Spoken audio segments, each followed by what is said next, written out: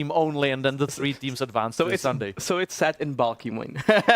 No, for me, honestly, as we can see on the playoff screen, the double elimination bracket is much better for me. I think even for the teams, when they travel, let's say for some teams relatively far, they can actually play at least 2 matches. I think even for the viewers, it's a bit better because they can see some evenly matched matches.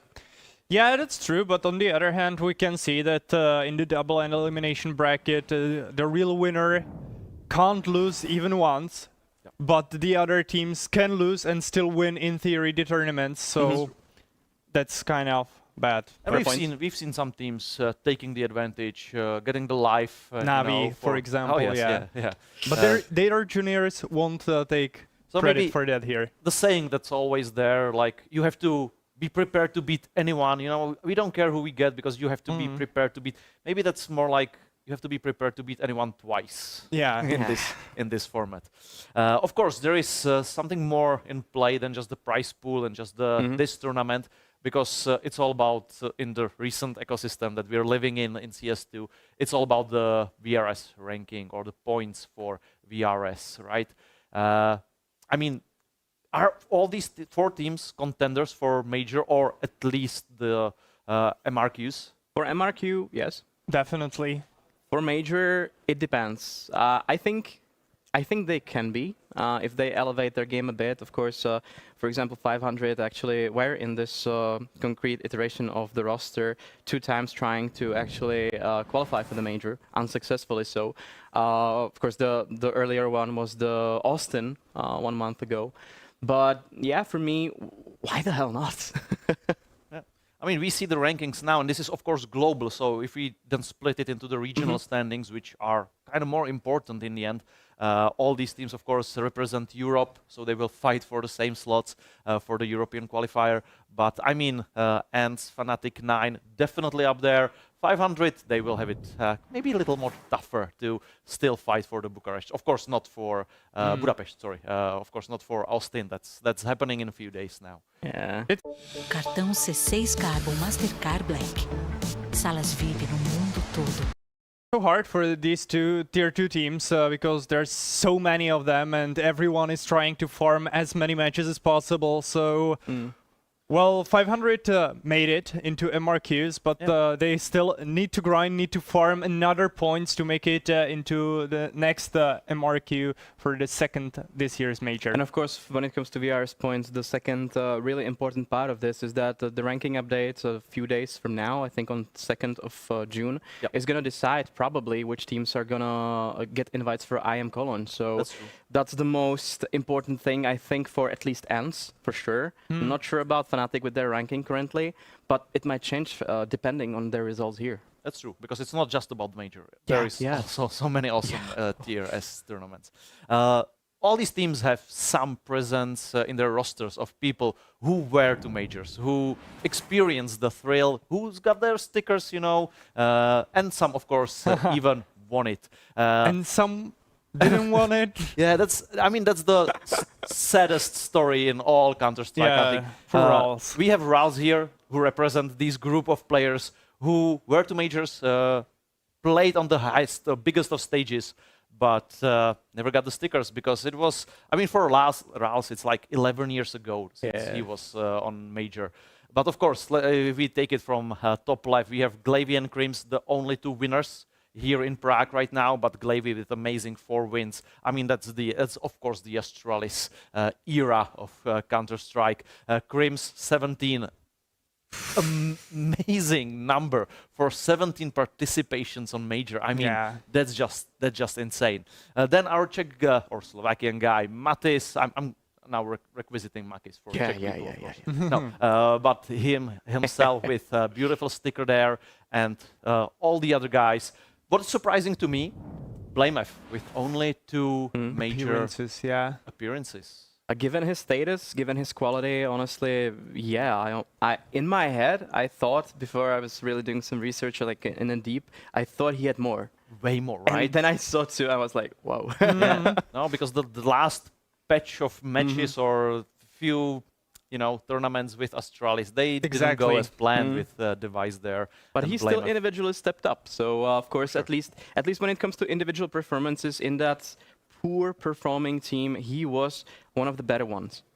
Well, which of these stickers did you like the most? Can you remember? Ooh, I mean, some if of we can them? take a look at the stickers again, that would be very helpful for me. I think I liked Glavy there. Of course, there is a huge selection Yeah. for him. It was, but it was pretty default. For example, SDY's had a beautiful design. I mean, this Look is, at of that course- signature. Oh. SDY sticker And Feven. with that heart pulse. I mean, Zerg is kind of awesome in its own way, right? With the little crown there. Yeah. That's a good stuff. Jambo with head in a scope. Yeah, that's For sniper, it's a beautiful I like one. the cleanliness of Faven. I honestly like how can see that. how he did his signature, and of course I'm a bit skewed towards Matis because it's Matis, but With a little smiley face there. yeah. Cheeky breaky. I think we should let the players speak, or team managers or coaches, on the relevance of VRS points. So let's hear from 500. Hello, Popov. Thank you so much for coming to the interview. How do you like the current VRS point system? Well, I think it's special. I wouldn't particularly say I like it because it's something like a closed-off system that it's really hard to get into the next stage of the whole tournament and whole tier system. Right now you are playing at the Tier 2 scene. Do you still believe or think there is an opportunity for tier 2 teams to get into the Tier 1 through the VRS system? There is an opportunity, but it's really hard because you need to beat the other tier 2 teams, which are really strong on a few events, win them, and get enough points to climb up the little difference in points to actually get into the last slot for the Tier 1 tournaments. How does it affect your team personally? More grind, more pressure on the matches? I don't think it's more pressure. I think it's just about more grind. How do you feel about the qualifiers right now? Because online qualifiers, there is slight issues with them. So how do you feel about the online qualifiers? I think it's really bad for teams that are forming new rosters, especially in the case of Bad News Eagles. I think that they just need to hard grind through the open qualifiers, and when they're none, especially now at the end of the season, it's really hard to get even a normal Valve ranking from these events. Also, the open qualifiers were scrambled, were taken out. Do you feel like there is even less chances for Tier 2 or Tier 3 teams to upset bigger teams and to get more experience in these qualifiers, in these tournaments? I think yes, because it's hard to face them. Like it's hard to face, but like before, you could honestly just go into a open qualifier, face a Tier 2 team, get Valve ranking from that, start getting invited to more tournaments, get more visibility from other tournaments, and you can get invited. But now it's particularly hard because it's on an invite system. Yeah. And from your point of view, are there any other major issues with current system we didn't mention yet? I think no. I think that's all of the issues, and I think Valve need to rework them and rethink how the whole system works. Thank you so much for the interview. No problem, no problem. Those were some interesting words from Popov, coach of 500. I mean, let's not pretend it's a flawed system. Right now, we're going to get to 500 versus 9. Everything we just said will come into play here, the VRS rankings, the prize pool, the leaving the tournament, everything depends on this match, right? This is where they need to prove themselves. So 509. Let's start with 500. Can you take us through what's happening in this team? Yeah, of course. This team actually has Red Star as a new addition that I would say substituted the ships that's actually on bench right now. And I would say that they really picked the right player, as it seems. They worked in the background when it comes to the gameplay with him, how it works, how they mesh together. And I think it showed in the first match. It wasn't enough, but it's better. Yeah, no, totally agree, because I mean, we saw glimpses again. We saw the Definitely. Dust 2 with like amazing comeback, let's be honest there, because you can win map, you can demolish your opponent on the map, but it's way more difficult to do amazing comeback when you were losing, what was it, 10-2 or something? 11-3 maybe? Yeah, it was insane. Yeah, and these are of course the 5 players from 500 that's gonna battle it out against 9 today for the Dominion. today for who actually leaves, for who actually continues. And I would say that yesterday, even Rainmaker was really instrumental with Cirque, especially on the second map. They were performing really well. And we have to say that when it comes to qualifications, they only stumbled once against ENCE. And yesterday, they stumbled against ENCE again. So today, different opponent. It's not ENCE anymore. So the odds might change today. Yeah, and we have to add that this roster is also known like from the years ago when they represented Team Skate. So these 5 Bulgarians, of course, with some little changes and shifts between the rosters, are playing together for a long time. They know themselves, so that's good for them. Definitely, the friendship is on point there. Oh yeah, that's the Rainmaker I was talking about. 103 ADR, 120 KD, and of course 162 impact. He was extremely good on Mirage in his position, especially in the A. And we have him there in Kubik's armor as well, Yeah. so maybe some change of jersey. Oh, okay. So that might be some fortune telling for him. Well, Okay. I don't think so, despite the fact he also played in the Team Liquid. I don't think he will leave for a full Kosovian team. That doesn't make sense. Let's hear from the Cirque, the man himself, because we mentioned him as well, that he stepped up on Dust 2 yesterday. So let's hear what he has to say about today's match. Oh, Cirque, thank you so much for coming to the interview. Did you shake off yesterday's loss already? Yeah, I think we shook it off fast just because we kind of felt like we didn't play our game that much, I would say, and also like it's because we haven't played LAN that long. We haven't played LAN for a long time, so yeah, we should be doing better today. In the post-match analysis, what did you consider the biggest mistake that cost you the match? I'd say we talk only about major mistakes. We didn't talk about minor mistakes just because, as I said, we haven't played LAN in a long time, and also we felt like the first map we didn't even play. We were just doing weird stuff just because, yeah, because it's LAN environment. So yeah, we talked about a little bit about major mistakes. There weren't that many like major mistakes. It was mostly minor mistakes. So it was quick, and we were ready for today. Did you have time to see the match between Fnatic and 9, and did you study any of the rounds of Team 9? Yeah, we were watching it here actually in the venue because the atmosphere was very nice. So yeah, we watched, but we'll see. 9 are still a big opponent for you. How do you see your chances in today's match? I mean, we're always coming into the match trying to win, so we don't care who is against us, right? So yeah, we're confident. For you personally, you played 5 majors already, but what keeps you motivated? What keeps you playing the game? I mean, I just like the game. I can't really say like, I can't imagine waking up and not being in the game actually for like, you know, even when there's player breaks, it's kind of weird, so yeah. That's a great spirit. Thank you so much for coming to the interview and good luck. Thank you. I mean, that's kind of wholesome in the end, Yeah. right? To not being... I mean, some people say, I love the game. I don't want to play anything else. But, I mean, saying I can imagine waking up and not playing the game It's for... more poetic. That's very wholesome. Indeed. I remember an interview a few years ago where it was an Oscars interview, and he said, "Oh, it's just a job for me. I Yeah, don't really like exactly, to play it." And he always looks like it's a job to him. Yeah. Yeah, so that's true. That's kind of true. no offense to Tomasz saying hello there, but yeah, he definitely looks like it. Let's see if Faven from Team 9 has the same ambitions or same emotional connection to CS. Let's hear his interview. Hello, Faven. Thank you so much for coming to the interview. You played really well yesterday.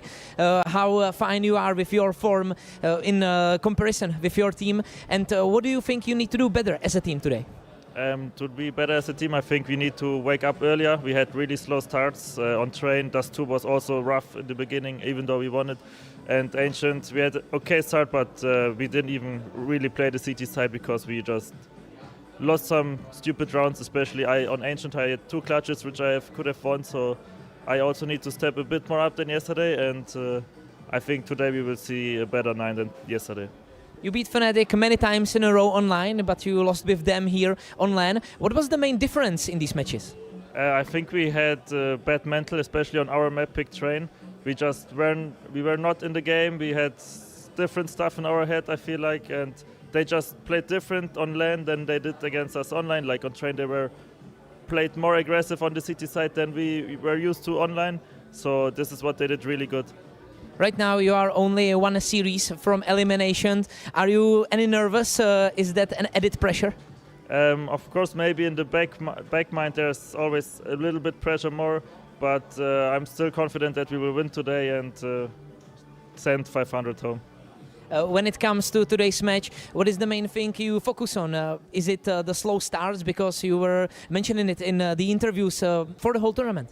Yeah, of course, we will try to win some pistols and convert the second round to we have an easier start and easier matchup then, or like easier game. And yeah, I'm looking also forward to play Cirque. I played with him in Bleed. He's a nice guy, and yeah, I'm looking forward to see him on the server. When it comes to predictions, you are a third team in a row to win this tournament. You saw ENCE play, you played against fnatic. Do you believe you can win the tournament? Of course, else we wouldn't be here. I think all teams who qualified here through the online stage have good chances to win the tournament, and yeah, that's how I think it is. Okay, thank you so much for the interview and good luck. Thank you very much. I mean, Feven said we will see a better 9 today, but I don't think we saw like terrible 9 yesterday. It was not a bad performance. Well, we have to take a look at the train. Honestly, true, that was a bummer for them, and maybe that's why they are currently the worst-rated statistic-wise team in our tournament. But yeah, that was one. That was an extremity. I don't think it's gonna happen again. Yeah, today. it was one. Maybe excuse my fruity language, but shitty map. Yeah. I agree on that. Well, Montu, Bobex, D-Rals, Kragen, Faven, these are the guys, of course. With Rals, we've mentioned him during our major sticker session. Faven as well, there in his position. He was the main face of 9 during yesterday's match. Definitely an experienced 25 years old player. I think it was because of Born on his child when he left or stepped down from a big roster in December 2023. But since then he tried to succeed in Bleed. Now he's of course trying together with 9. He came into this team during the start of this year, so really important for him. Still relatively new home, where he is for about 5 months, so not the longest time. Yeah, I like that we kind of saw them lifting the trophy already, because that was our beautiful trophy. But let's look at both snipers from both teams. Let's start with Mantu, because those were the players we were talking a lot about. Yeah, yesterday. and definitely important storyline for today's match as well. Mantu didn't had his day at all. 22 kills across 3 maps. That's just so low for an OP player, especially when we saw Dust there. Train, of course, map where you can find these AVP duels as well. On the other hand, Cirque had at least one good map. We saw him shine bright, really, on the Dust 2, but the other 2 maps weren't as good for him as well. So maybe that's one of the storylines, and maybe the most important one we will face today as well, because of course you need a good sniper in your match, otherwise it's harder to win. Of course. I mean, this will be the players to watch. There are also some huge names, Raus we mentioned before with the stickers, very sad still. But let's now finish up with the VRS talk we had, because we still need to hear what coach of 9, Barry, thinks about the whole ecosystem we live in now. Hello Barry, thank you so much for coming to the interview. How do you feel about the current VRS system? What do you like or dislike about it? I think it's very rough these days. You are basically grinding every day to gain the points. It's you need to. I like that you need to visit lanes to actually gain extra points. But I think it's very hard because you need to play everything and you need to basically win a lot of tournaments to have a chance to take the next step. If you do good in open qualifiers, qualify for a standard like NIP did, then you have a lot better chances. But I would say it's very hard these days. Like I think this tournament here now in Prague, it's a very good chance for teams. Like you gain a lot of extra points with the lane. So I think the grind is hard. Winning a lot is hard. But like this, that you every tournament matter, every game matters. It's very good, I think. When it comes to the next steps, as you mentioned, you are right now Tier 2 team. Do you feel like the ecosystem might be close for Tier 2 teams not to get to the Tier 1 scene? Yes and no. I think you have more chances now, but it's also like I think the team that have the points now, they are safe for a long time. They need to lose many, like they need to really do bad for a long time before they're out. And the Tier 2 teams, they need to do good for a long time to be in there. So this is what I don't like. I like that it's open, but I don't like that you need to do well for a long time. I think it's very hard to be consistent for like 3-4 months and do good results all the time.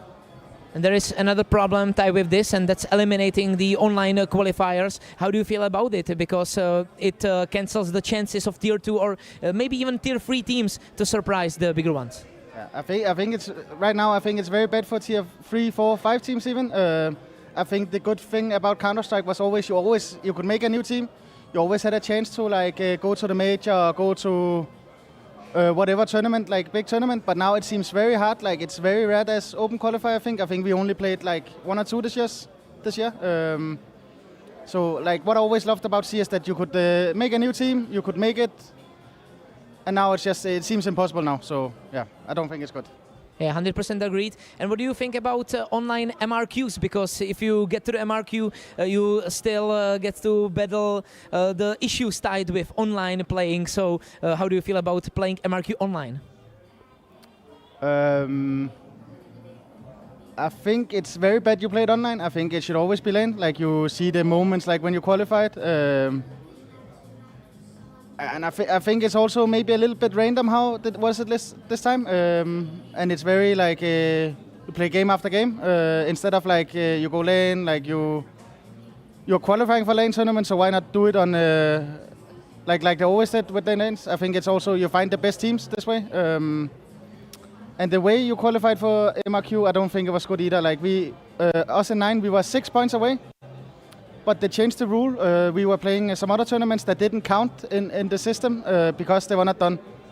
So, like how they do it that is played online I think everything is bad about it. Yeah. And are there any major issues in the ecosystem we didn't mention yet? I think how they invite the teams, like as I said before, how the inviting works is like you take, for example, a ranking that is like 3 months old, and you invite the teams for like a tournament that is 3 months past this inviting thing, and then this is why you see the same teams all the time. Like as I tried to say before, like you are kind of safe for a long time, and you need to do bad for a long time to not be in there, and you just need kind of one good result to be safe again. So, and then also the seeding, like the seeding is very bad, I think, because I think we talked about it yesterday. You always play the same teams. I think from month to month we play the same team like 4 times. It just depends which seeding we're in, like which ranking invites we're in. Yeah. Let's hope for better days then. Thank you so much for the interview and good luck. Yeah, thank you. I don't think Barry likes the current system too much. But honestly, I agree with him in every single point he made during Yeah. this interview. I would sign it as well, and in bold. Oh yeah, for sure. I mean, everything he said, from playing online, the MRQs. I mean, that's just, it's major. Come on, people. It's the largest thing we do in CS. That's where the legacies are built, right? I mean, I mean, especially the fact he mentioned that you should see the emotion of the team that actually qualifies.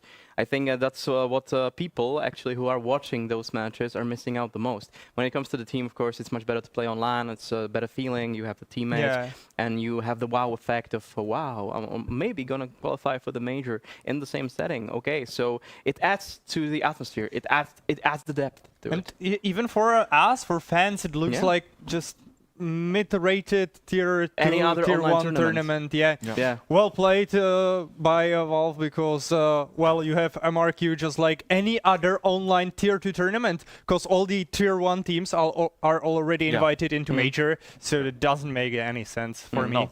I think this is a huge topic for, maybe we can shit on the VRS in our podcast. That's a better way to do it. Right now, let's get back to the match on hand. Let's get back to 500 against 9, and let's see the veto, because let's hope it's gonna be a little more interesting than what we had yesterday. Well, Kote, we were already talking about it, that probably both teams are gonna ban their first picks. That's for sure. And We're gonna see if there's gonna be any surprise, but so far it doesn't seem like it. Well, Nuke picked by Team 9, of course, one of the possibilities. We've been talking together. 9 are a huge favorite team there. Inferno by 500, and Dust2 may be decider. Okay, there was a topic about between us two, if it's gonna be Dust2 or Ancient, or Anubis actually, and it's Ancient. So for the third time in a row on this LAN, we have an Ancient as a decider. Yeah. And I gotta say, Cody, that I think we'll get there. We will, definitely. Yeah, definitely. As you said, well, I'm kind of sad because we won't see Dust2. I was talking previously with Vango, host of the Czech Watch Party in the arena, and I was saying to him that all these BO3 series here will be decided on Dust2, and it doesn't matter if it will be any team's map pick or either a decider. So Dust2 will matter the most, so maybe in the later match. But here, no Dust for us. No Dust for us, but we have Nuke, which I think should be very favorite for 9. I mean, that's their home map, kind of. And Inferno, which is, if 500 can play it, they play it, right? So, I mean, will this be everyone takes their own map situation? Probably yes, unlike yesterday. I think it's gonna be like that, maybe even in the second match, but let's get to that later. But when it comes to the veto, I think actually 9, at least statistically speaking, we'll see if it's in reality as well, they actually won this veto. Okay, let's see what the veto did with online odds, because that's always important stuff, at least for me, to see what changed. And I mean, it's very even, right? Cansado de perder batalhas por causa do lag no Call of Duty? Com o Exit Lag, você elimina o lag e joga com a melhor performance. Tenha uma conexão estável em cada partida e conquiste suas vitórias sem interrupções. Experimente Exit Lag e leve sua jogabilidade no Call of Duty para o próximo nível. Assine agora e jogue Call of Duty como nunca antes. Just take my money and either I win or I don't. That's just a brutal coin flip. Is it brutal coin flip? I mean, there are teams that just own pistols. Like, I mean, I'm not talking Vitality or something, but even when you look at the Czech scene, we have Dynamo Klot, if you have Mangus, Ditor there, they just own it. They just own the pistols. And again, on the other hand, Sinners, you can always bet against Sinners in pistols. 1 year back, there was sure money, and it was always 50-50. It was like 1.85 against, you know, and you can always make money. I mean, you don't really have anything strategic to offer too much because you don't really have a lot of utility. So it usually comes to like, you know, the duels itself between the pistols, and it's more about off angles. It's more about luck, I would say, than anything else. Yeah, let's talk Nuke because that's the first map. You either, from the T side perspective, run outside through the main onto the A bomb side, or you just pop the A side, maybe split from Hot, split from Squeaky, or just plus W ramp. So these are the 3 options that are pretty much defaulted by all the teams. And you have to somehow coin flip your setup as CT side. So is it gonna be this or that? I don't know. Yeah. So you just have prepared, let's say, 3 or 4 pistol round threads, so the enemy team can't react on the first utility or something like that, and suddenly, like, okay, it's coin flip. We'll see what happens on Nuke in a bit, but first, let's introduce our teams. First time on our stage. Dafkoni, you take it over.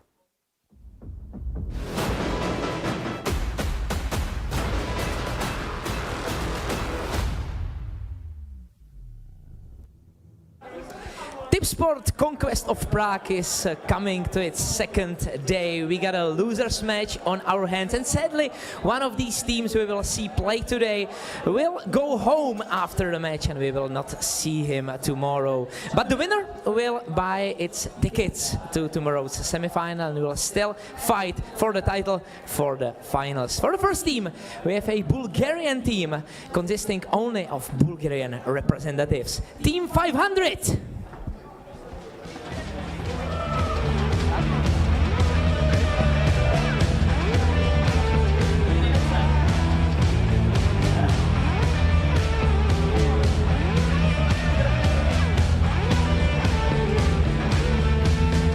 Guys, You can come to me, you can stand on the podium. Oxygen, way different battle than previous matches. How confident are you on these maps? I think we talked about some stuff yesterday after the match. Honestly, it didn't go our way, and I think we have some stuff fixed for today, so I think we're pretty confident, yeah. So you are confident, but aren't you a bit nervous since this may be your last match in Prague? Are you nervous or hyped up? I think it's more about hype for us. I think it's more about hype, yeah. For you and for the Counter-Strike, it's great to hear. Thank you so much and good luck, Team 500!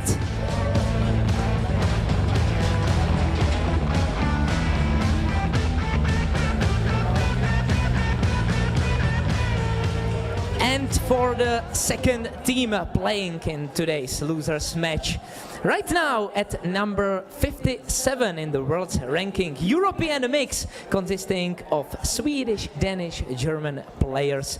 Please welcome Team 9.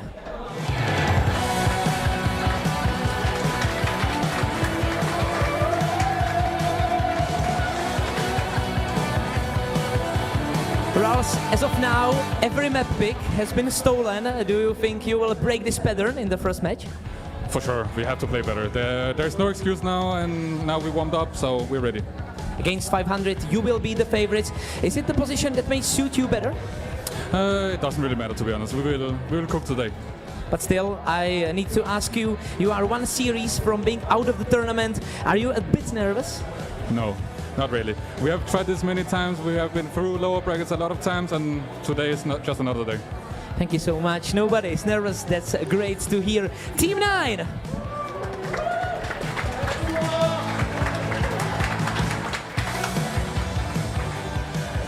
It looks like Team 9 might be home favorites for this match. As I said, the loser of this match will leave us and we will not see him play anymore in Prague, at least for this weekend. But the winner, we will see him in tomorrow's semi-final. Enjoy great Counter-Strike.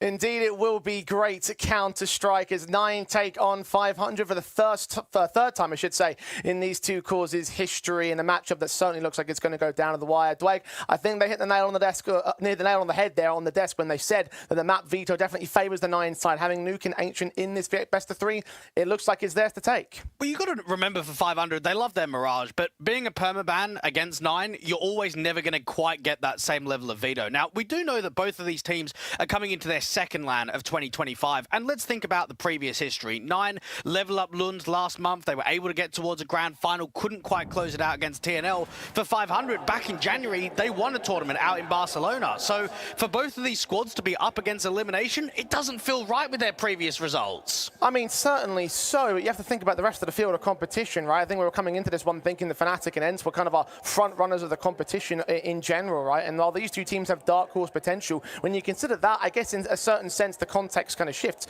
You are right, though. Both of these teams would really like not to replicate, or would like to replicate, I should say, what they did in their previous LAN events. I think the cool thing about the nature of 9 sort of LAN is that was actually a ranked event. I don't think that ICE was ranked for 500 in January. No, it wasn't. And maybe you have to look at a little bit more recency biased. I mean, this 500 lineup's been going together for, what, a core 3 of over a year now. They've got very few LAN tournaments under their belt. So the fact that they've qualified to one, the fact that they're here, they're going up against a team that at least they're familiar with, I'm sure Bubble and the boys will look at this and say, we need to take this opportunity and can't address the situation lightly. We need VRS points and we cannot afford to go out in last place. And obviously, you were listening to the interviews a moment ago, how everyone really doesn't like the nature of how the VRS system plays up for their respective sides. And as a result, this LAN event and the prize money you could get from it, and potentially the bounty you could get from it as well, it does look to be a very important one for all these teams. I mean, for everybody involved, I think all 4 squads had a very had varying sort of levels of disappointment when it came to their MRQ,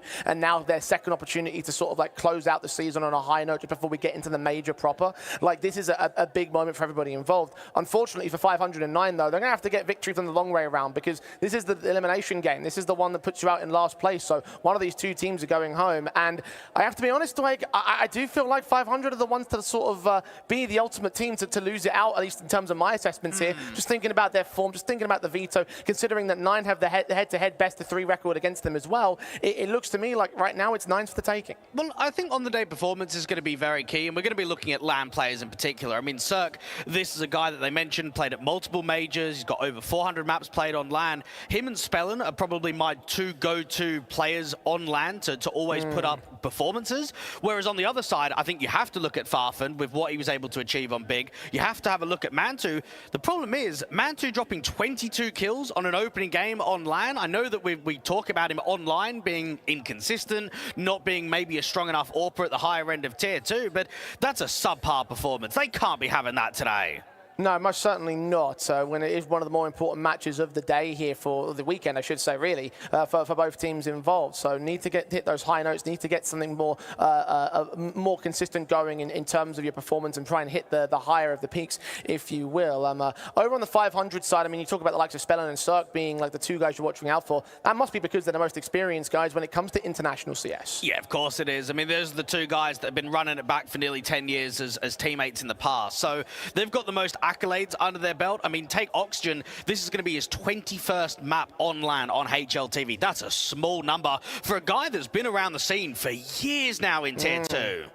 Indeed he has, but definitely been more of a journeyman man rather than any sort of like significant like permanent placings. I mean, I know that this sort of tenure with 500 is going to be one of his more longer ones alongside Skade back in 2020 and 2021. But in terms of where he's sort of been around the scene, like, he hasn't really found that stable sort of home, and maybe 500 could provide that for his own accord. Maybe this could be the moment in which they finally switch it over, because we've been looking for 500 to really apply themselves and fulfill the potential that we've been seeing out of the Bulgarians for many, many years. And it might just come down to Red Star. He had an excellent performance against Passion UA to qualify to this LAN. They were down, what, 2-8 on map 1 of Anubis versus Passion.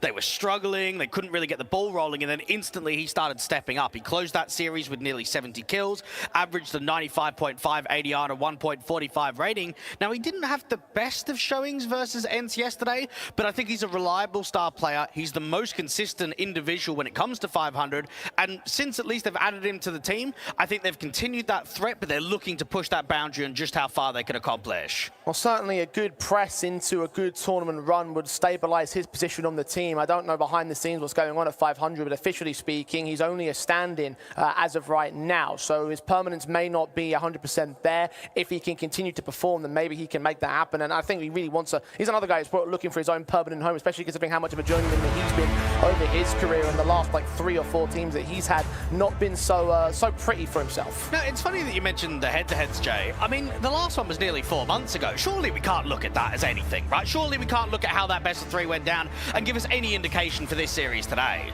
I mean, certainly when you take a look at recency bias, sure, but the fact of the matter is that 9 have the maps over 500 in their history, and they've also got the chops in terms of the veto process. I mean, you think about the fact that they've also played Nuke and Ancient a couple times against the team in the past, and I know we're going back into history in that particular respect, but just the history seems there, the recency seems there. Like, it's just another point in 9's favor in my eyes. Well, I wouldn't agree with the recency. I mean, both teams have had very poor form moving into this LAN tournament. This is kind of a bit of a statement now to finally get some wins under their belt, because we're looking at, what, 500?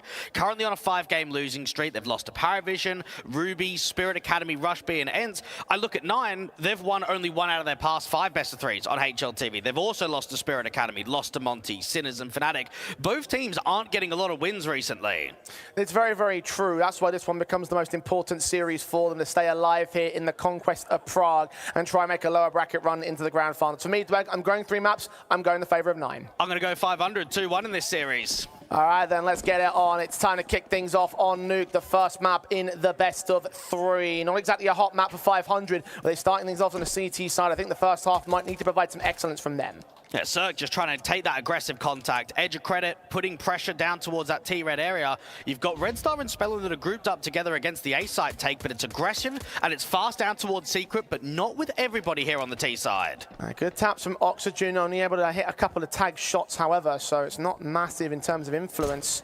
It does at least suppress 9 as they go towards back outside. Ahead of the smoke, Oxygen can get his headshot in, finally kick things off with a frag. 500 posted towards the A defensive. Red Star doing all he can from that back closed vent corner, but Bobek overwhelms with a quick 4-on-4 headshot. HP's low on Cirque and Oxygen as well. This might tip the wave of the C side very quickly, but the kills start coming in from the rafters. Bobek and Kragen. Now Kragen alone, a 1 versus 1. HP massively over Oxygen, only 19 on his own play. Kragen unscathed as of right now. A kill to his name, jump facing, looking for the 1 kill shot he needs, and he'll lock it in for the pistol win on 9. Oh, there we go. Kragen just about holding off. Everything was pretty good from the site take there from 9. Yeah, you might lose the opening casualty, trying to scale up Secret, get yourself into main from that peak from Oxygen, but out on the bomb side, Red Star couldn't do anything. The bomb goes down quite easily, and it's all about time stalling and that final connection from the Glock. I mean, even though that's a headshot from Kragen, a body shot would have done. That's red HP from Oxygen in the 1v1.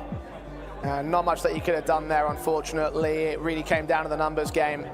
And 9 will start things off on the right foot. It was an opening kill that felt so stellar as well on outside, so definitely not the easiest to pick in from 500, and a task that will be tough for them, because going into a bit more details on Nuke, like I mentioned earlier, not exactly the best of maps here for 500, and a lot of the losses you've seen in the last 5-loss streak have been on this map at times. It's been tough because it's always historically been a weakened map for them, and it leans in perfectly for 9. We know that they pick a lot of Train. We know that they like Nuke as their second option. Inferno is their third option. So looking at the Vito, even Inferno can be contention. I look at Ancient. That's been a bit of a weak map since Red Star's joined up on the team. So you need to try and put that emphasis from basically the get-go. And I like the pressure that 500 are allowing of force buying into round 2 after pretty much taking down all of the economy from the last round. A scout involved, an SMG on a couple of players, FAMAS in play for Oxygen, so definitely enforced by territory. Does carry his risk, but equally so. 9 is playing carefully around the defaults here. You've got rules on outside in particular, just seen there towards that secret entrance, so he'll get forced back of angle. It just needs to make sure that he's not getting caught on a timing. Oxygen's not seeing any walkout from door. Now, because it's been heavy outside, it means that ramp has to be open. There's only so many areas that can be contested from 500, so it's a good insertion. And honestly, Jay, this could be a 5-on-5 retake. If Rainwaker's getting no impact out here from observation window or the double doors, I think the save's got to come. Rainwaker just backed up into the corner for now. Waiting for a chance to strike. Kragen and Mantu both take damage. Good kill in from Mantu, but it could be traded rather quickly. It's Spellin elsewhere that deals with rules to a 4 versus 4. HP pretty tattered across the board here. Mantu low, Kragen low, Spellin extremely low. But 9 have the bomb plant. And they're just searching now. If a kill presents itself, you go in. If not, you end up going for the save. Oxygen was out there towards a ramp room. Nothing's coming towards him. Out towards Secret. There's no press from the single door. Out from the double door. Rainwaker will be kicking himself because I think he's allowed good impact in terms of the HP numbers, but he's got to at least be getting 1 kill there, potentially even 2 with the MP9. Well, just a 1-for-1 leaves him into a save on 500. See if Red Star can get some exit frags. And several players around the corner running to heal. His footsteps to get 1 shot in, only 1 shot in. Bomb blast may well take Farben, so it does make it an expensive one for 9, but 500 forced the issue, so they're not going to be on that great on their economy state either. Yeah, 500 are in a state where they were having some uncomfortable results in the online qualification to this tournament. I look at their win against Partisan being extremely close, going to all rounds in regulation on that final map decider. And then against Passion UA, I mean, we cast that series, Jay, it looked like they were going to lose it. With how map 1 was going down, with them being on a massive back foot, with them losing their map pick, you could very easily say that a Passion probably could have been in this best of 3, but it was the clutch factor, the late round game to really pull the Bulgarians back into that series. They stand here instead, but will they fall at this next hurdle? Mantu striking first, of course. Not much investment from the players that went down. You have a couple of players that saved their weapons in the previous, but not around that you can expect much out of 500. No damage being done in return to 9, a 5-on-4 in the post plant, so be a pretty easy locked-in 3-0 start with 500, looking for their rifles in the next. I sort of mentioned how Mantu had a very quiet series yesterday, didn't particularly play well in that best of 3. I have to bring the same level of criticism for Cirque. I mean, against ENCE yesterday, he had 5 kills on Mirage and 9 kills on Ancient. The only map that he performed fairly well on was Dust 2. So we've got 2 AWPers from both respected teams, Jay, that kind of want to come into today and not only make a statement with the best of 3, but show that they can bring so much more to the table. Norps maybe I'll come to play for in the next round. See how they decide to play things now as the first set of rifles again come in from the Bulgarians of 500. So far it has been all 9 today. Can it remain that way when the M4s are brought into, when 9 will truly get challenged? They have taken decent amounts of damage when it came to these low buy and force buy rounds. Maybe economical shifts available against them. 500 will bring the AWP in on Cirque, but no such response from 9. And 9 working outside quite heavily from the first gun round. You've basically just got some door util, slowing down Spellin fast on the outside. Spellin could try and break the smoke, but he just gets spammed by the in-game leader. Down to the lower bomb site, the round's basically over already. It's just instantaneous death for Spellin and Cirque, those 2 experienced guys we highlight before we got into the map up. And oh, I mean, you're right. Like, there's no B defense, there's no rotation room, there's no angle of recovery from 500. They've just been schooled in this one, and basically we're just blind kills from beyond that smoke. Both of them came towards outside. Both came from beyond that red box cross. Unlikely, but it is reality for the Bulgarians today. And when you look at 4 out of 5 players on this 9 organization that have previously been to a major, you have to know that the results, in theory, should be better on LAN than they will online. I think this team, the cohesion of it, Jay, makes a lot more sense to perform at this kind of level in sort of the tier 2 atmosphere, going up against teams like an ENCE or a fnatic or a 500. It's just been the limited opportunities that they've had. I mean, they had to go to, what, a BYOC LAN back in April to get themselves the first LAN of the year. For anyone familiar with BYOC events, you'll know how chaotic those can be, and at any one point, just one bad day, one bad night's sleep, and you're getting schooled by a bunch of players you never heard of. So don't underestimate what the achievement of that second place really was to them. Rainwaker all alone out here towards the hell position. We'll get a couple of kills in the AWP that will stay in, or at least it should do. Grabbed off of Cirque's dead body, and the man will sit pretty and try and wait for more extensions. There's not a lot of cash available for 500 at the moment, so Mantu knows that he can hunt down this weapon and leave him with nothing to play with. He doesn't go ahead and overextend, though. The streak of rounds will continue for 9. 500 yet to start on Nuke. This best of 3 is going to be a good test for the in-game leader of Spellin, but also Oxygen, because I feel that those 2 have been very poor individually across these last few months. They've been struggling, even with some of their better tournament runs, even with some of the threatening best of 3s that they've posted up. It's been a little bit more of a carry show from Cirque on the York, from your hard side Anchor and heavy lurk of Rainwaker, your star player of Red Star. And these are the kind of matchups where I want to see just a little bit more out of Oxygen.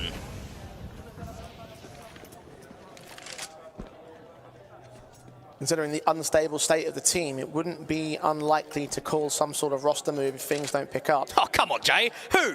Like, how? How can you make a roster move with this team? Well, we've seen it so far over the course of the year. It wouldn't shock me if it happened. But give me an option then. Like, if you... I'm not saying for an option per se. I'm just saying, like, just because of the nature of how they do things on 500, I wouldn't be shocked if it happened. Oh, well, I'd completely disagree with that one. I don't know where the Bulgarian players are. I think that's the unfortunate nature of being in a solo national team versus international projects like 9, like fnatic, like ENCE, like almost everyone at this con. I'm sure they can recycle somebody.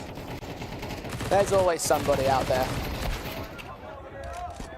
Decent damage being done by 500 here in this attempted defense. Cirque going to get one of the kills out of AWP. It's his first kill of the game as well. And again, just HP so low on 9, but not enough to get the casualties in. The Deagle sticking around here for Auction actually might not be all that terrible in this context. A good bullet or 2. And that could be potentially up to 2 kills. He swings in, does not pre-aim the angle correctly though, so Rules puts him down. And Cirque, he was already saving, so he won't go back in. 5 on the trot for 9. 500 have a chance to rebuy, and Cirque does stay in the catch Farvan on the exit frag. So at least that AWP can hold over for the next buy. And we heard it a little bit earlier on in the interview. Cirque was teammates with Farfan in early to mid 2024 on that Bleed organization. They played alongside Lonks and Cypher, Vladen and Hampus. To now go up against one another on LAN in an elimination game, that's got to be a great feeling for the two of them. Especially considering the nature of how that team played out. I mean, everybody knows about the bankruptcy and the, well, I'm not saying bankruptcy, but just the lack of any sort of payout towards those players. I know that Cirque and Farvan were two guys that suffered towards it. We had some confusion and question marks about some of the roster moves being made. Cirque certainly turning his career around on that organization, but obviously didn't last long enough for him to truly prove himself in the international context. Maybe Bulgaria itself could be an international region.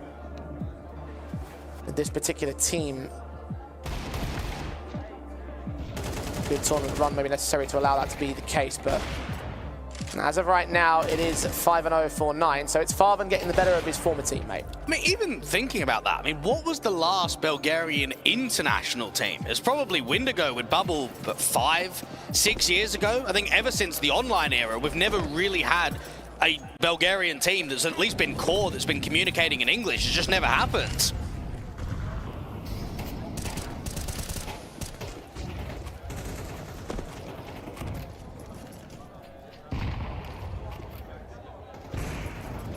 And can 500 change that narrative and break that habit?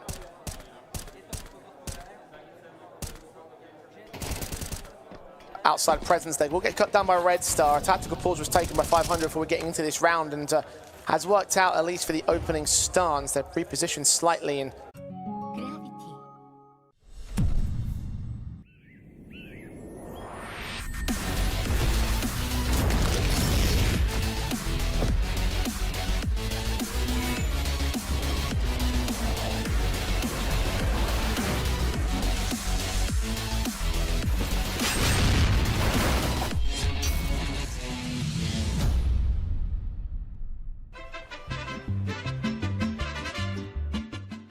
about Red Star, but Red Star cannot get the most easiest of kills. Quick flick back from the AK makes it a 3-on-3 instead. Yeah, Farfan just needs to try and slow down rotates. He might be able to get one player dropping into the vent or either going out towards Secret. Now, because he's not hearing any of these rotates, it probably tells them that it's heavy ramp from the A-site individuals. Bullet's going to hear those footsteps instead. Oh, there he is, exact positioning. Round the corner, 2 to line up. And the Swede looks for his triple. 1 more to go. Sock missing his bullet, leaves him dead to rights. And 9 continue upon this streak. 6-0. They have minimums. Well, I'm not really sure why Red Star's walking. I mean, that probably hurt how accurate he could probably be from the garage entrance. That should be a freebie. That's the easiest of kills against Farfan. And I'm starting to get a lot of similar vibes to that matchup of the play-in versus Na'Vi Jr. for 9J. We casted that game. We both came into it saying heavy favoritism towards Na'Vi Jr. and they just got out-aimed. They got out-jeweled completely. Yeah. I mean, the first half was, what, a 10-2. Second map was an 11-1. Bobek had a masterclass. They were just farming them. And it feels like that right now, even if some of these rounds are coming down to the wire, even if 500 are getting HP bars low, even if they have got a single kill between them and victory, I mean, even think about how that last round went down. If Farvan had fallen, then they wouldn't have gotten the information on the outside. They wouldn't have been able to place appropriately. I don't think Bobek gets that 3K as a result. All down to 1 frag. Another frag that Mantu picks up to kick off the round. Cirque has fallen to the AWP battle. And at least the weapons recovered on Red Star. But smoked off with no vision, no access to outside, leaving Stellan basically alone in his own position, trying to challenge one player, still cannot land the kill, so it's a 2-man advantage for 9. And something we give a lot of credit to for 500 Online, Jay, is their sharpness, their raw individual ability. So when you start seeing whiffed kills or maybe not clean connections, it worries you because that's the X factor. That's sort of the positive that we'll give them to outclass other teams in these sort of divisions.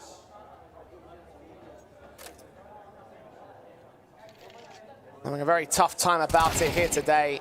Not even Rainwaker can take down another sitter kill. 12 HP on Rules, and still he domes him right in the head.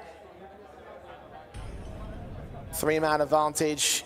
extending upon from previous B site, about to get taken. There's nothing that 500 can do to stop that bomb plant, to go for a retake. It would be suicide mission if they went downstairs. Even sticking around upstairs, Farvan's lurking, catching oxygen. A missed shot from Red Star. Does eventually connect on a secondary, can't escape, but 9 continuing to pummel in 500, 7-0 on their own map pick. And we're getting to a state where it's a lot of similarities from that series yesterday for 500, where it's just in competitive maps. You've got map 1, where they couldn't take double digits. They've got map 3 that didn't go to double digits either. And then map 2, where they had a massive recovery, they were 3-11 down. Is this just an off weekend for them? Are they just struggling? I mean, we've seen Red Star basically having a highlight reel of exit frags that are making absolutely no difference to the round. The only difference is potentially giving Cirque his ult back and saying, mate, I've held on to it. Yep. You can have it. You don't have to go glass cannon in the next round. It's like, that was an ace right there from Red Star. Like, how depressing is that? Like, it's all just exit frags. An ace would usually be something that you get hyped about, that you get excited for, because just the fact that you've made a massive difference in the round, but no difference is there. Maybe you could look at damage and economy state, but that of course requires on you finding a reset by winning a round. 500 haven't done that yet. Yeah, it's been tough going, isn't it? Yeah, the buy will still look strong as well for this one, and they've got cash in reserve, so yeah, it's not looking good, to say the least. We haven't seen a lot of adaptation in terms of aggro moves. No plays out towards Africa, no lobby crunches. Fast into the A side for 9, though. Sprays through, oxygen gets 2. Bobek and Kragan going down, but he burned inside that Molotov, did not know how far it extended out. An SMG in from Rainwaker, tries to get back towards the lobby crunch, and Spelling gets caught out towards Mini. 3 on 2 as 9 lost the 2 opening frags, but they seem to regain control of the round. Farvan does get cut down by Red Star, and now he's wary of the next 2 players, but he has no information onto them. It's information that's given up to Mantu instead. Red Star making a lot of noise, Rules aware of his positioning, unawares of the second player though. Kind of locked in stalemate here. It looks like Mantu's gonna have to make that move, and he makes it perfectly. And now for Cirque, if he drops out in heaven, it will be a sound cue. It's a lack of info on where Rules is with the bomb. You know that Mantu's out on the ramp lurk, but where's his teammate? Are they grouping together back outdoor? Are they coming out hut? Are they going down ramp? Are they even coming hell? You've just got no idea. He'll play right into his hands. Mantu shot back. That means that Rules has the info he needs to make options. What option is he going to take, though? Take the safer one and the quiet one, giving nothing up to Cirque. But you're desperate for a clutch now if you're 500. Cirque is extremely valuable when it comes to LAN in terms of experience, but this is the moment to show that you can win a 1v1 versus the in-game leader. Open the doors, see nothing. Opening up those windows as well, just to try and get Rules' attention turned away. There's only really 2 entryways though, so it's all down to reactions to that AK. Cirque has a kit, so he's got some time to work with. Checks the rafters, but Rules, perfect headshot, easy pickings, 8-0 for 9. Yeah, this nuke, it's running away from him. Well, for 500, they have to blame themselves in quite a few of these situations, Jay. Pissed around, they got an opening kill, 5v4, couldn't convert. We then have another one where easy kill from Red Star in the garage, doesn't get converted against Farfan. Top site lean, double kill from Oxygen. That's a 5v3 against the exec immediately. And instead, ramp rotation and Red Star's getting cut, no impact from heaven rotation, no impact out from main. We might sit here and say the rounds have been very competitive, but 500 have lacked quality with man advantages to close these rounds down in their fashion. It's very true. No matter what the scoreboard says as well, you just know that those numbers are very hollow. Red Star top fragger at the moment, but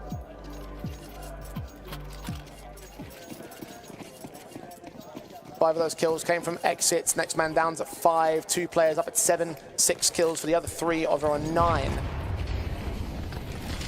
Fast play out into the open of the A bomb site. Farvan straight in, but it's only the 1 player playing the rush. Outside control for Kragan as he makes his own moves. Red Star can't catch Farvan off guard, so that's 1 pick in alongside Oxygen's M4. Rules trades back 1, spell unaccounted for as Kragan turns it into a 3-on-3. They don't know where Red Star is just yet. He's the closest player. Bomb is now trying to commit towards the site. How does the Bulgarian act? Well, they know that he was somewhere towards door, so they've got a good idea of getting the bomb down and cutting him off after. It's all about timing on whether Red Star can find impact before dropping.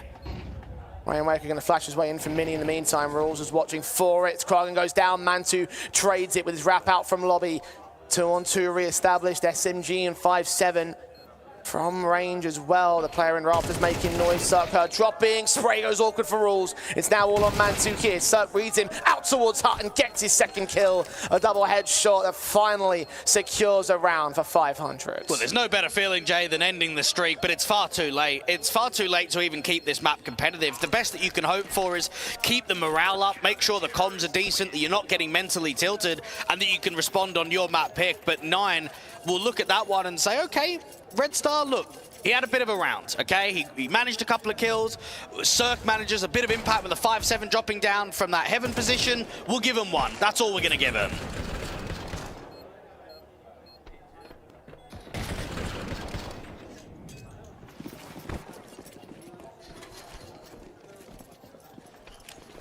Even if they gave them more, it's still a long way back for 500 on their CT side as well. I know that their T side statistics are pretty abysmal.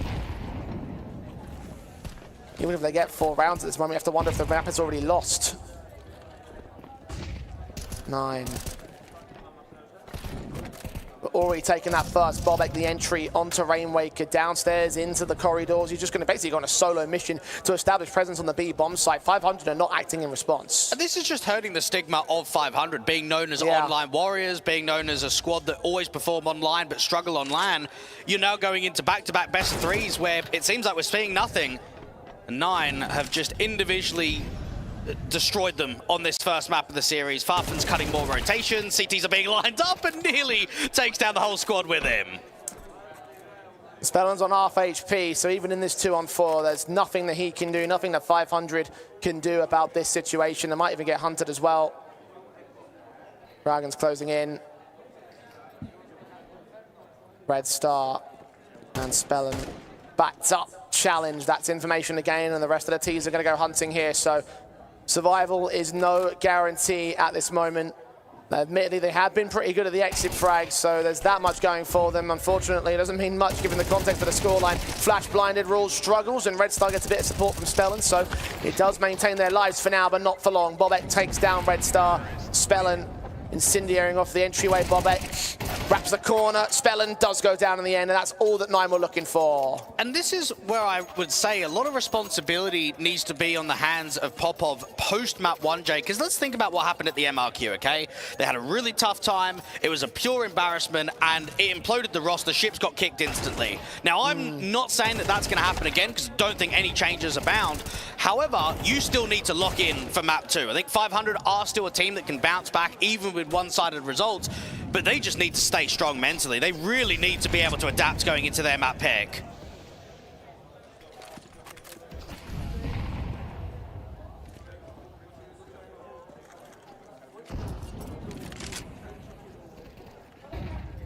Eight to the good on 9's part of things. 500 trying for round 11 and a force up to establish anything at all in the CT side, and they're still getting nothing for their trouble. Farven cuts down Red Star. Spellen getting 1 trade out towards Mini. Being held on the reload. SMG in the lobby of Oxygen does find Farven next up, so there is a man advantage available, but will it stay that way? No. Bobek finds Spellen. Rainwaker caught 1 more kill actually, so it does maintain a 3 versus 2, but a 2v2 as Mantu gets his strike back. And Mantu's waiting for aggression behind the edge of this smoke, and for there to be so much time left on the clock, 9 can settle. They can kind of wait for the Heaven wrap to come in before Mantu has to take contact in from main. Bobek now revealing where Oxygen is. He'll take that kill. It's all on Mantu now. Slow to the uptake. Wary of where that second player is. He hasn't got information on Cirque. Oxygen gives him the fight he's looking for. That could allow a bomb plant. But which bomb site?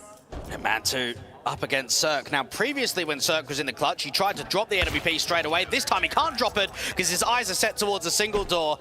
And let's be honest, Cirque is the only reason why at least some of these rounds are being won. He had the 5-7 round out there where he dropped from Heaven, got a multi-frag. He's now won a 1v1 there. That's what you want to see from what is still a young man. I mean, it's incredible to think that Cirque is still only 25 when he made his HLDV debut, what, 10 years ago? I mean, he's been around for such a long time. Team references back as far as 2016. Outlaws, NRG, EG. A storied career already for someone who is comparatively young. I know the guys like Donkor if you want to test that particular theory, but you are right. And hey, look on the bright side for 500. They've finally broken the economy of 9, come in very late in the half with the last round up for grabs. Tech9's, Galil's, AK only on 1. But a mass amount of movement that will see Bobek break away, but everyone make their way into site-taking position. Cirque has now seen where the Swede is, and the kill will come in from Red Star instead. It's down to that B play, Spellin to defend. Finally some defense towards lower before the bomb plant can go in. Spellin should be able to get 1, maybe 2. Smokes to provide a bit of cover. They're going to try and check the rafters as best they can, but they hold down. Rules with the kill. Look for the second man. Farven takes back the P250. Red Star was heard, and the man is low. Kragen gets his Galil involved. Takes one back in the back lines, and a double up on Red Star as well. Man advantage turned into a 2v2 by Rainwaker. And now they need to get a headshot on a P250, which Farven delivers upon. It's on Cirque again, alone in a clutch. This time can switch to an automatic. Farven is low. Kragen is known. The bomb needs to get prioritized here. It just got dropped. Now it's all on Kragen. He started out the backstab. He could end this with a 1v1 clutch, a 3k in the round. And Cirque is looking for his headshot, but he lands it to give a small bit of consolation prize. But still, at the turn of the half, it's 9-3 for 9.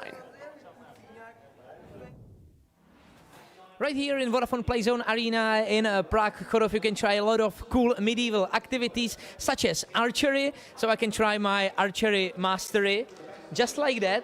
I think you will be better than me, but let's try. First try, of course. Never did this before.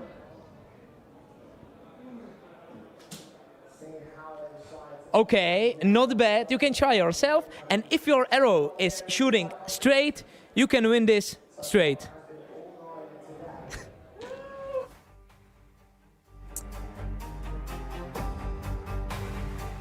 Might need to put some of the 500 players up on the archery course because their shooting has been anything but straight so far in this one. Dwayne at the tail end of the half, they did get a little bit more out of the CT side, but let's not kid ourselves. 9 have been in full control for the entirety of Nuke. Indeed they have, and this is Rules getting as much out of his players as possible. Really good mid-rounds, excellent quality in the late rounds of just denying 500 round victories with man advantage situations. So from a calling perspective, it was an outclassment out there on map 1.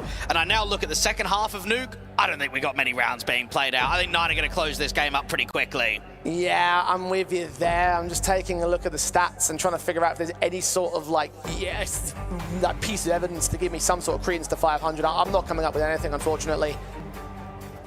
What more do you say at the moment? 9 are just on a roll, on their map pick, which is understandable given the state of Nuke for them.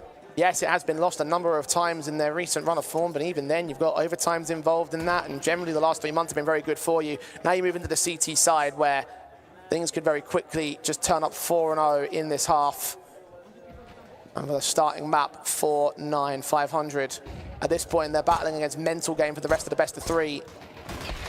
Insertions from the CT forces. Bobek is going to get punished for that over-aggression. Kragen trades it back, though. Got players downstairs in secret, which will be able to capitalize upon a man advantage. 500 trying the quick pacing, and they get Farven as well. So down to a 4 versus 2. Rules getting challenged. He's also low. This round is winnable. It might be a pistol for 500 that keeps them alive for a little bit longer. Excellent spacing from 500. As soon as they go outside, they just start separating. You get players down in secret, players out there towards the lockers, getting up to heaven.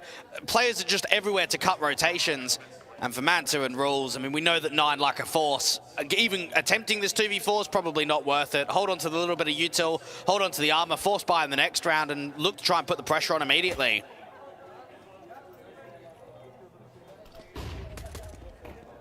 Mantu will get flashed in to try and contest.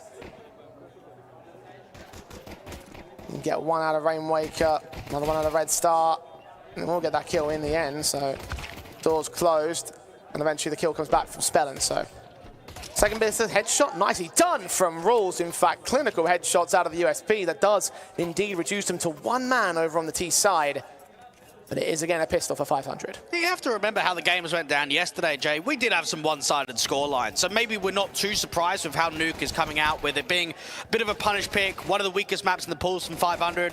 I mean, the Bulgarians got, what, 7 rounds on Mirage versus ENCE. They got 8 on Ancient. I look at 9, they got 2 against fnatic on their map pick, and then even the decider of Ancient, they got farmed and only got 5. So I'm looking at the scoreboard. I'm not particularly surprised.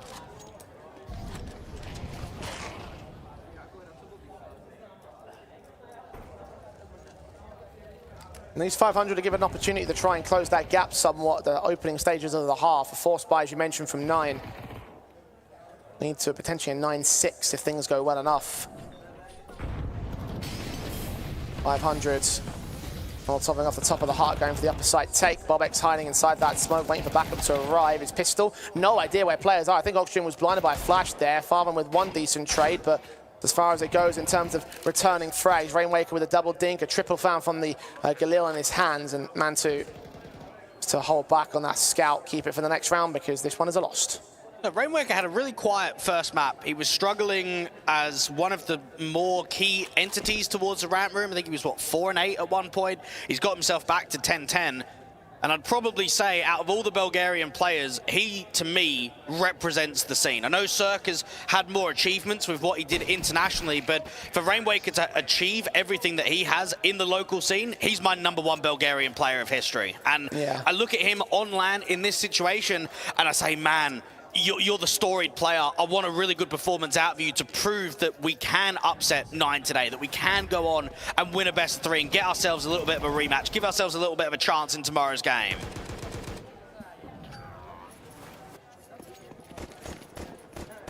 Well, no man survives on the 9 side on the contrary, so it'll be a straight eco for round 15. Means the 500 will close their gap to 3.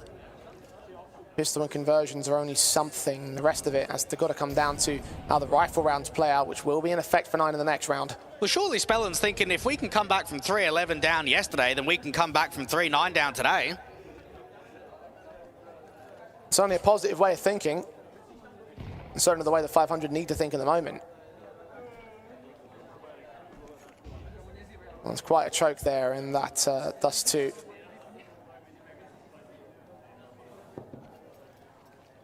A very different map in nature, so 9 picked into Nuke for good reason. They're proving a bit more of that reason here, even in this eco, taking a 1 pick out, but it seems like it's as far as it's going to go. So just Rainwaker to fall, that rifle should get recovered. And the real weapons return now for 9. Didn't really get a lot of pace from 9 on that T side of the first half. We had 1 rush towards the top side. We didn't have any vent drops. We didn't have any fast door explosions, even ramp rushes. It felt as if they were quite happy to use the outside smokes, run the clock. I wonder if 500 have that same sort of mentality. Now, you'd have to expect on their T side, the more pacey and chaotic that they approach the game, the more chances they have of working picks and being destructive.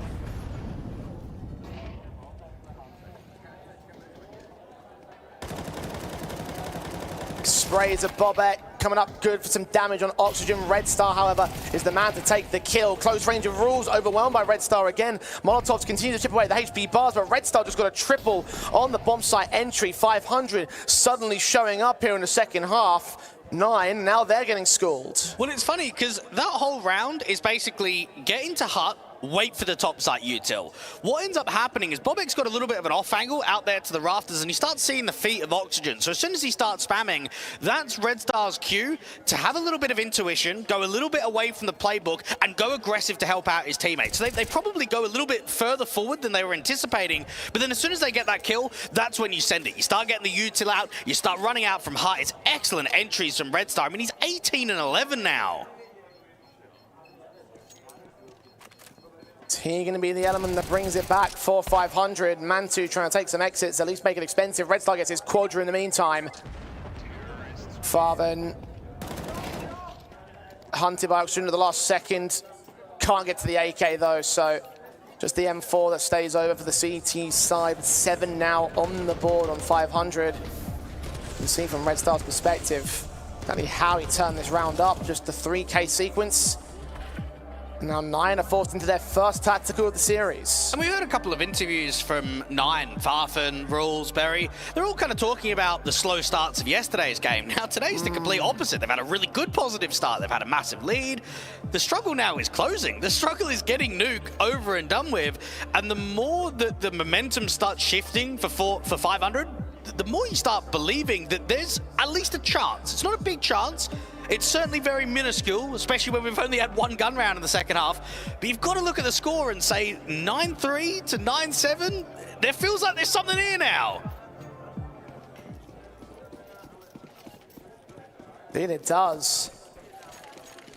I wonder whether or not it's less of slow starts and more of just unconfident starts on the weakened halves. I know that T-side Nuke is statistically the worst of the two halves of 9.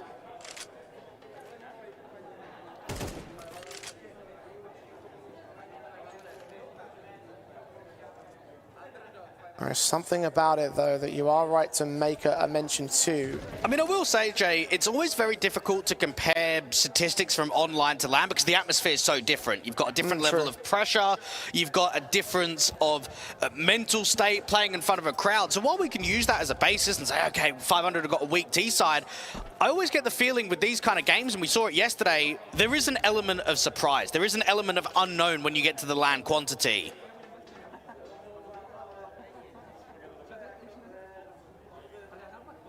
We thought the unknown was going to be the collapse of 500 at the start of this game, but now it might turn to even. It might even tip the other direction.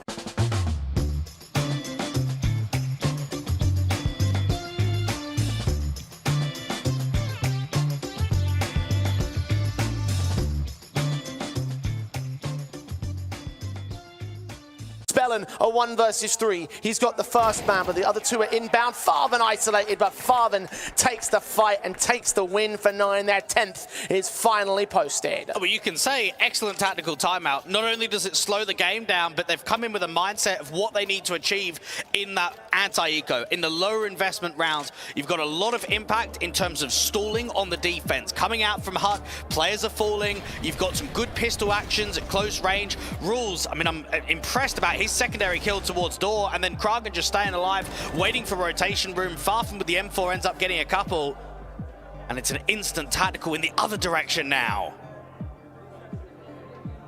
And 500 took 2 to try and recover something at the tail end of the last half, and now here they are using their last tactical to try and recover the matchup in the second. They've done well to bring the gap back to what it is. They've done well to close it. The 9 have officially gotten started on CT side, and they are still only a handful of rounds away from victory. 3 to go before they'll claim Nuke.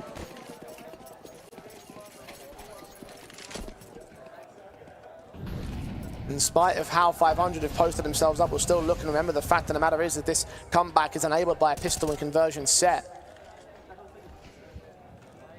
Guns are broken out and they've done well to contest them.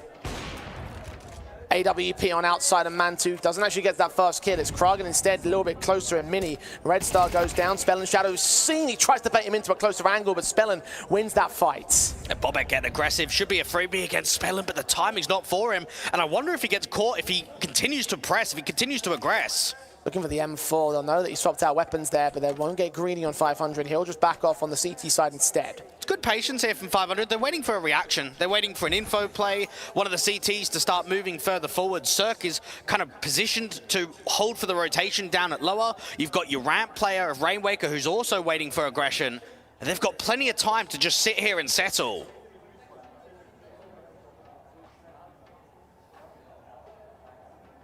Who blinks first? Bobek, outside access about to be discovered. Doesn't know exactly where from, though. He's wary of potentially a hell wrap as well. Spellen moves up, goes down. All important kill. Turns things back to the favor of 9. He checks outside for more contention, but he'll realize that they may have started to walk downstairs here. You've got a player that is in the site defensive, and Rainwaker's there to cut rotations. When does he spring that trap? When do they walk into that trap? 15 seconds, meanwhile, for the other two players. Molotov's being sent to indicate it's going to be a lower side take. Bobek trying to get back down, and Farvan is going to get caught off. Bobek, can he get a bomb carrier? No, he can't. He'll do damage to Rainwaker. Set it up, but it's a 2 versus 3 for 9 on the retake. And not really sure how Farvan doesn't even get one there. Considering the time, considering the position, you expect him to at least be in for a bomb plant denial. Instead, the B-side anchor gets nothing. Bobek pretty much gets nothing either. Rainwaker's been able to aggress on this left-hand side. And he doesn't realize on Rules' part, Mantu knows now that he's got no way back into the bomb site. And 500 stave off. May have well been the worst round to lose.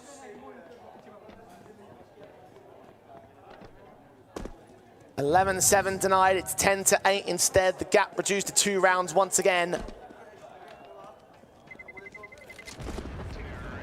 And the AWP held over will be important to Mantu and the rest of 9, because without it, the buy would look a little bit weak, and they can drop weapons now as a result. A tactical also just got called by them because they're letting this map slip out. Well, I wonder if there's perhaps an ego problem for 9J. I mean, Farvan was talking about it in the interview about the lack of mentality or strong mentality in that game that they had yesterday. Mate, this is ex-Tier 1 players that are 8-0 up, farming on the T-side of Nuke. How is this game not wrapped up? How is Nuke not complete from that scoreline? I wonder if they just got ahead of themselves, just thought that it was going to be too easy, that they were going to just close out very quickly, speed run percentage, and instead, this is potentially you choking a massive lead on LAN in an elimination lower bracket game. And there's a good reason why we were saying at the turn of the half, this is going to get wrapped up in, like, you know, a quick amount of time, potentially even 4 rounds from the beginning of the half, and that obviously hasn't happened. We can sit there and say it because we've seen how proficient they've been here, and if 9 can believe in themselves to be proficient, then fine, but if you then take the foot off the gas pedal, and that's probably the reason why you'd made that assessment. Prague trying to get a bit more active. Another tactical pause was just called in. 2 round the corner, 1 picked up. The second player with the bomb is seen, but he's not killed off. Spell and trades. I haven't seen Mantu create impact with the big green. He's been quite defensive with that AWP as the heaven rotate, hasn't gone for a door pick, hasn't been out in secret, hasn't been starting aggro ramp. Cirque in a position to do some topside util. Now the bomb was seen in that 1-for-1 trade from Spellin, but 500 have been quite happy after first contact to just relax and slow the round down. I mean, we saw in the previous, it was what, first contact outside, and then no one really made a play for a good 30-40 seconds or so.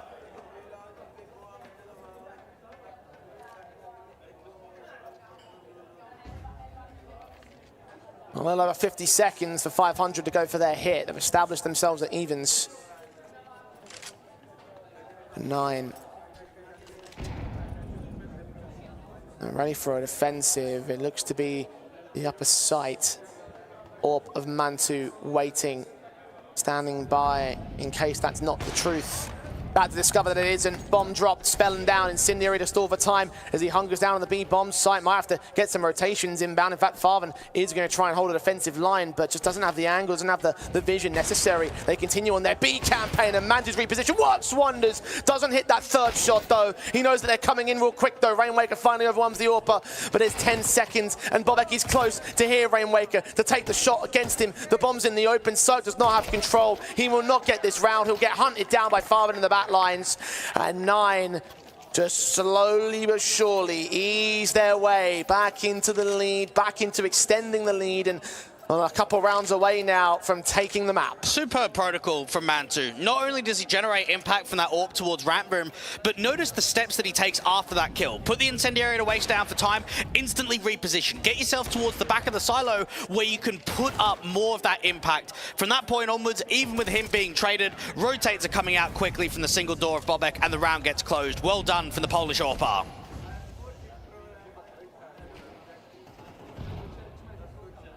500 an hour, squeaky bum time here by State. Can still get the rifles out for now. Mantu shuts down Spellin to kick things off. The pre-aim was good on the AK, but the gap and the smoke better for the AWPer. He locked on perfect. The advantage sits with 9 and 500 again. They've got the rifles now, but they don't have the money to sustain them in the next, so they need this round, else it will be over. It's been 2 rounds in a row now. We've seen proper intent from 9 to fight on the outside. Previously, it was Kragan pressing from the back of T-Red. Now it's Mantu looking for the edge of the diags. Resmoke goes down just when Rainwaker could have exploited the timing, so they start maneuvering towards the outside. But these are the kind of rounds where I feel like your lobby player needs to create a little bit of impact, whether that be a bit of a door pick, maybe an extension towards Rampy. He just needs to unsettle the CT slightly.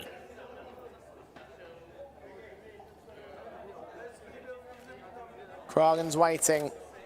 Smoke against the bomb carrier, perfectly timed, guts down Oxygen. Secondary kill, not quite as much, but half HP for the man. Bobek gets over on the back of the bomb site. Rolls is good for one pick. He's waiting for more, though. He's dropped that bomb. Backup's on the way, but he needs to stand alone. And he does so well against the second player, not the third. It's Circa getting it in a 1 versus 3. Another clutch for him to keep 500 in the game. He's leaning into Man2, or to connect. And for nothing to get gained, it's 12-8 for map points. Well, 9 have used their tactical timeouts at the right point. We've seen the extension of the impact that's happened. Now, something else that we can address, Jay, all of these past few CT rounds that have been won, no bomb plants, so no extra cash injection. And that means for 500, they are going to struggle with the buy state going into what should be the last round of Nuke.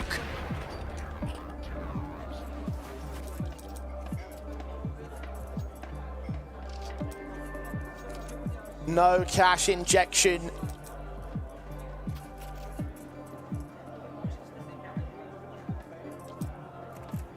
Tiny amount of loss bonus. Those are the factors that will lead to a broken buy on 500. I do remember one player had like $2,100 entering into the round, but that won't be enough for everyone.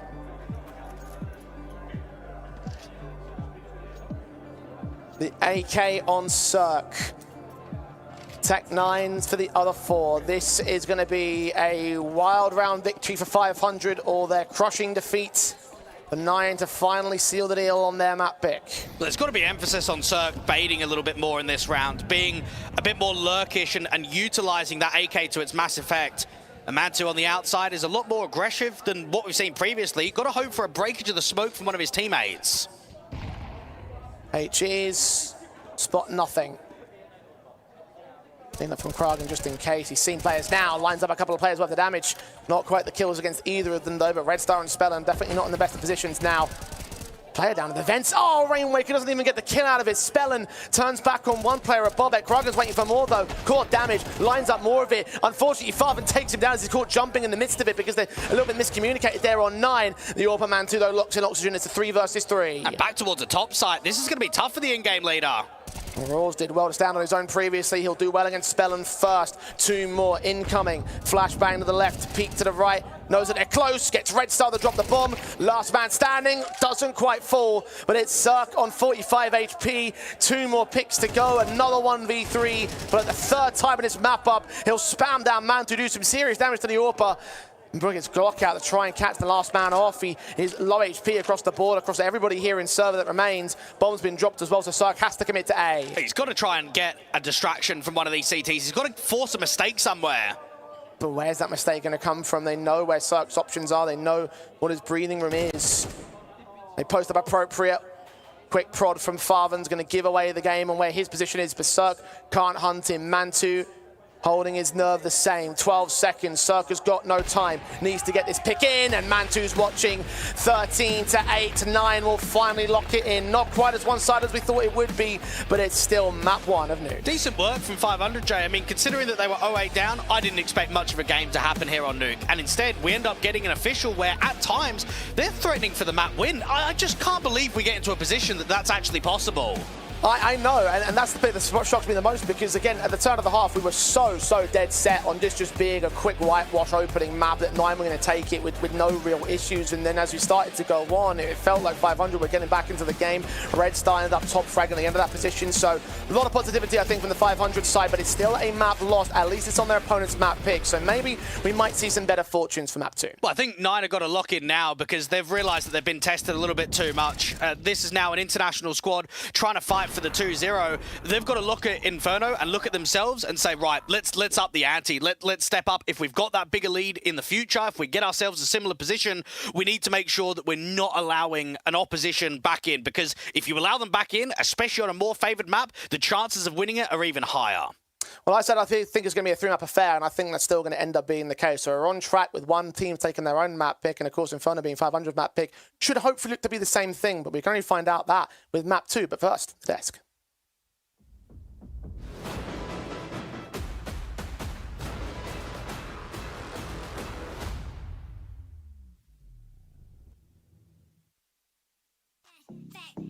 Would you let me go? No, you never come back.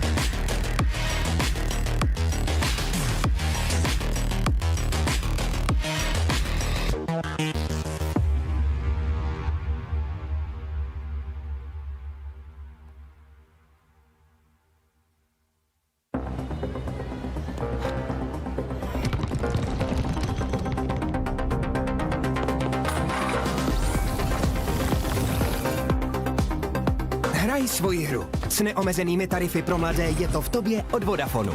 Teď s Apple AirTagem za jedinou korunu.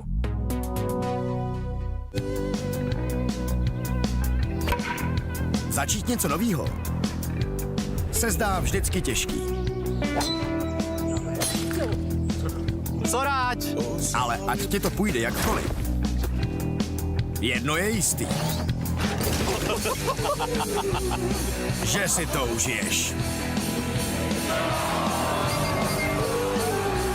Vítej v největší komunitě sázkařů. Tipsport. For the first time ever, your game gets 100+ audio presets. Pick a pro-tuned audio profile for each game and vibe to the soundtrack of you.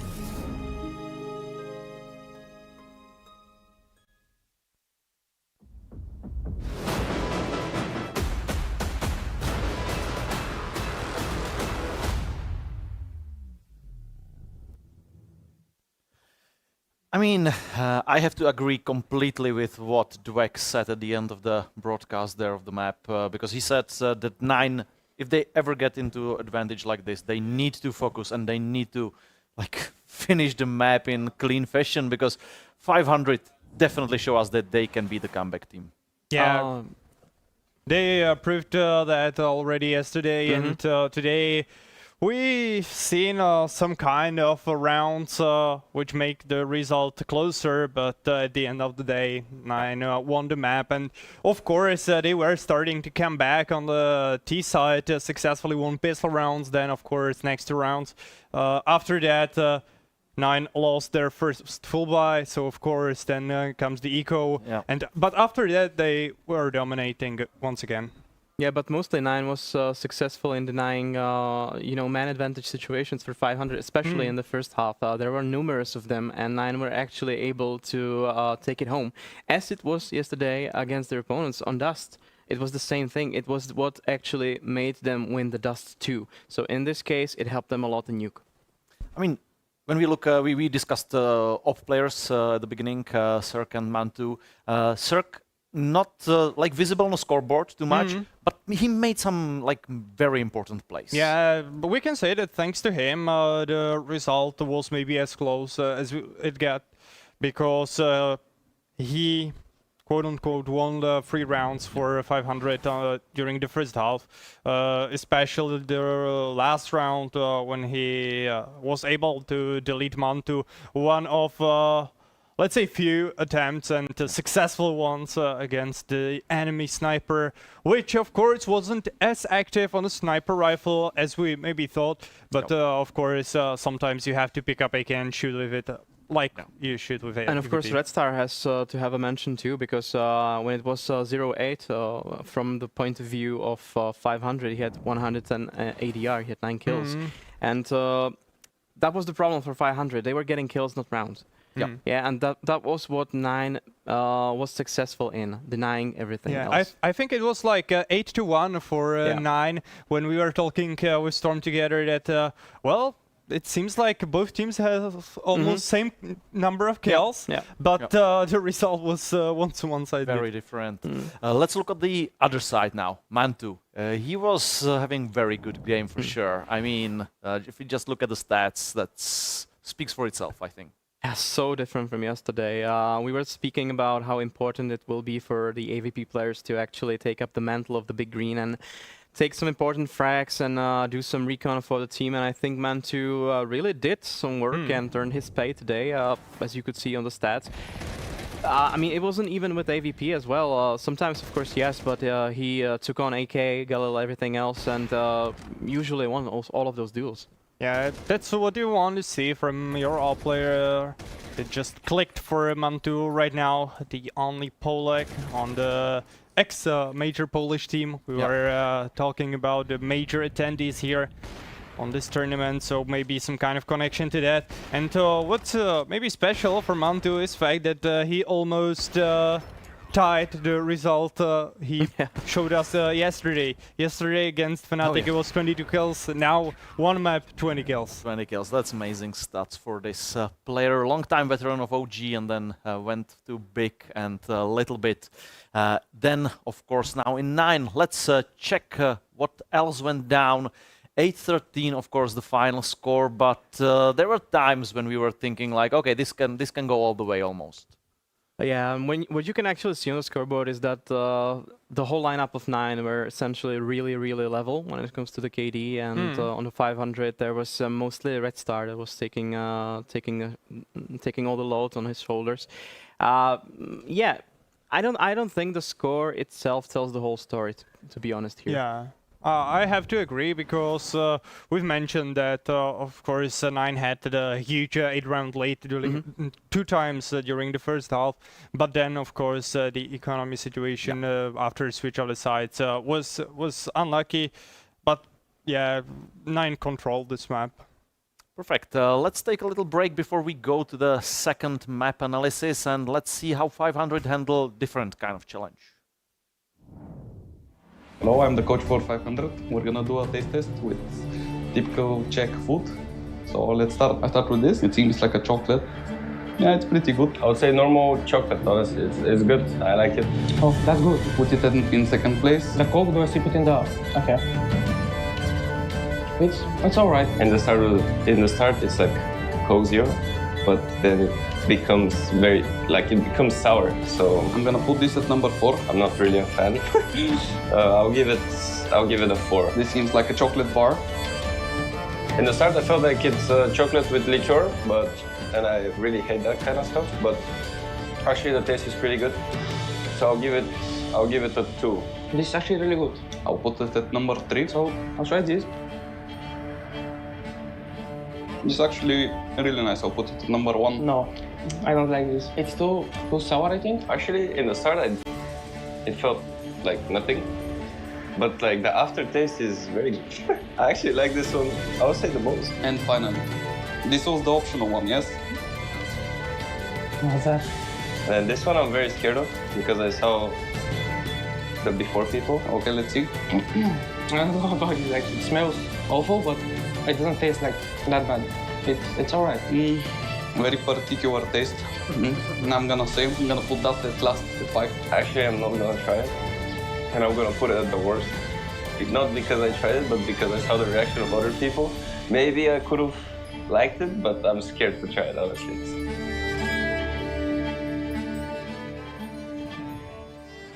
I mean, I have to ask, right? Let's go one by one. What we saw. Pick out for you guys. The old toothpaste with delicious chocolate, sugar condensed milk. Maybe number 2 for me. Number 2 on that list, yeah. Okay, like second best. Yes. For you. Okay. Yeah, I think third best maybe. Not sure. Okay, Kofola, the lovely, delicious number 1. Czech drink. Number one for that me. speaks to my heart. Yeah, okay. Let's go harder. Kofila, the coffee bar. Number 3. Number 3, okay. Throwing it out to the bin. Yeah, exactly. That's my boy, because I freaking hate that one. Okay, sojový řez. That's the soy stump kind of thing. I gotta say, I probably have never eaten it.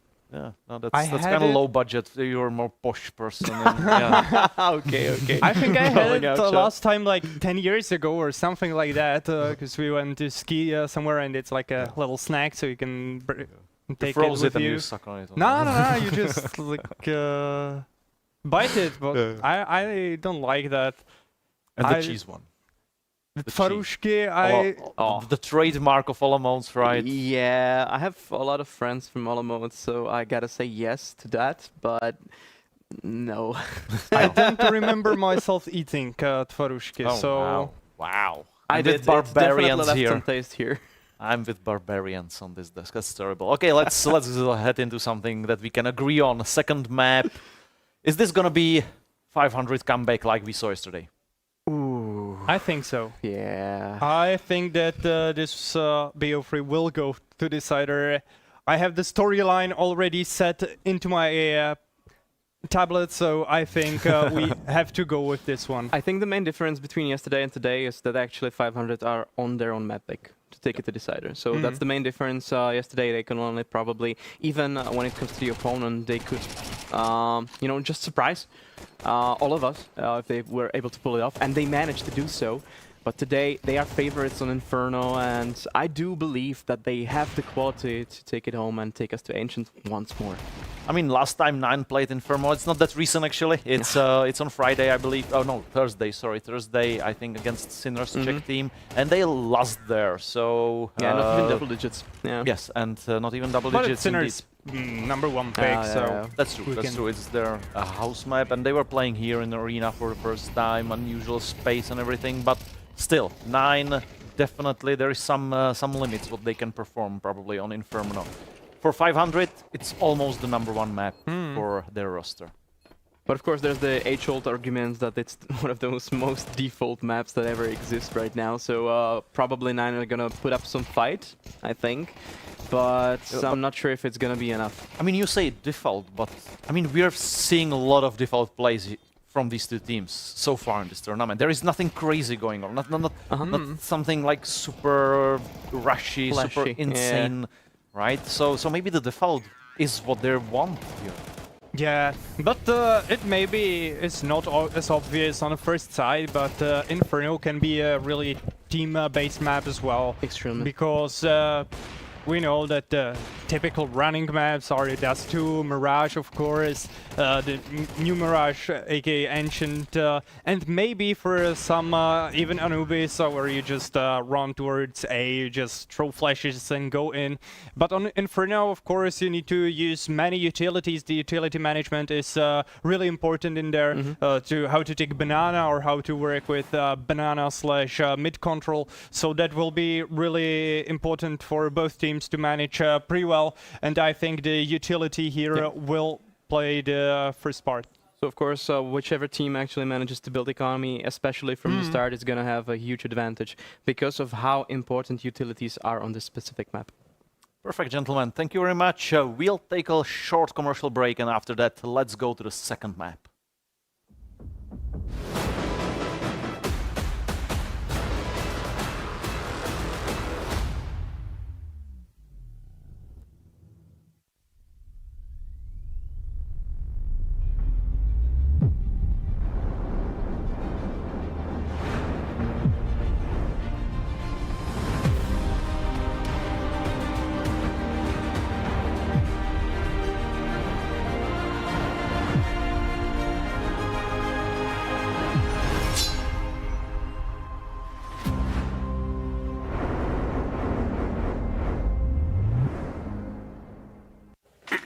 Hej, šéfe, dostanu vás ven. Tady máte Red Bull. Co? Dávám křídla.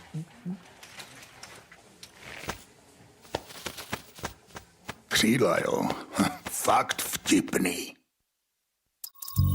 Seš ready na další level? Hackni realitu. Urči si vlastní pravidla a staň se tím, kým chceš. Game. Nová vůně od Straight.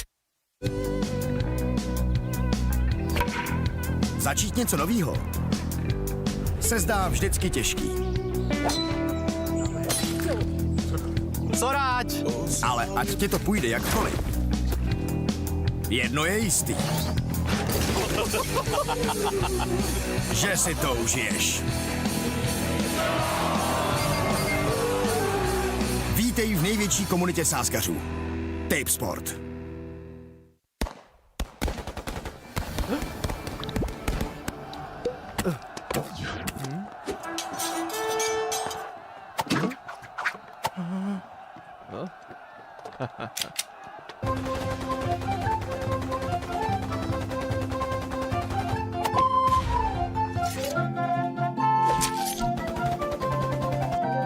Enjoy the Conquest of Prague.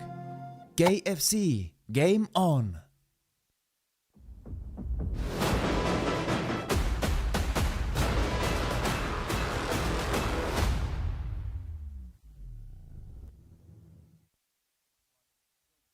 Pretty universal sentiment that Nine had control for the majority of that nuke, but will they keep control of Inferno? It is the pick of the 500 side, a much better map when it comes to the last 3-month record from 500. So I still believe, Dwayne, that despite how awkward things might have looked at time, given the late game resurgence that we did see from the Bulgarians, we should be going to the third here. So I disagree with that completely now. I think that this should be a pretty clean 2-0 for Nine. I've just not been impressed with 500 enough. And that's drawing comparisons to their online results. I think they can be threatening in online tournaments. I think they could be a title fight contender. I'm not seeing that yesterday, and I'm certainly not seeing it today.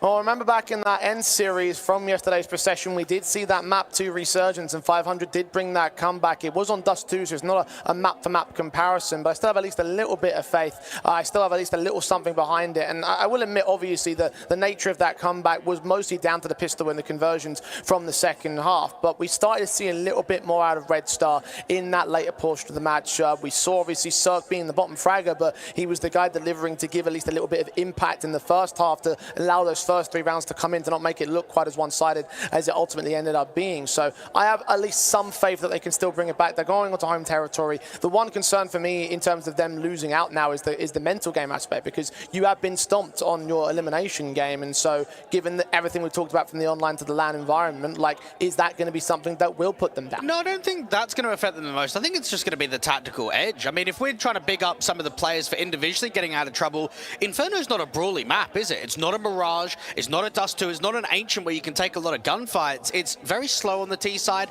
It's very layered with the util. It's very timing based. And I feel for that nature, with how 500 have looked in this tournament, 9 were tactically all over them for the majority of that map. The mid to late rounds, we weren't seeing 500 closing down man advantages. And I think that's something that's only going to encourage, and something that's probably going to occur again going into map 2.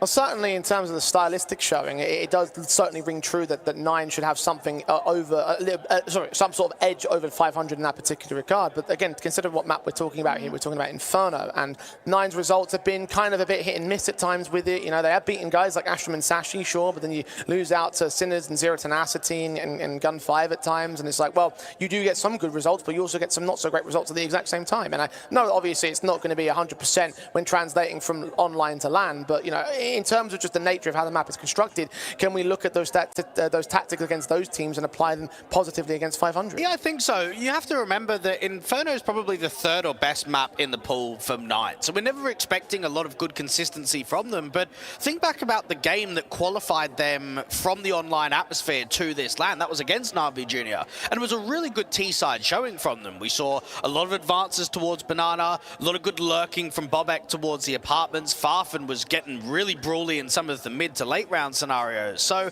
from what I've seen previously, I think I've seen enough to be able to allow 9 to take this Inferno over 500. Well, certainly was a positive showing in that match, about 10-2 half on that T side that gave that series over to the favour of 9. Obviously, the Na'Vi Jr. match, kind of a shocking one when it came to their qualification, because everyone had Na'Vi Jr. as winning that particular game. So 9 can certainly pull out strong performances and strong map-ups, even when it seems unlikely when necessary. So I wouldn't doubt the fact that there's an opportunity to take a 2-0. I just want to see if 500 have truly turned it around. Because as you mentioned during the last map as well, Popov has got to get into the mindset to these boys and got to say, listen, last map was last map. We've got to really focus up now. We've really got to get engaged on Inferno because it could be the end of our tournament lives. We might not even take a map out of this best of 3 unless we get something on our home turf. And you wonder if there's maybe flashbacks to what happened in that Polish LAN back in August of 2023, their second last LAN behind the ICE Invitational they played at the start of the year. And that was basically getting eliminated in the exact same way. Lost your opening match, went into the lower bracket, went out straight away. Red Star was there, Rainwaker was there. We've got similar pieces. They've got to treat this tournament as a way to not only bounce back from the MRQ, but also an opportunity to get a bit of a taste of what it's like to be successful on LAN. I think we look at 500 in the past, there's been very few international LANs from them. So when they come, you've got to jump at the opportunity that arises in front of you. I mean, say international lands, there's very few lands in general. That Polish land you mentioned was the last one after the ICE Invitation. That was in 2023. So we are talking a very long stretch of periods between 500 and their LAN appearances. So have to make the most of these opportunities. It applies more pressure to them. Can they turn that pressure into diamonds? We're about to find out with the pistol of our second map, Inferno, as picked by the Bulgarians. Aggression down from mid, and the timing looks good from Oxygen to at least try and get one, but the CTs are all over them. Farfan is still fighting aggressively with the half-wall players on B. Dragon involved as well. Bobek to 2 points of health alongside the kill on Red Star. They're getting down to a single man of Spellin. 1v3 for him to work with. Bomb on his back, and maybe could isolate the one player on the A-bomb side, but backup is rotated as well. We would have heard those footsteps. There's really nothing that he can do. I mean, I guess in theory he could do something and isolate in the individual fights, but as soon as he's given up the position, that's all that 9 need. Well, it's difficult because there was a lack of respect being offered there towards 500. I mean, they're trying to get into their default. They've got util being set up from Spellin, and instead you've just got a crunch from both Brackets and Banana. You've got just overall pure aggression from the CT line. You can get Bobek down at low HP, but running right into rules with the utility pulled out. He will go falling soon enough to the USBs, and the pistol win will go the way of 9. Positive start on the CT side. Once again, that is 2 out of 3 pistols. And that might make a difference when we think about the first half, transition into the second half, looking at what the pistol round win conversion looks like, what round 2 is as well. Especially without a bomb plant, it feels extremely unlikely that Spellin is going to be calling a force buy here.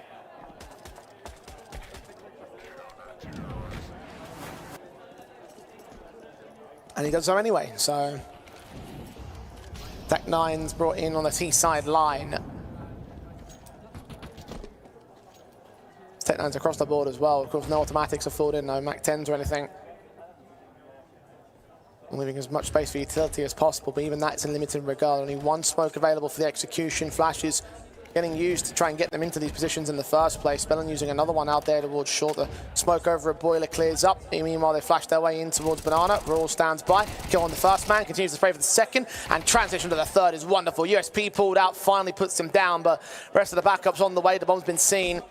At least Cirque can grab the M4, but it's a 2v4. And that's the problem with forcing there. It's just such a lack of the buy. There's hardly any utils. They don't even have a single flash to get them through the half-wall, and it makes it easy for the opposition. Cirque may have been able to get it into a 1v2, but even when you get this bomb down, there's no way you can win this clutch. The best that you can hope for is maybe look for a little bit more damage. Try and drop just a single CT. And we've seen 1 ace so far in this series, and that was down at exit frags. So going to have to be a full-on 1v2 clutch with the initial 3 kills on Cirque. 20 points of health. It would lead to the round win if he can take it, but he needs to take it. First player seen and instantly domes him in the back lines. Mantu showing no mercy for the second round. And this should be 500 buying again. 3 players to drop, bomb plant bonus. I will say that Spellin isn't as much of an aggressive buyer as some of the previous in-game leaders we've seen in the Bulgarian scene. Ships, when he used to call on this team, always liked to force up. Bubble was the same. Spellin's a little bit more reserved than those callers.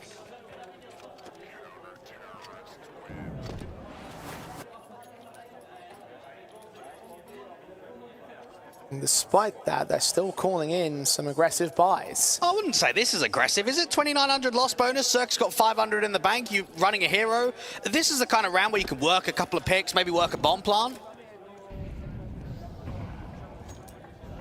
A hero weapon in mind.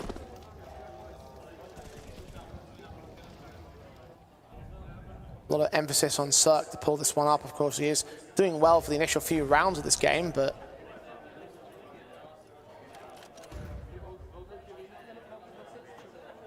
See whether we can continue to post up here against 9 on the rifle basis. They've got all their, well, almost all their weapons in check. And slow to the uptake on 500 as you would expect here on this map. Rules close to his SMG. Did see that jump up. Does he register Cirque's AK? He does now. First kill comes in on 500. A bit of a freebie there from Cirque. And now with the rotates coming in, Bobek's not going to be able to do anything to stall. So what they have to do instead is set themselves up for the retake. Incendiary out from Kragan instead, allowed to cross. The AK does fight. Bobek expecting an extension, a jump face alongside a swing from Cirque. Actually turns it into a 5 versus 3. Trades on Mantu, only good for the 1. Kragan goes down in turn. Advantage well and truly here with 500. So this aggressive buy, if you want to call it that, it's turned into success, it seems. Oxygen falls back at the HE, sets the bomb on site. Now Rainwaker chimes in with his deagle. Farvan's down.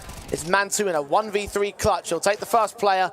I know where's the second, switching out to a second M4. The bomb on its way back out towards the A side because they know where Mantu is. He'll try and give chase towards the man, but you also see the counteraction from Spellin. So Mantu's basically getting sandwiched here. And Mantu's got to hope that he can catch the timing to catch him in before he gets out to the boiler entrance, but you just can't beat him unless you've got your knife pulled out all the way, and then you're worried about the frag presenting itself. This is a very unlikely clutch, but it's one that is incredibly important for 9 to convert. Manley on the other side of the board, not looking great at the CT side. Mantu on him to make a must-win round work, and he gets tagged up so heavily by Spellin initially. 14 HP, he's best to save. He knows it, he's out of there. And 500 will turn up their first round, all thanks in part, in most part, to Cirque's entries. 2 fantastic kills with that AK, and once again, he's the man that's delivering the impact. Well, if there's anyone to blame, it's got to be Rules. First off, you're solo top Bernarda. You've seen the boost out there towards logs. Rather than wide swing the angle or even fall off and try and jiggle, he just walked into it. Now, he's probably hoping that because he's crouching down and he's getting close to the half wall that he can't be seen, but that's an individual mistake that is just not good enough, and it's an instant capitalization once that kill comes in. As well as an instant tactical pause from 9 when the round goes down. They really shouldn't have lost all that they did in that one, at least to get some of the picks against the pistol players. And now the exits when they've started coming in against them and the attempted retake before the bomb got planted, so.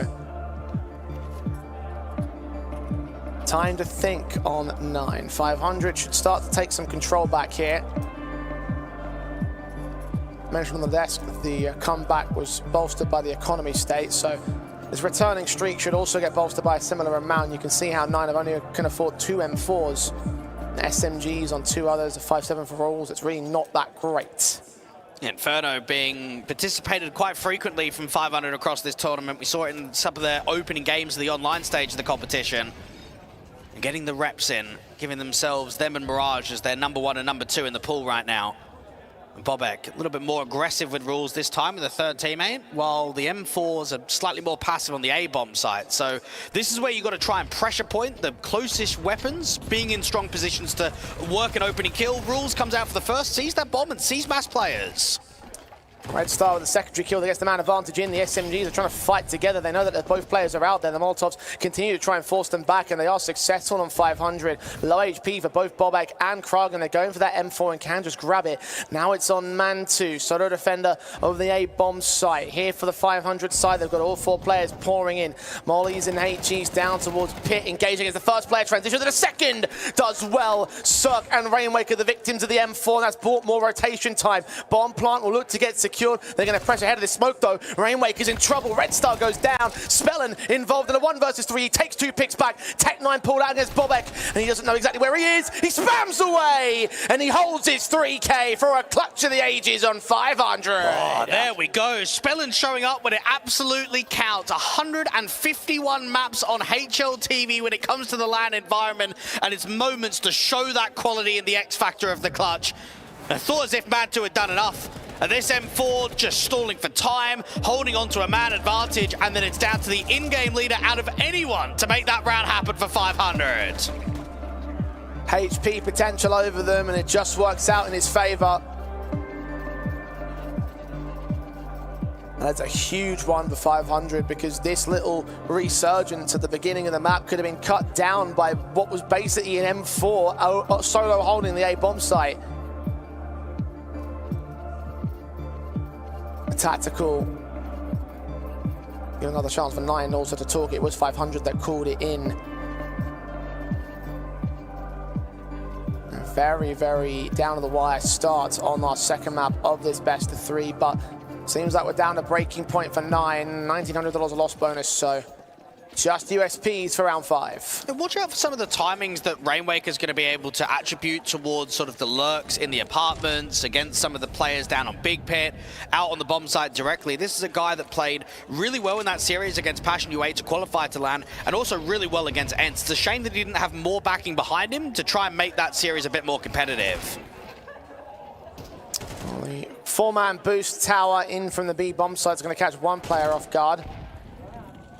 HEs of the T side should be able to make sure that they don't get their hands on these rifles. Shouldn't get any more picks out of it. Spellin does full, and as does Cirque, so it becomes a bit more of an expensive one there out of 9's eco efforts. Keep with the economy limited, try and reset them going into a buy of your own. We've seen the AWP come out from Mantu already alongside the rest of the rifles. There shouldn't be any expense spared here. And we saw talking earlier about how the second last LAN was in August of 2023 for 500. Take it from the 9's perspective. They went to Level Up Lund in April, and then before that, it wasn't until, what, September 2023? So you have basically all of 2024 with slightly different iterations of your Polish lineup, and you just can't get to a LAN. You can't qualify, you can't attend. So for a lot of squads involved, not just from the VRS standpoint, but to actually play in this atmosphere, I think there's a lot of people, including myself, Jay, that are quite vocal that we just don't have tier 2 LANs. It's just not in the calendar. It's not in the circuit like it used to be in previous years. A lot of these TOs have just decided to grind the online section, not put money and resources into LANs. So as a team, and a professional at this level, when you get the chance to come, you've got to make the most out of the result. You've got to learn as much as possible. Got to perform as much as possible. That's why these matches, they are of importance. Again, for those of you that may only be joining us, elimination game. Loser is out of Prague. And right now, 9 are the ones that are leading the charge in terms of the map difference. They took the first nuke pretty handily. 500 trying to give us a bit more of a game here on their pick of Inferno. Engage well enough against Bobek to do the initial damage. AWP set of Mantu, and backs a turn right towards him. Oxygen picked up first. Shoulder bait attempting to make a second shot, miss out. Spellin looking for a chance. No, Rainwaker comes out of the apartments. Farben was not there on the balcony to protect him. Sees him coming, transitions in towards Spellin and can take down one trade, but it's good responses from Red Star the same. 3-on-3 and a HP advantage as well over Bobek. Kragan peeks ahead of that smoke and goes down the same. Probably a safe call now for the CT side. Considering that there was only 2 defenders on A, I think they've done as much as they can to possibly hold off against the exec. The problem is the rotate's just too slow. You've got 500 charging with pace into that bomb side, and even when that moto smoke goes down, there's a little bit of a duel where Red Star can just get a headshot before that smoke blooms. Excellent work from 500. I will say that their flash assists look quite poor, and we saw that against Mantu out on the short access, but the way that they toyed with him, the jiggles to allow Rainwaker to come out of the apartments, that was quality.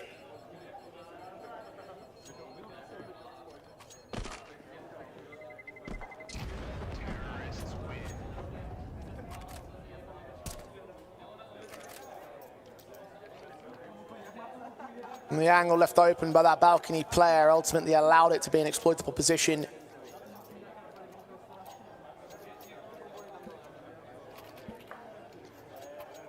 And the difference maker on the T side, one that should put the economical turmoil back on 9 once again, still building up the loss bonus. 2 M4s saved to give him a small amount of assistance, but only a half buy around it. Really not worth it to force the issue here. 3 players that stayed alive. Money can start to farm up, see what damage they can do. They did well with the eco basics, so any casualties here in this round, if they can make it 3, then that could keep them up to reset potential. Bulls, sandbags, turned away from flashbangs perfectly, doesn't see his contact man. Oxygen getting picked up eventually, but Bobek needs the support of Kragan with only a pistol. Both the riflers fell, and that is the round done. Any potential in the round is over. 2v4 for Mantu and Farben. And considering that this should have been a 3-0 start for 9, in which the first gun round would have featured an AWP from Mantu, they're now down 2-5. And this is where we quite consistently talk about the impact of winning low investment rounds, those hero rifles, those lighter buys, and what it can do to shift the momentum of the game, resetting the economy against your opposition. And this has been an excellent response from that hero AK round that Cirque had into now what has been pure obliteration against the opposition.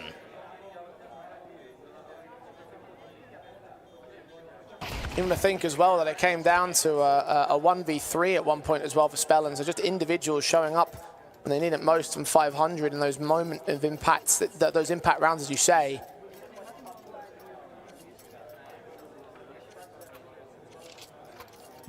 Could have cut this off at the head in round number 4, but no. So it's 5-2 on 500. T-side basis looking far better. Rifles will return on 9. The AWP and the M4s are out to play. And just have a little spot of information from both the half wall and from the brackets. Very pacey from 500, and Bobek is getting on the front side of it. Flash around the corner, excellent shot from Red Star. He's been hitting so many opening kills out here towards B. Kind of utility there from Rawls. Needs to try and suppress them. The HE's coming to do some damage. We need some kills out of this. At the first corner, we'll get the first kill in. Cirque take the TK out of it as well. Advantage turns up, but he's cut back to a 3-on-3 quickly. Cirque trying to find that impact again. Smokes will start sending in. Kragen's heard of that Molotov. Cirque's close. Headshot taken. Second player trying to transition away with the bomb on his back.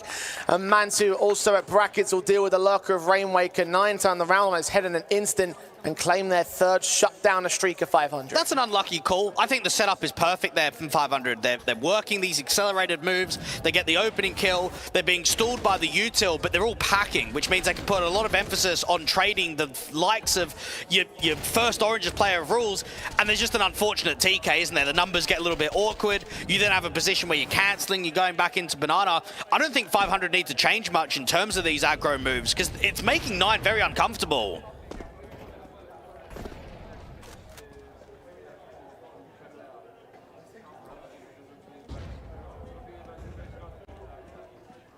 They try and search for the appropriate frags. You've got Kragen leaning in towards mid. Farven, much more passive angle alongside Mantu. The initial press not providing much for 9. 500 taking it slow, as you would expect out of this one. Mantu and double dip back in, catch a boiler angle, but not catch the kill for it. Takes the tag in return. You know, be careful of that Apartments player as well. He was punished for that in the previous round and smoke it off to suppress. Just feel that Mantu's being a little bit more active than what he was on that CT side of Nuke. He's being pressed in a bit more aggressively to some of these fights. There's a bit more intent of working an opener. Now Bobek's been caught with a lot of these moves out towards Banana. This time around it's an opening spam and it's a secondary kill. Considering he's just being baited there, the rules isn't even helping him. He's done quite well to get 2. Farven caught a kill on the lurker in mid. Once again, 4 versus 2 established for 9. So on the other side of the map, it's turned into a major opportunity now for the defensive. Spams down through the smoke as Farven gets another kill on Cirque. Oxygen's all alone. 1v4, not seeing the shoulder pay. That's a good shot through the smoke. Secondary player known, but the boosting player is not. So as soon as he makes his way to the fountain, Kragen's going to punish. And 9 are back on track. And this is where, Jay, now we need to start getting into the context of the rounds that are being won from both of these sides. We had, what, a Cirque hero and a Spellin 1v3 versus a little bit more consistency. Now, I know that we haven't seen many gun rounds being won from 9. It's only been 2 since they were able to start with the pistol and the conversion.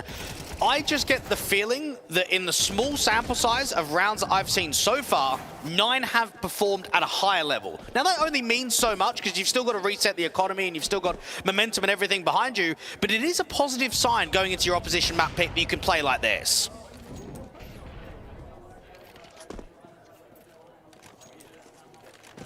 And they're keeping more players alive as well, so money can start to build. Obviously not at the moment.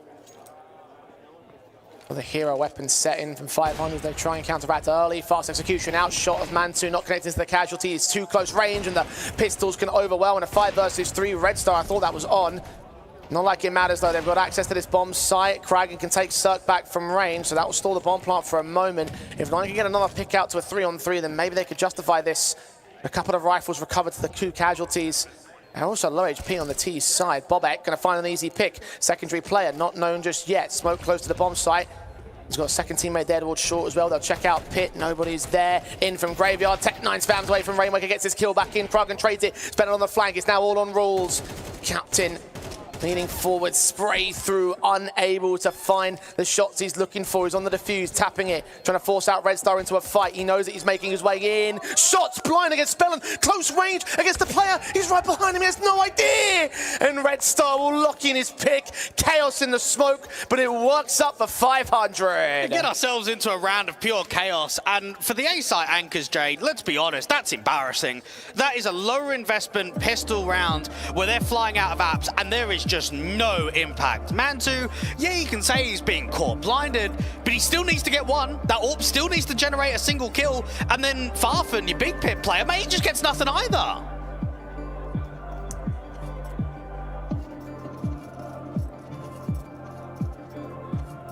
Tactical out for 9, because I think the Berries recognize those problems. You are right, that should have been at least something. I mean, they shouldn't have fallen this quickly, like a 5-on-3 instantly for 500. Like, you should at least be making it a 4-on-4, a 3-on-4 or something. Just look at how this played out. Red Star, so slow and so careful to the uptake on that fight. Just knew he had to pick his moment rather than give the game away in a panic, and Rawls had no idea of his position. Clutch that comes in to keep 500 ahead. Minimum 6 taken, and also all 9 can do is even up the half if they take the next 2 rounds together. Buy-ups will be available in this one to do so. An SMG, Weaken and Bobek, no savings and no loss bonus, so they need to turn it into success. Swing forward, unawares of a player in the cubby corner. Raw still gets that kill in, looks for the second man, unable to do so. Red Star gets both of them, and they're down a man. Mantu's not seen anyone scale, so with all of that pressure going on towards Banana, no one's tried to lurk in brackets or walk out boiler, so they have to be under the assumption that there's still a lot of Banana pressure. Now, Kragan will know that HP is low on at least a few, that's been communicated over, but if they're running into that B bomb site, it's the best chance that 500 have of not only converting 7, but probably an 8-4 half. The only spanner in the works is that HP.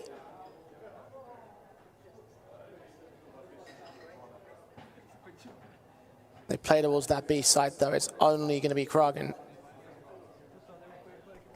Smokes at the ready.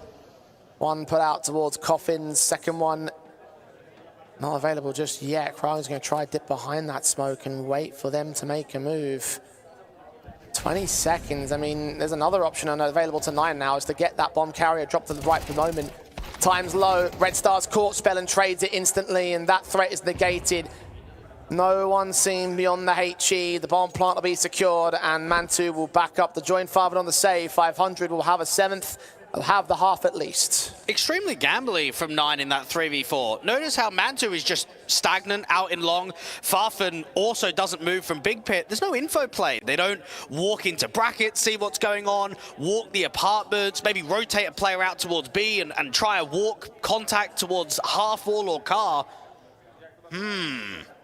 When you play the numbers game on Inferno, especially on the city side, you do open yourself up for the gambles and the misreads. 500 have been so key in clutches to sort of help this scoreline along, and I think that they should be rewarded with an 8-4 score at the turn.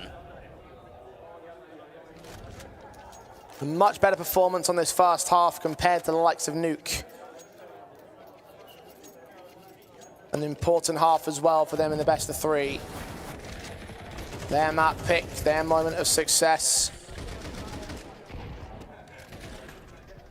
And to lose this one would be to go down in 2-0 fashion and lose out with the last place exit here in Conquest of Prague. The last thing that anybody wants. When the concerns generated of how one-sided Nuke was, you could see a world in which it could just be 9 dominating their way through. Rules being dominated instead. A number of opening frags given up by him, this one being one of them. Oxygen, flash blinded, Bobek can take him. Transition to the second man as well. That's all important for 9. Well, one of the first times they've actually tried to take Banana, and it's Bobek to get on the front foot of as soon as the smoke clearance, right, that's where we put the emphasis on. Now, Farfan has not seen any counteraction from the lurk of Rainwaker at all. Bobek is taking more and more space away, but he is alone. They do not have that second player of Kragan to jump spot. Oh, blind sprays at Bobek, timed so well. A triple found for him. The Orb of Cirque is revealed. And Bobek sticking around right here. He might even reaggress. Shot of the Orb doesn't even connect. He lines up a double and an ace in the round to make it 5 at the end of the half. A small recovery to ensure they do not go one-sided in the second.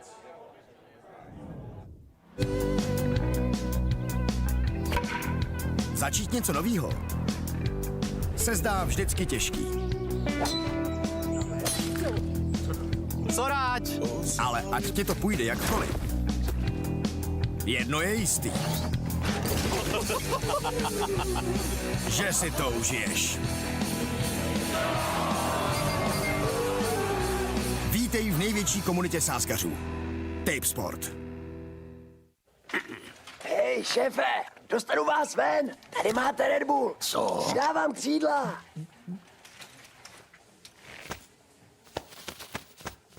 Křídla, jo. Fakt vtipný.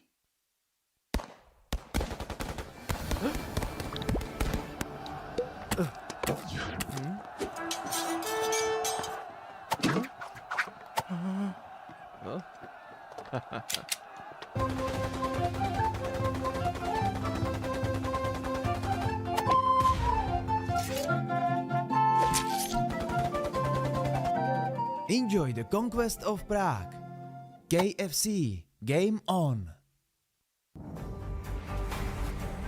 2 rounds separate 500 from 9. A very, very good T-side half. One that should have been 8-4, but Bobek and the very tail end of things providing a round that might throw a bit more contention in. As 9 move to their T-side leg, what are their chances of recovering the scoreline?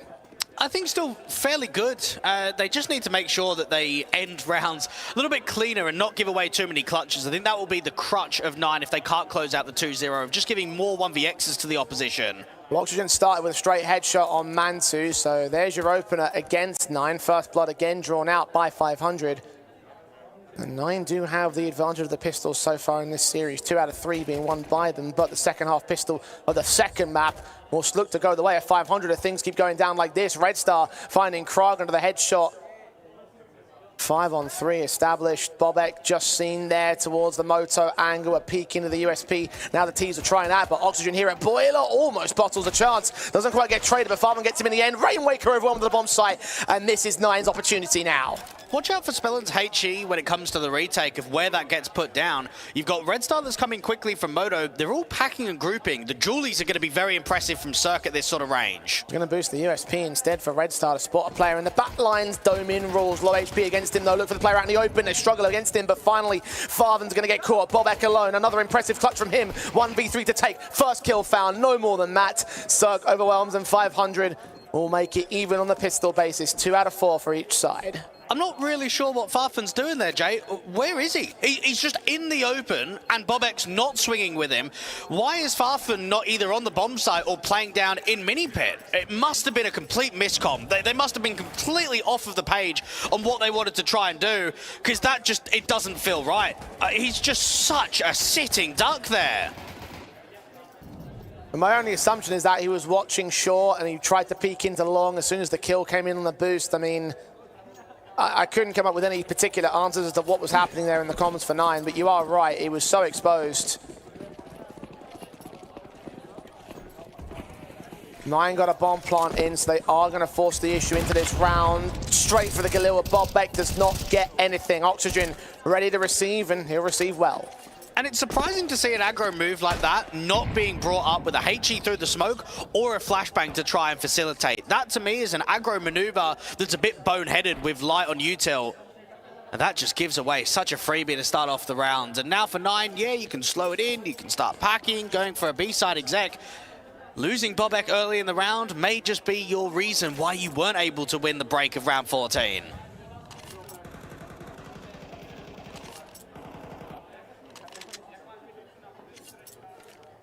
13 frags of confidence from him, so will be a difference maker if you can place him right.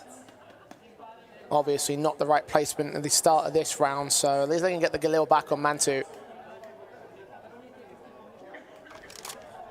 9 back to the slow start, unsure where to commit to. Wherever they do commit to, though, they're going to get given a lot of breathing room. 500 are passive on their defensives. Kragan, highest rated player, 4-9 on Inferno in the last 3 months, averaging a 1.22. He's been pretty quiet in both the first half and now transitioning into the second, so we want to see an increase in performance. Cirque sees one, tries to engage, does damage. Flashing from his teammate to check the angle, and Rawls finally caught off. Blinded by Rainwaker's flash. Mantu can trade him though. Now Rainwaker's on the center of the bomb site. Teammate back at mini pit. 15 seconds. They engage to line up some damage. The kill comes in on Mantu. Rainwaker's finally overwhelmed. Bombs on site, and Kragan's Tech-9 gets a kill to return. They need the bomb plant now though. Farman's out of time. He'll tap in, force that Red Star into a fight which he loses, and finally put the bomb down just in time. Spellen is inbound now. Farman's alone. Incendiary, center of the bomb site. Incendiary to return back to block off the Moto angle. A flash in that keeps Farman blinded, and just poking out the pillar will lose his life. A 9th round for the CT side. Now, I came into this best of 3 series sort of saying Oxygen's been struggling quite a bit individually. Spellen has too. Spellen, there's a little bit more of an asterisk or maybe a free pass because he is the in-game leader. But let's just consider for a moment, he has won 2 clutches on LAN in the same map that have both had fairly big ramifications to the overall scoreline.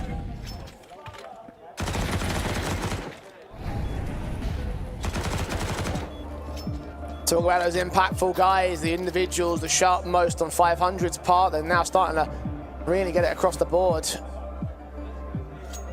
Last tactical called in by 9 because they are not quite having the best of times here.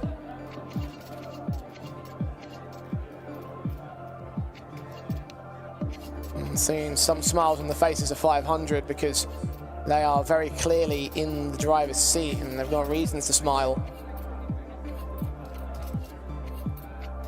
9-5, no rounds scored on T side yet for 9. Did get them down to a single player, so they know the economy's weak and they're going to try their hand at this reset one more time. But these 4 spies are going to keep chipping away at 9's opportunities. They need to find success on one of them, else 500 will just slowly but surely edge their way up into the win. AK on Farvan for this round.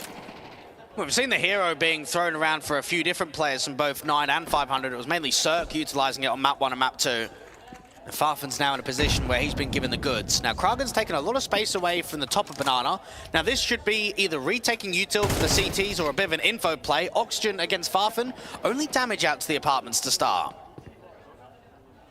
And only damage done towards 9, nothing returned to 500. Farvan a little bit misplaced on his crosshair.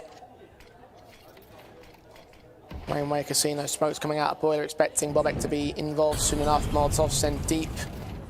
Won't drive him back. Oxygen drawing attention as well away from the foul beds, but no further action from 9, just prodding away with util. Farfan's not caught the timing against that Apps player of Oxygen. You've then got the jiggle that's coming out from Boiler, not quite getting the angle against Rainwaker just yet, and this is another map where he's been extremely quiet. 4 and 10, so 4 and 8 on map 1 at one point, now 4 and 10 on map 2.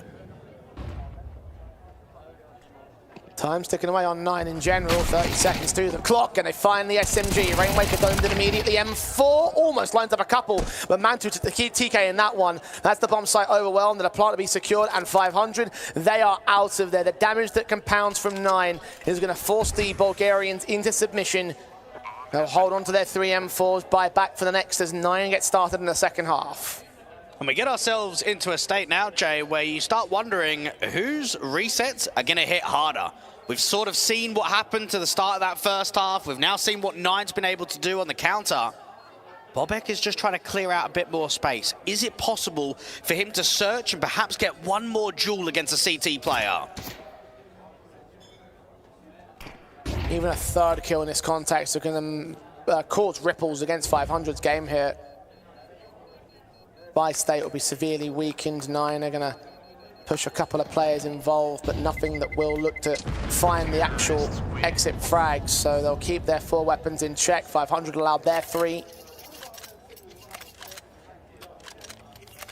Huge round for 9 to take. They finally get on the board. They finally find the breaking point.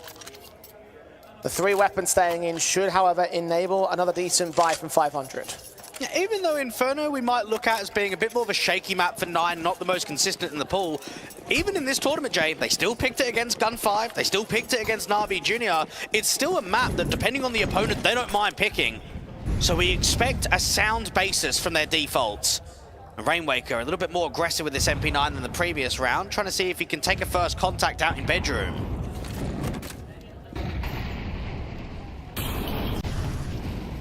Incendiaries and Molotovs at play towards Banana. Spellen and Red Star are on the defense. 9. Taking a lot of damage on rules to kick off in this round. Kragan taking some back of his own as well, so utility start better for 500, although Red Star hasn't gotten away clean himself. Posted alongside the B defensive, 3 players ready to receive, rather aggressive as well on A. But this is just getting a bit fakey in the mid-round from 9. Pulling some distraction out towards the top of B, now putting some util down towards long from Bobek. But it's a group and a pack, and for Spellen, not only does he need to try and stall for time, but he needs to be able to put damage down to allow rotation room. Now, you've got a big info play from Rainwaker out towards second mid. They're sending everyone to stack up on B now. 9 need to move now. Here comes the utility. Smokes, flashes, HEs to open said smoke. Spellen going to try and counter one on his own. Perfectly blinding out one player alongside Spellen and his spray. They take 2 down. Player caught up on aim punch. Red Star with another kill. Kragan's fallen down to 2 men, both of which are tagged, both of which are being sandwiched, and all 5 are alive on 500. The info play was wonderful, and they knew exactly what to do with it. And even though we always look at the game differently, don't we, Jay? We've got the X-ray, we've got the radar. You, from Berry's point of view and from Rules' point of view, you'll know that because there was a flank that quickly in Banana and you were up against so much util there on B with Spellen first, the boost up, you know that there have to be an info play somewhere, right? At some point in that round. So that's got to tell the in-game leader, we can't afford to run the clock as heavily as we did. We ran it too long in that last round. 500 exploited them for it. Cirque and Spellen go through 2. When you asked whose reset's going to hit harder, well, I think you're already getting your answer here. The AKs on Farman and Mantu left the only 2 rifles out of 3 players. Unable to get the kill in a boiler. That leaves Rainwaker to fall back. They've got some Banana access at least, so there's that much. But if they lose this round, they're going to be reset, and that probably leads to map point at the very least on 500. Still got 2 incendiaries for both of these B-site players, so there's enough util between Red Star and Spellen to basically keep cancelling the exec, or at least putting damage up. Same counter flash setup as well. Incendiaries into the Shire. Flashbang keep them blinded. They're going to burn quite consistently at that. 29 HP, 24 HP. Mantu and Farvan low. Rules have got a Mac 10 in his hands. Prioritising the bomb plant as well. Spellen's known towards the back lines of the site. He'll fight, take 1. Where's that Tech 9 player? Mantu can strike back to return, but it's a 2 versus 4 for the post plant. If they can even get the bomb down here, they're being pressured still by the 500 side. Rainwaker moving in. Mantu's gone down. Oxygen gets Rules for the smoke, and not even a cash injection for 9 now. Only a couple more rounds to go for 500 so they can take their own map pick. And it's nice to see Spellen smiling, because even though this is a competitive game and this is a professional match, you've got to have fun. You've got to be able to enjoy the moment. And it's been a tough land for them already, especially with how the best of 3 went down yesterday, how the start of Nuke went. They are in a bit of a flow state at the moment. They have had, especially in the second half, mass rounds of players staying alive, and that brings a lot of confidence to a young squad.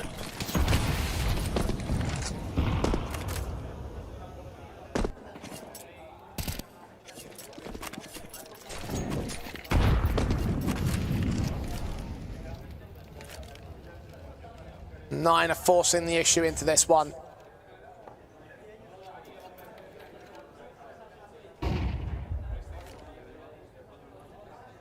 Do not want to try for overtime, want to stop 500 before they get to map point. Flash into the apartments for option to check. Saw 1, Farvan baiting him out, but not taking any kills for it. Certainly taking damage in return instead. Minute to play with. Smokes towards long will indicate the A play. And perhaps it's a good sign that 500 can look this dominating without even a good performance from Rainwaker. I think if you look at any iteration of 500 or Skade, you'd say that Rainwaker is their best player. So the fact that he's dropped 4 kills going into round 18 and it's still 11-6 on the scoreline, it tells you that everybody else has stepped up to the pressure. Oxygen with a kill to open, towed back by Farven, but Cirque still on bomb site with low HP across several players, and Rainwaker in support. Finally overwhelmed by Krug and Mantu, down those 2 players to a 2-on-2. Incendiaries on bomb site will not stop the bomb plants. And now they've got rifles to play with. They must win round for 9. Got another incendiary from Spell, and watch out for where that goes down. If it goes out to the mid bomb site to try and force a player in the open. Down towards the back of the shutters instead. Apps and Red Star moving in on Spellen, still trying to prod forward. No one's watching that entrail. They're about to get a bit of a rude awakening. Spellen's going to get forced back.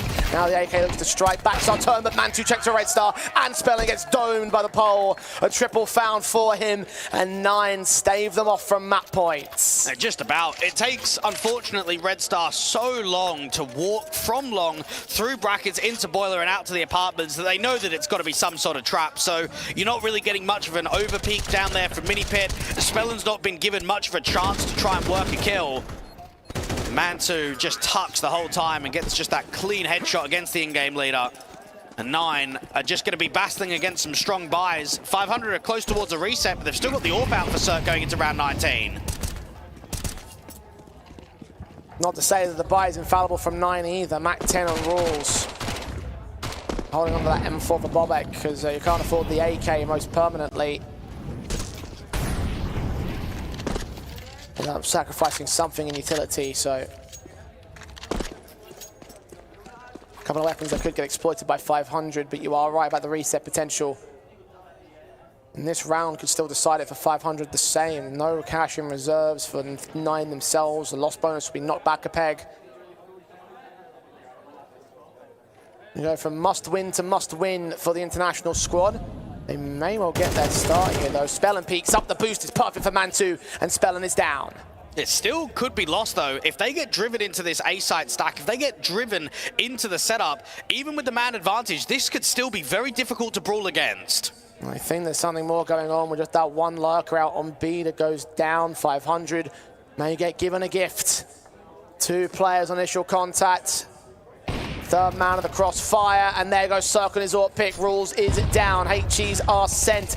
And still got Kragan on the search. They're starting to read what's going on here. Red Star picked up. Kragan's going to open up that B bomb site, but recognizing nobody's out there, so the bomb's on its way. Farmer will stick around for exit frags. We'll fight. We'll take Oxygen. And flashbangs against the last 2 will keep them held into the back corner. So crisis averted on 9. They will keep themselves in the game. Yeah, all it takes is enough distraction to allow a lurk somewhere on the map. And that was Kragan's moment to basically be given the green light to start walking and making a play out on B. Once you clear CT, you clear that first oranges, coffins, and you're just not seeing anything. That's where you keep the emphasis up, keep putting util down, and then start sending in the over-rotate. Now, I expect Cirque and Rainwaker to drop here. There is a lot of T-side players on the hunt. Shot on against Bobek will at least connect 1 exit frag. The AWP doesn't go down. 13 HP from doing so, though. So close to finding him. The only concern is going to be Rainwaker. Incendiary against Cirque does not quite drive them out. Rainwaker does get Mantu and get Farven. Does go down to Kragan. Tech 9 pulled out, and he gets his final kill. No man alive for the CT side. And that's a position for the T's where they're happy that almost everybody dropped. As long as the CT's economy's worse than us, that's all that matters.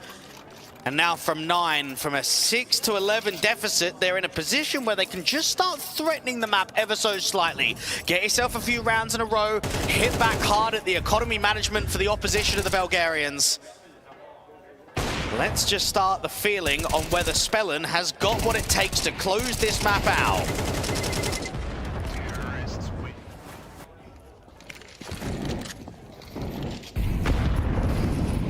So anyway, we'll be calling this round out.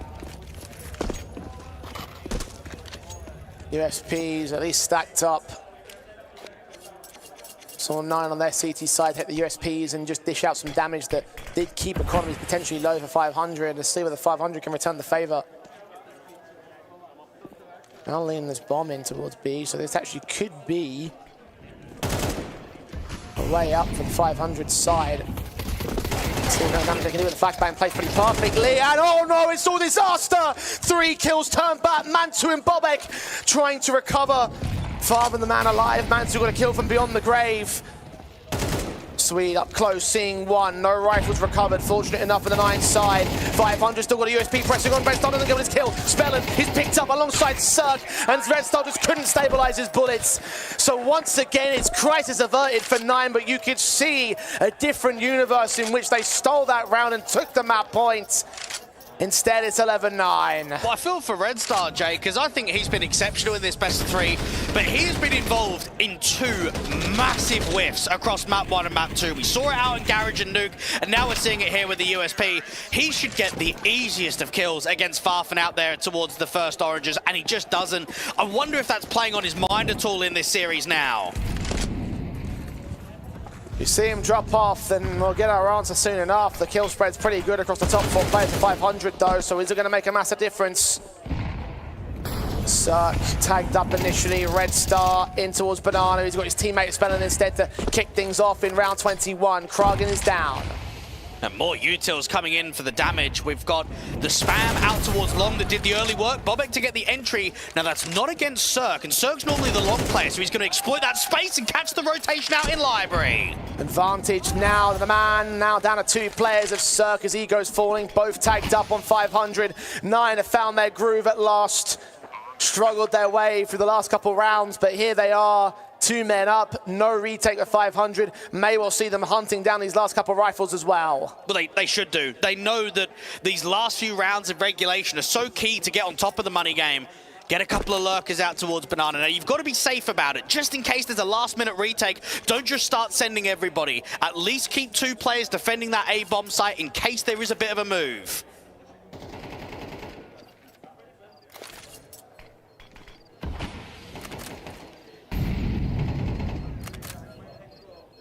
Two men up Banana, they'd opt to fall back.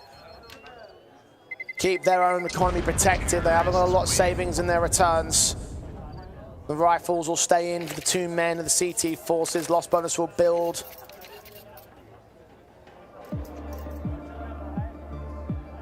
And we've got a tactical pause as well for 500. One of their last chances they're going to have to make a difference in this map up. Maybe even this matchup if things truly go awry. Remember, this comeback being generated by 9 is to try and go 2-0 in this best of 3. That would eliminate 500 outright. And maybe we should start entertaining the conversation of match sharpness across the last 3 months. We have got 500 that have played just 26 best of 3s on HLTV versus the side of 9 that are at 48. I mean, that's getting close towards double. There's a lot more grinding, a lot more officials being played, a lot more circumstances where 9 are familiar in the late game of what's required from them. Has the lack of tournament invites accepted by 500 post-MRQ been a factor moving into this LAN?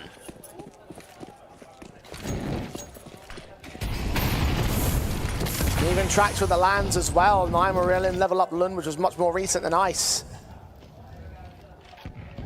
Michael's top of Bulgarian as well, trying to half-bite into this round, and well, that's the SMG combinations. Kragen getting 2 back, however. Red Star and Rainwaker have fallen. B-site is under siege, and Spellin stands alone. He needs to back up and hold himself together because his 2 teammates are tagged, and they need support on this retake. It seems like the bomb's going to go down here soon enough. Floats up, spray through, gets nothing for it. And 9 have complete control of the B side. They're out of there. They're saving their guns. Well, I'd be furious if I'm Cirque and Oxygen. We've made a play aggressively, and we've worked a lot of damage. We've caught almost everybody out there towards the apartments lurk. What's going on B? How are we not getting more impact? How are they not slowing them down against the Banana pressure? 500 are pressing on here still. They got it to a 2 versus 2, so SMG and AK with Manti looking the wrong way. This is perfect for Cirque. The round's still on here. It's all on rules now. Been part of a handful of clutches, but never turned up that impact for it. Bottom fragger of the board. Now's the time to change that. And he's just domed in an instant. Oxygen knows exactly where he is. No time. No time for the defuse, though. No kits in play. It's still not enough for 500. 9 will soldier ahead, and even the board at 11 all. And these are the kind of moments where I think you have to put emphasis on Rainwaker to say, mate, get us out of trouble. We're 11-6 up. We're now 11-11. You've had a quiet game. You can use excuses, or we can at least, but there's no excuses now. Round 23 and round 24, we need our #1 rifler. We need you to step up. from a guy as well who has been so hyped up over the last couple of years in the Bulgarian scene, the online circuit. He was doing wonderful things. And his chance at Liquid didn't work out. The return of 500 hasn't always been PG either. And maybe he's that difference maker to raise the basement of 500 to give them just a little bit of an extra edge over 9. An extra edge may be enough at 11 all to get the advantage, to take the match point in the case of 9, and probably the match itself, because the economy still hasn't recovered for 500. They've got no savings. AK's close. Oxygen. Oh, that's a hell of a double. Not quite a triple. Mantu and Rules traded Cirque with Stone concerned, but Rules, I think he suicided himself with a Molotov. Kragan still maintains control. 2v2. Bomb is down. 2 incendiaries for the retake and a smoke from Red Star. Mantu's going to slow them down on the post, and watch out for his incendiary. I expect that when the Moto smoke clears, that's when he'll put the incendiary up towards long. Puts it out on shore instead. Kragan leaning close. 1 victim to take. They're moving up. Molotov's heard. Spellen's making a ton of noise. Kragan can play it slow. Swings in for the spray, but loses it. Mantu now to be a hero. Bombs planted open for him. Gets the player at long. Looks at Spellen. Low HP. 1 good burst is all he's going to do it. He transitions back. Draws Spellen into the open, but locks in his triple. That almost completes the comeback for 9. At least takes the lead and the match point. With 1 more round to go to send 500 packing. How much more can Oxygen do? I mean, that's against an Apps pop. He gets 2 kills to start off that round, and then Rules eventually falls due to the util that's going out there towards Apps. So you can give the credit to Oxygen for getting 3 kills. Where's the help? The AWP from Cirque doesn't get anything from Short. Rainwaker doesn't get anything either. That may be one of the best holds that you will see against an Apps pop, and you're still not rewarded with a round win. Last tactical on 500, last chance saloon here in regulation, not just for this best of 3, but for the whole tournament. Match and elimination point for 9 against 500.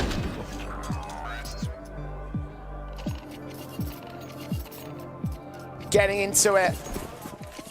Returning from what was a very dire scoreline difference, a 9-5 at 1 point for 500. It felt like this map, their map pick, should have been enough to keep them in the series, but no, not with the way things are going down right now. They need an overtime or bust. It's straight in for Spellen, again with a double sequence, a triple found, and the SMG. He may have found the answer they're looking for. Mantu's close, he will take the return back, but it's a 2v4 for him and Farven. Lack of anti-flash, perfect setup for Spellen to get in there.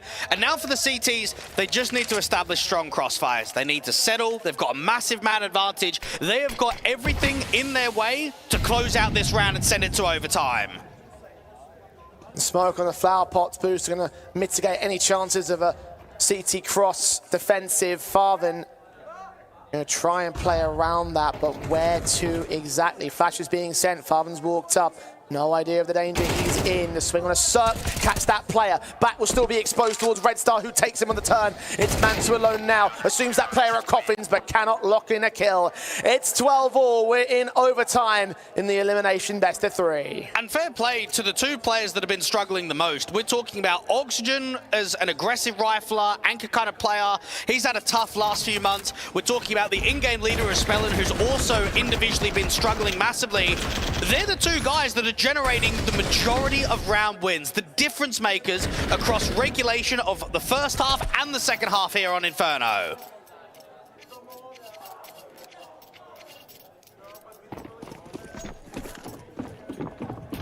Should have been a map at tactics for 9. Game of impact on 500. An impact across everyone seems to be the ultimate difference maker right now as we head to our first potentially 6 rounds. Oxygen again attempting a double sequence. The AK of Farven cuts him back before he can make it 2.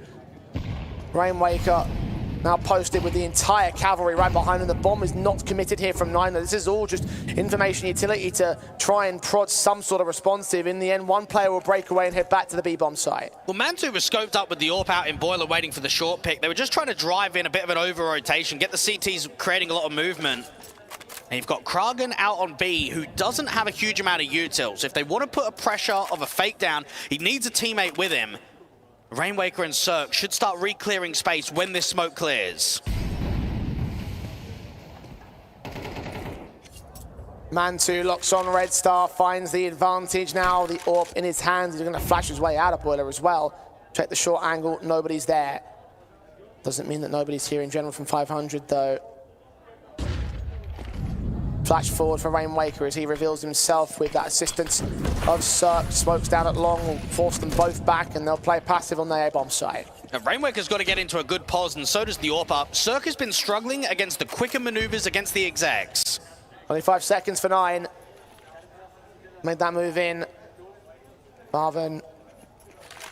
Side of that smoke in the apartment. Shots ringing out from Cirque, missing on the jump phase. Second one doesn't connect either. Third wire finally goes down. Spelling with his own trade. Rainwaker involved. Kragen trades back in a 1 versus 1. The bomb plant will look to come in. Kragen knows that Spelling's moving close. AK in his hands needs the headshot. The damage being done by the M4 though, continuing to compound against the man, but he turns right into that flash, and the Dane takes the first of OT. Oh man, look at Kragen on the player cam. He's going, Spelling, what, are you retired? Are you too old? You just looked at that flash. What are you doing in that 1v1? He can't believe it. The smirk on his face says it all.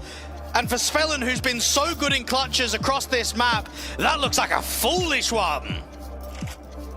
Mistying his lookings and got caught by a simple PC util.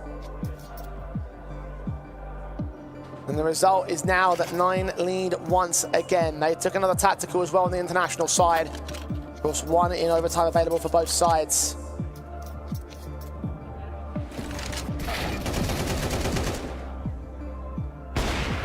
Lightning fast reactions that made a difference once again, a marginal difference that does tip things back in favor of the 9 side.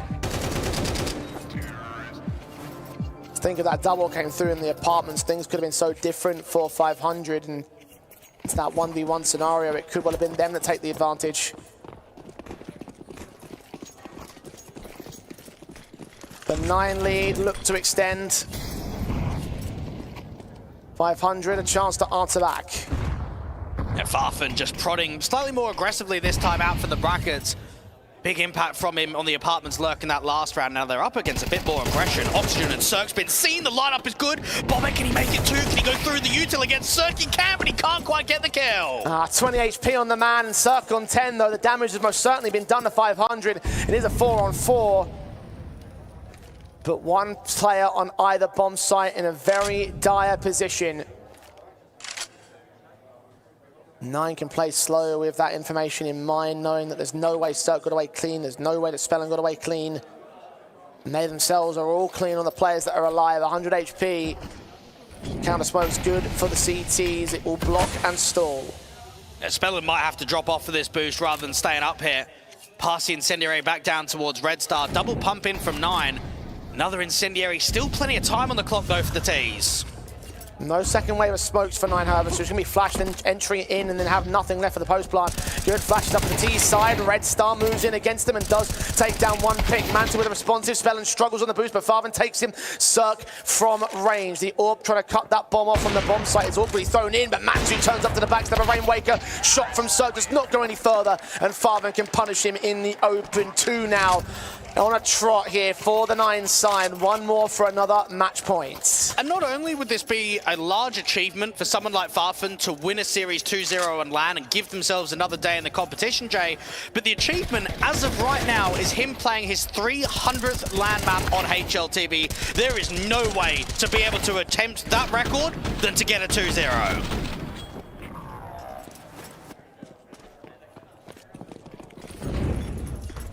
One more round required to get there. Kragen and Red Star go back and forth in Banana for the initial fights. Map point. What 9 are fighting for at the moment. A flawless T-side half as well in OT. You know how deadly the 3-0 halves can be. But 500 on that back foot when they're fighting for elimination. And you asked if Spellin can call his way into a return third map, and I guess that would really put that question to the test. But that captain to the test. Swing in for Oxygen, finds Rules, man advantage, extended and regained by 500. 3 kills on the trot, no trades available. Bobek, not even with the bomb on his back. It's exposed out in the open at the entrance to brackets, so there's nothing that he can do right here. He'll be going down soon enough.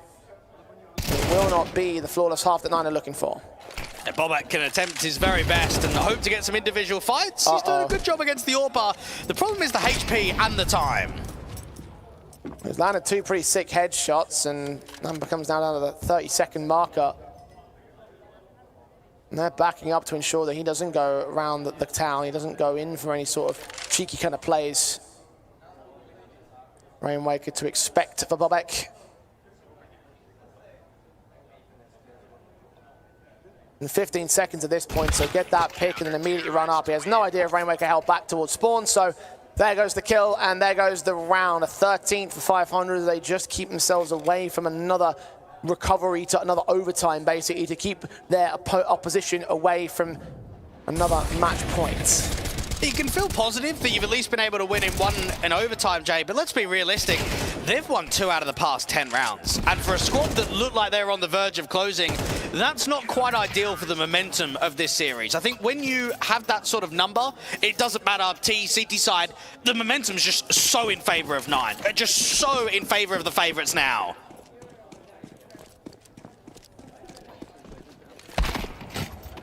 500 got a great momentum, and they'll do well to start again. Cirque, best position against Mantu, cuts him down at the cross back over at brackets.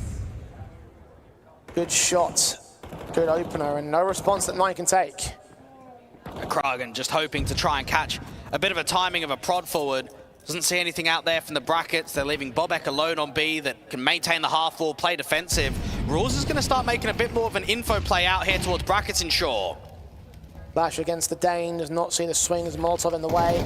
Flash forward, Seven to try and check 4. Spellin's back his turn, and Rules can't convert on Oxygen. The Orc peeks forward and Cirque marks him. Once again, it's Bobek in an impossible clutch. Rules knows that he should be getting 2 there. You're in a position where they're blinded, they're distracted, they're looking out towards long. More individual impact is warranted from you. And Bobek is just getting no hope in this clutch at all. No one overfighting. Good discipline from 500 in the 4v1. Going for a hero-like play, flashed himself with that smoke position as well. Can't even take Oxygen at 24 points of health. He'll maintain, I think, a triple in that round. And you're right, it should have been a lot more from Rules, and that flash peek forward. If he had gotten 2 kills out of it, the complexion of the defensive could have completely changed. But instead, it all turned up to 500 once again. We are even on the board. Momentum has stalled on 9.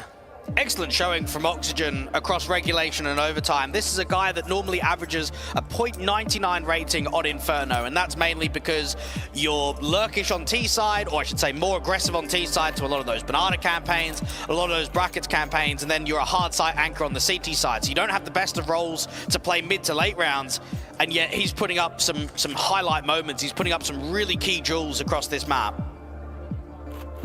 Another one of those young journeymen as part of this team. Best known for his time on Skade, of course. Also been around on some lesser successful projects like OG Academy and Entropic. Back home at 500, celebrating his year-long anniversary of joining the team this month.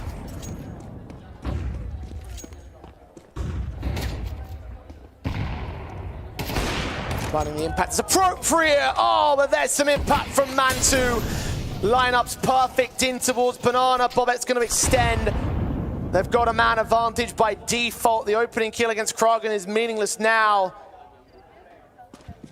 And look at how much space they're taking. Look how much information they've got in towards the A bomb site they look to go. Mantu not getting away with murder this time, though. Rainwaker finds him on rotate. Farvan's alone on the bomb site. sees his man, takes Rainwaker down. The bomb's been dropped as well with a strike back from Rules. Felon 1v3, not going to win this clutch. 9 are back on match points. This has been 2 rounds in a row now in which Circus won the opening duel probably within the first 5 or 10 seconds, just instantly. But this time there's a response elsewhere. And if I'm looking at the 2 AWPers, Mantu is completely outclassed Cirque today. We've seen an inconsistent behavior from the Bulgarian versus good consistency in the odd X Factor round from Mantu. And the lineup of 2, a great intuition for Bobek to realize that timing. Look, it's a risk, okay? He's pressing forward via counter util to clear out space towards top Banana. But as soon as he realizes that the half-fallen car is clear and then extends down Banana and doesn't see anything, you just get mass rotations. Far from playing out for time, Rules playing out from the archway. And that is a solo intuition play that just wins the round by itself.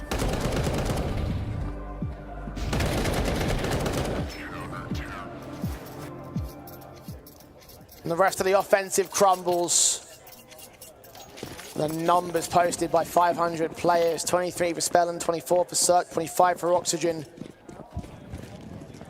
But Mantu still top of the server at 27. Kragen charging down mid. Mantu in from Banana, unable to find the impact he's looking for. Jump phase from one rifler. Bobek's the insurance policy. That Molotov not going to extend towards him. They're still driving the CTs back away from Banana is what they think at least. Bobek considering his own angles. Where is he going to see them? When's the smoke going to fade? Is he going to press? He'll hide back here. Oxygen thinks it's clear, and he thinks wrong. And now there's more emphasis out there towards Banana, fighting aggressively, and Bobek lines up another. Rainwaker's now the last one left, no bomb control, and a 1v4. Hell of a clutch from a hell of a player that has been a hell of an underwhelming man today. 13 deep in this map, bottom of the board alongside Rules on the other side. They're going to try and fight back for that bomb access. He needs to do so at some point. The smoke fades, the vertical crossfire should take hold, and 9 should do the same. 16 of 14, 2-0 in this best of 3. They will stay alive in the Conquest of Prague. 500 are going home early. Nicely done from 9, and an opportunity to perhaps try and see if you can get a rematch versus fnatic, whether that be in the next follow-up game, whether that be in the grand final. They'll look at how they performed at Level Up Lund, beating local sort of Nordic teams like your Alliance, like your Sashi, and say, mate, bring on the international competition. That's what we've come to beat. Indeed, we talk about how LAN is the big tester for the Tier 2 environment, and here with how few we have in the competition in the general CS landscape, it's all important to get these victories, and 9 have come here to do just that. They looked absolutely stellar on their own map pick. That much there is no doubt about, and here on this second map as well. Bit shaky at times because of 500 zone's comfortability, but when you get going, you can see how 9 get going, and I'm very excited to tell you as well, Dweck, that we're seeing a repeat of that form from the online environment. We're seeing a repeat from that Na'Vi Junior matchup, which we really were impressed about them for, and so I want to see if they can try and recontest those 2 opportunities, those 2 high-level teams in fnatic and ENCE. But for now, it's a victory for them. They stay alive. It's back to the desk. Tough match, tough second map for 500, and they will be the first team who will sadly leave Prague this weekend, this tournament. But I think for everyone in this arena and for casters, for you seeing the match at home, they put up a hell of a fight. Popov, what do you think was the main reason it didn't work out in the end? You didn't manage to close the second map?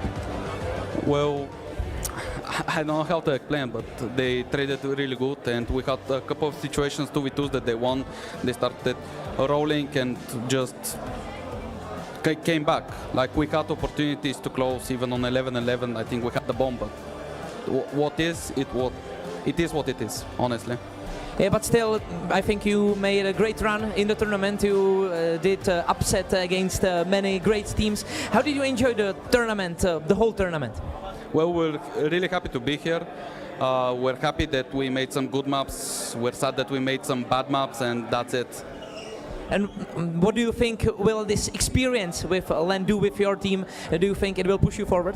Of course, it will give us a lot of experience. We talked a lot about it, and it's going to help us moving forward.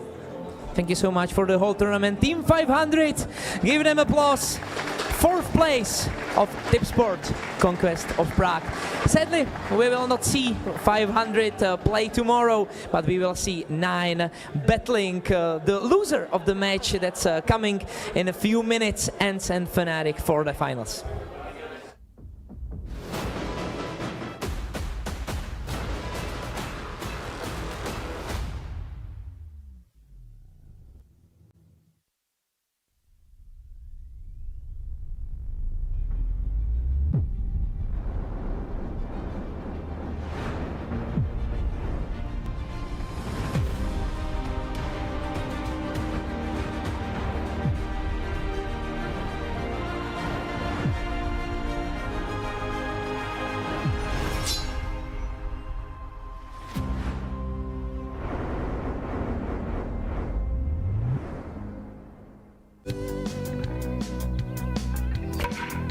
Začít něco novýho se zdá vždycky těžký. Co rád? Ale ať ti to půjde jakkoliv, jedno je jistý. Že si to užiješ. Vítej v největší komunitě sázkařů. Tipsport.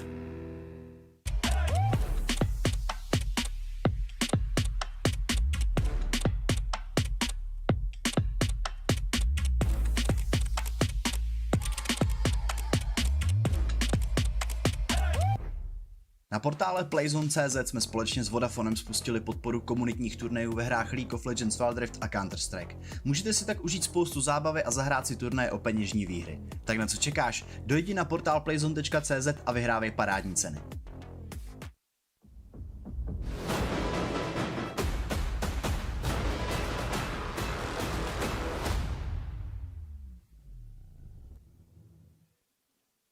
What an incredible even second map. It took 30 rounds for us to know the winner on Inferno, and it was just amazing. Now, Kotti will take us all the way back to the last round of the first half, where there is something we honestly should talk about. Yeah, well, indeed, we'll take a long way back. It's 18 rounds since the last one we saw in last few minutes. Well, let's take a look because in this very round BobXD managed to get an ace, but it wasn't just an ace. Really important was as well the team play we've seen during all this exact round. So the situation started like this. Faven through the instant, almost instant smoke, lower banana to block the vision and ability for T's to push into the banana. The response was imminent from the T side, blocking smoke to try to block the push from the other side, and of course Molly right behind that. And that caused that in this exact situation banana was somehow considered to be no man's land, but then of course the shift started. We can take a look at the very stream. Molly's came, and this is the moment where, of course, T's had no information in their headphones, so they've decided to push. And nice timing from CTs, who threw 2 Mollys in there to take the banana with ending Molly. BobXD together with Rawls were trying to take the space on the map. They are trying to push in, but the clash of 2 powers is imminent. So let's take a look at it, because a few major issues were caused here. Of course, oxygen allowing Team 500 to push in. Thanks to this open kill, 500 were almost sure that they will be able to take banana against 1 player, because they of course didn't know that their enemies since 9 started in freebie. So they are trying to make most possible income for them, and here comes the unlucky situation, thanks to which 9 were in the end able to manage win this round. We will see that in a second. Here you can see BobXD's flash, which will pop right in the middle of banana to blind not only Oxygen, but Red Star as well.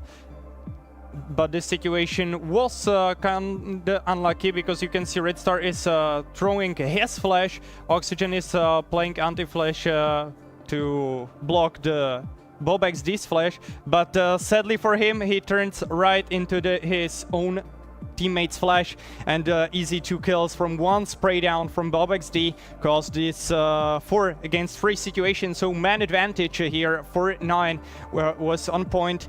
And of course the mid-round crazy kill will come right now in a few seconds from BobXD, who will through the smoke kill one of his enemies. And I think it will be Spellen, who will lost his life here through the smoke.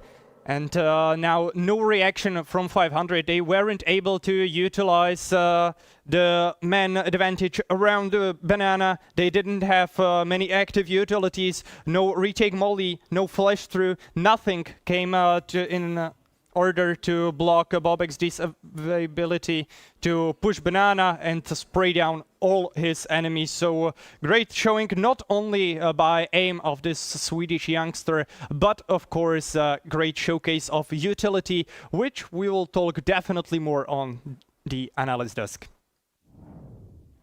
Definitely agree. I think this showcased perfectly the 2 main parts of the comeback, let's say, of 9, or the last push over the line that took them to the tomorrow's matches. Because I think BobXD and his performance, his clutches, his multi-kills, and of course the utility. I mean, the utility was just insane in the last few rounds. Yeah, especially in the last few rounds. I think 9 actually tried to get a bit better at that, because on the CT side of the OT, they were using it quite a lot, and it helped in those clutches when they needed it the most. But we have to also mention Mantu. He was excellent throughout the whole game, and it was his triple kill in a rather poor buy when it was 11-6 for 500 that he opened the round, got those 3 kills, and since then 9 were steamrolling pretty much through the 500 offenses. No, for sure, Mantu, I mean, we were talking about it. He needs to step up today. He needs to perform. Yeah. It must be on him. And on both maps, I think he delivered, for sure. He woke up. I mean, yesterday we pretty much didn't even see him. As far as I remember, I think he only got like 3 or 4 kills with an AWP throughout the whole best of 3 yesterday. But today, man, that's a different player. That's a different beast. And I didn't really want to... If I was in the shoes of 500, I wouldn't want to cross his path. But we have to be honest, Cirque didn't play bad so well. For sure. He had a beautiful game on Inferno. He didn't stay behind his opponent, of course. 3 kill difference, but that's almost nothing. He did a great job here, just like Oxygen, just like Spellen. Every one of these players, 24 or Oxygen, 25 kills. But sad to be free for Rainwaker. Maybe we had the biggest expectations after yesterday's showing from him, but sadly it took him a long time to warm up. Here we can see on the screen 17 or 18th, 19th round, only 5 kills on Rainwaker. That's too low. And in comparison with Rolls, who was the lowest fragging member of the opposing team, it was 5-9 at that point of view, at that point of time. So of course that's a difference maker. Almost twice. Yeah, almost twice. And it was a really close match. So details, I mean details, quote unquote, in matches like this really do matter.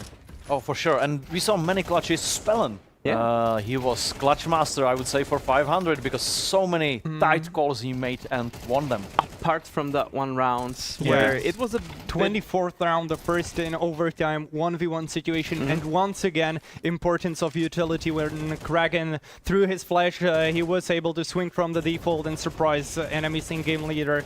And flashes were pretty important, like you can say only $200. That's easy utility that can be maybe lost during the round. But the pop flashes made the difference. It was 11-12 in favor of 9 when 500 successfully threw a pop flash to the top banana and were able to send us into the overtime. And even in overtime, Ral's flash decided the 29th round. So many pop flashes, and what a great utility As expected on Inferno, and I'm really glad that we got to see this, especially between those two teams in such an important match. Yeah, but when you're saying it's only 200, I have to address the 23rd round, I believe. It was 11-11, and then amazing call by 500 because bomb was planted, side was taken, and we were like, okay, they have to save, right? They have to go for the overtime. But no, there was a big rotation around Banana. From Cirque, MP9 towards the back. And there was a great detail by his teammate who smoked the Banana cross, so enemies didn't expect Cirque going there. Now, amazing take of the sides, but yeah, you mentioned 200. Now we're down to, I mean, don't be a loser, right? Buy the diffuser, because it was really just seconds, maybe not even. Yes, so close. It was heartbreaking for them in the end. I think if they managed to win that, we would go to decider, but it wasn't meant to be.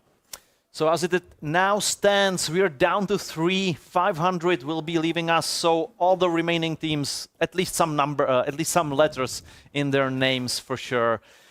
The only numbered one is gone in 4th place. I think they will be sad because it was all of it just very, very close. But I mean, that's life, right? That's yes. Yeah, as Popov said, they're gonna take a lot of experience from this LAN. They're gonna learn from it and hopefully try to qualify for another LAN in the near future, if it's possible for them. But yeah, experience, that's what they can take from this. For sure. Unfortunately for them, the losing streak continues, and now we'll get to the winner's match. ENCE versus fnatic. What a game awaits us. We are expecting a banger, definitely 3 maps, because we didn't get them here. I'm pretty sad, because I thought we will see 6 maps today. That's not possible anymore, so hopefully at least 5. Okay, we'll see how it happens. I mean, fnatic and huge names that will clash here, both with a lot of, well, only 2 teams with major winners. So we'll see what will happen in a few minutes. In this next competition, we pit the teams against each other. Each of the teams has 5 weapons to choose from. However, each weapon could only be picked once per team. Which of our teams took the best shot? Oh. Yeah, but he hits the red. Oh, that's my boy. Aims me. Oh, it's in the red. Oh, Lord! He aims again. Ooh, when he hits the red, Just aiming, taking it easy, taking his time. Boom! Oh, it's outside. That's fine as well. That's fine, that's fine. Oh, yeah. Oh, it was so close, bro. Damn, that's a nice shot from Pavel. No! It's device in front, bro. It's device. Nice. Works every time. Yes! Okay. Better than nothing. Let's go. So you just decide not to perform live, that's it? Bro. Okay. Body? Ooh, so many points, bro. Yeah, that's a hit. Yes! No, that did not sound good. Yeah. No, bullseye! Let's go! I think pistol is really easy. Oh my lord. Yes! Right! What the fuck are you doing, bro? Oh my god. Josef, take cover. Oi! How about it above? At least I hit. Oh my god! Is you taking me? Oh, that would be a good one. Oh, the captain of ENCE Sports. On the knife. Holy shit. You know my mom used to do this. It's good. But she was aiming at me. Bro, it's bro. Oh shit. Ah. Take Pepper. That's fine. Yep, we're back. Quick scope. Oh, malfunction. With the ball. Oh! It's on the blue black, I don't know. Suka. Yep. We're done. Давай, Виктор, давай! Давай! Oh. Nice. Okay. Alright. You win. A lot to win. What can I say? Похуй.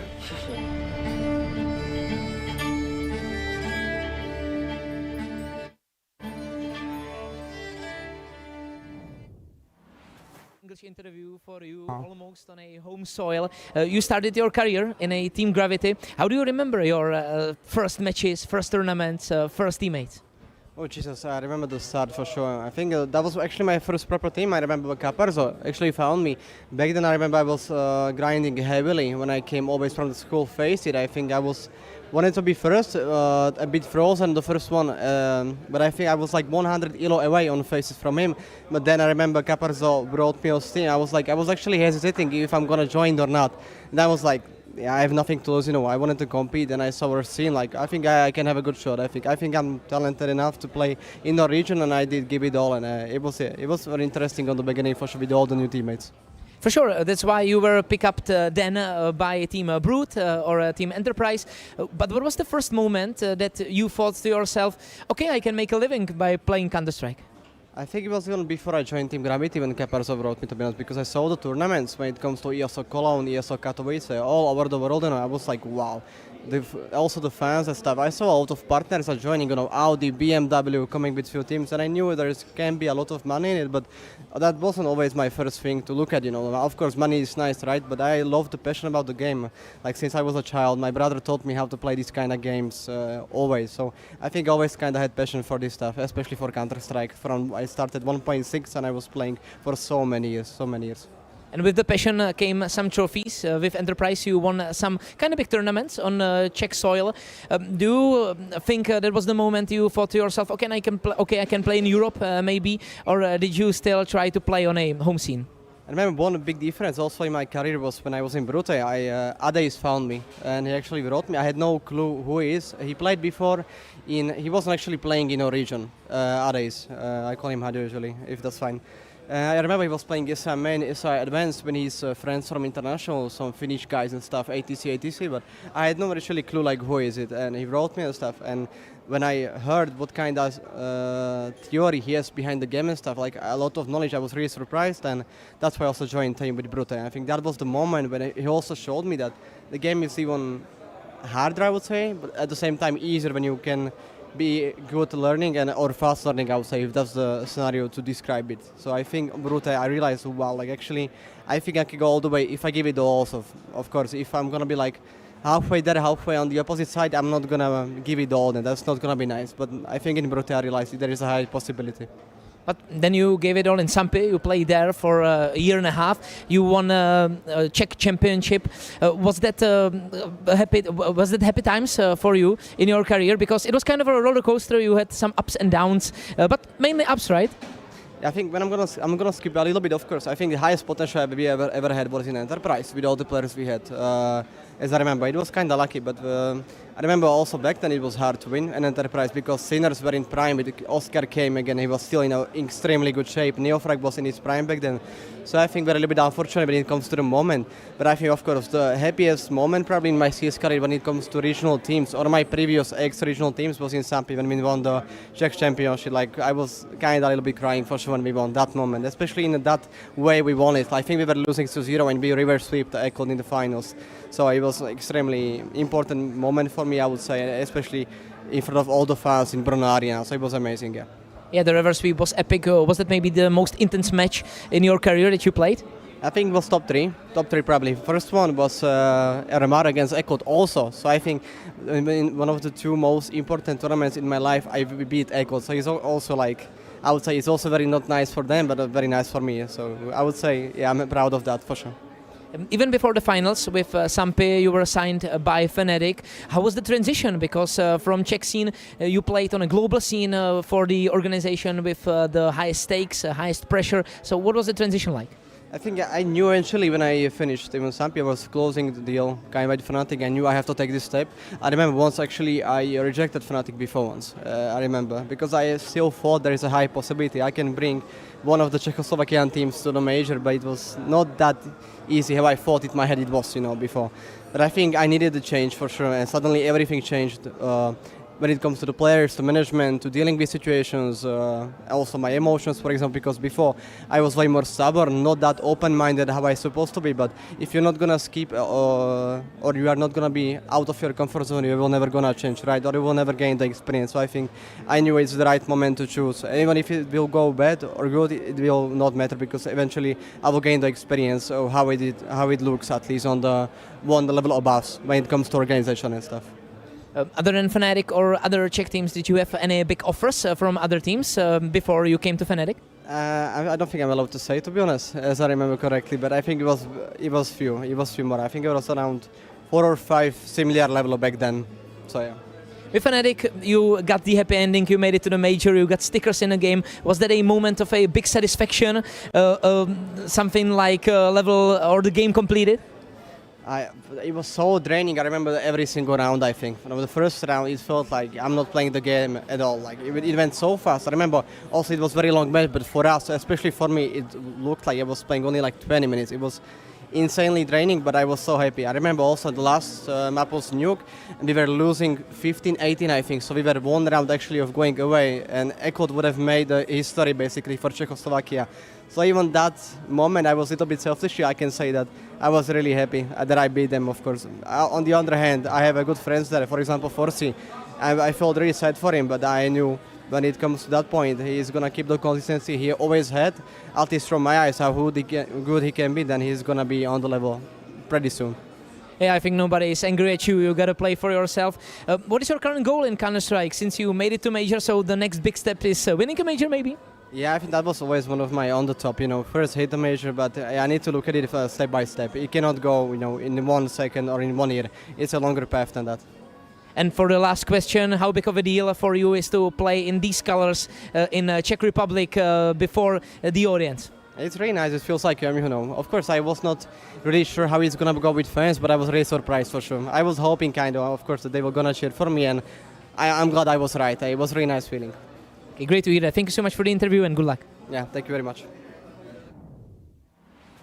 Huge take back down the memory lane with Mattis. I remember him at the beginnings of his career, and now, of course, fighting for Fnatic. I was glad he mentioned Caparzo, because that's honestly, like, when you look at the players he brought to the scene, he can do scout for like top tier team in the world. I think it's amazing. Definitely, he even I'm not sure if he still has it, but he had a organization called Gravity that actually managed to pull through all the talents. So I think the name itself was encompassing his efforts to actually pull out the best talents. But I think it's a little bit different right now. The whole situation around the grassroots growing up towards the top scene. I think it's a situation where now it's not that much about Face It Elo. Of course, maybe on the local scene you can somehow impact that, but on the global scene, Storm, I don't think you will be able to, let's say, follow this trend that he will just give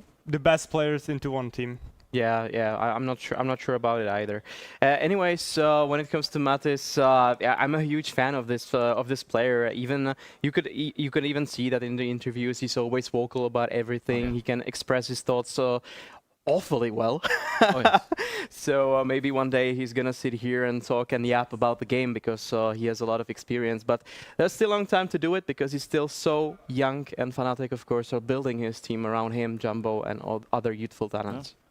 Let's see what they're up against, because we're going for our second match of the day, the winner's match of second day of Tipsport Conquest of Prague. Fnatic will face ENCE. We saw these two teams kind of struggle through yesterday's matches. It wasn't as clean as they hoped, I guess. Both two matches went to third map, so we saw many deciding ENCEs yesterday. So today, what can we expect from these two? Will it be again 3 maps? I think you both said yes, it will. Immediately, so. yes. But the winner is kind of unknown, because I did a little pilgrimage through the arena and asking a few of my friends how will this match end, but they didn't get the same winner after all. Some of them said ENCE, some of them fnatic. And that applies to what we actually think, because it's really 50-50. Maybe not on paper when you like see it statistically, but honestly, fnatic are playing in a really good form, as well as ENCE. So I think this is a coin flip about who's actually going to win. Yeah. It seems to be. Let's now listen to what one of the biggest legends of CS era has to say.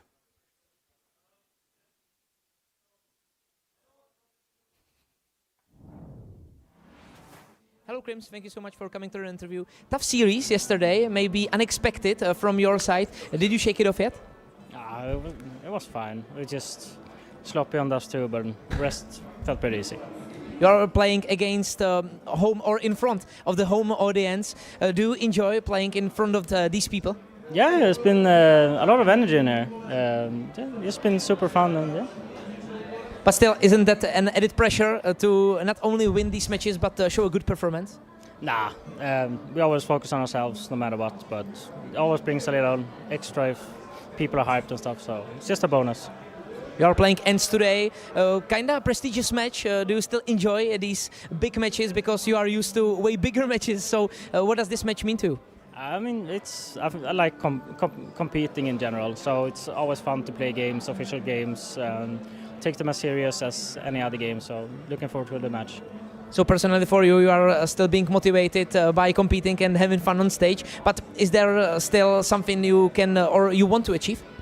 I mean, for sure try to get back on top. It's a long grind, but I'm just having a good time. So. Against ENCE, who is the player you are most cautious about from the enemy team? I think no one, to be honest. They're a good team. I think everyone can shoot, so yeah, just be prepared, I guess. Doesn't matter today's result, but do you think you will still meet them in the finals? I don't know, actually. We'll have to win this game first, and then we'll see. Okay, thank you so much for the interview, and good luck. Thank you. Thank you. You just gotta love Grims. I mean, what a legend. Look at his career, look at his stats, look at everything he did for fnatic, and now he's still here and still carrying this team strong. Yeah, and imagine he would like follow his tattoo on his neck, and we would put crown on him after this whole event. That would be great. And I think what's the most insane thing is that in the opposing team, of course, there's Glaive. So when it comes to legends of the game, of course, Crims has been here for a bit of a longer time on the Tier 1 scene. But still, Glaive has 4 major wins, and he has, I think, 14 major attendances. So it's insane that we actually can host these legends at the same time against each other, pitted against each other in one match. Yes, but let's not use the F word again, the firepower. What can we expect from fnatic? Well, of course, they recently let go their coach, promoted independent from assistant to the main coach, added 2 youth talents from Bastion UA, changed playstyle to fit Fierce, new IGL role. He brought new options, new opinions, he's following the meta well, and Jumbo, a sniper to finally depend on. These are the recent changes, these are the recent prolific moments for fnatic that actually happened, and that I think propelled them, or will propel them, to the top of the top. And when it comes to Mattis, we have seen what he can do. Yesterday on Dust 2, he had 20 kills in like 13 rounds. Ace, quad skill, a lot of impact, even on train. And I'm of course gonna use the word firepower because we simply have to, as Blame even said it in an interview yesterday. You cannot talk about it. You cannot not talk about it because you have Blame, you have Mattis, you have Jumbo. Even Fear can frag well. So you have a nice cocktail of experience in youth that if you drink, you're gonna feel really well. Yes. So apart from Mattis, I mean, as you said, the firepower is just insane. But what is gonna be today against ENCE? Because they need to bring more than just firepower. I think that a great plus to these players will be Jumbo, who somehow, for me personally, was the best playing player during the first day of this tournament. Plus, maybe the potential duel between 2 in-game leaders, where we consider Fear to be the more, let's say, star player-like with some of his positions and his playstyle and so on. So I think this could make a difference if he will let's say, continue in the results we saw from him in the last matches. Okay, let's now hear from the interview with member of team ENCE. Hello SDI, thank you so much for coming to the interview. What did you do yesterday after losing second map to restart yourselves? Because the series was maybe surprisingly harder than you expected. I mean, we didn't do anything special. We knew that sometimes this game is like this.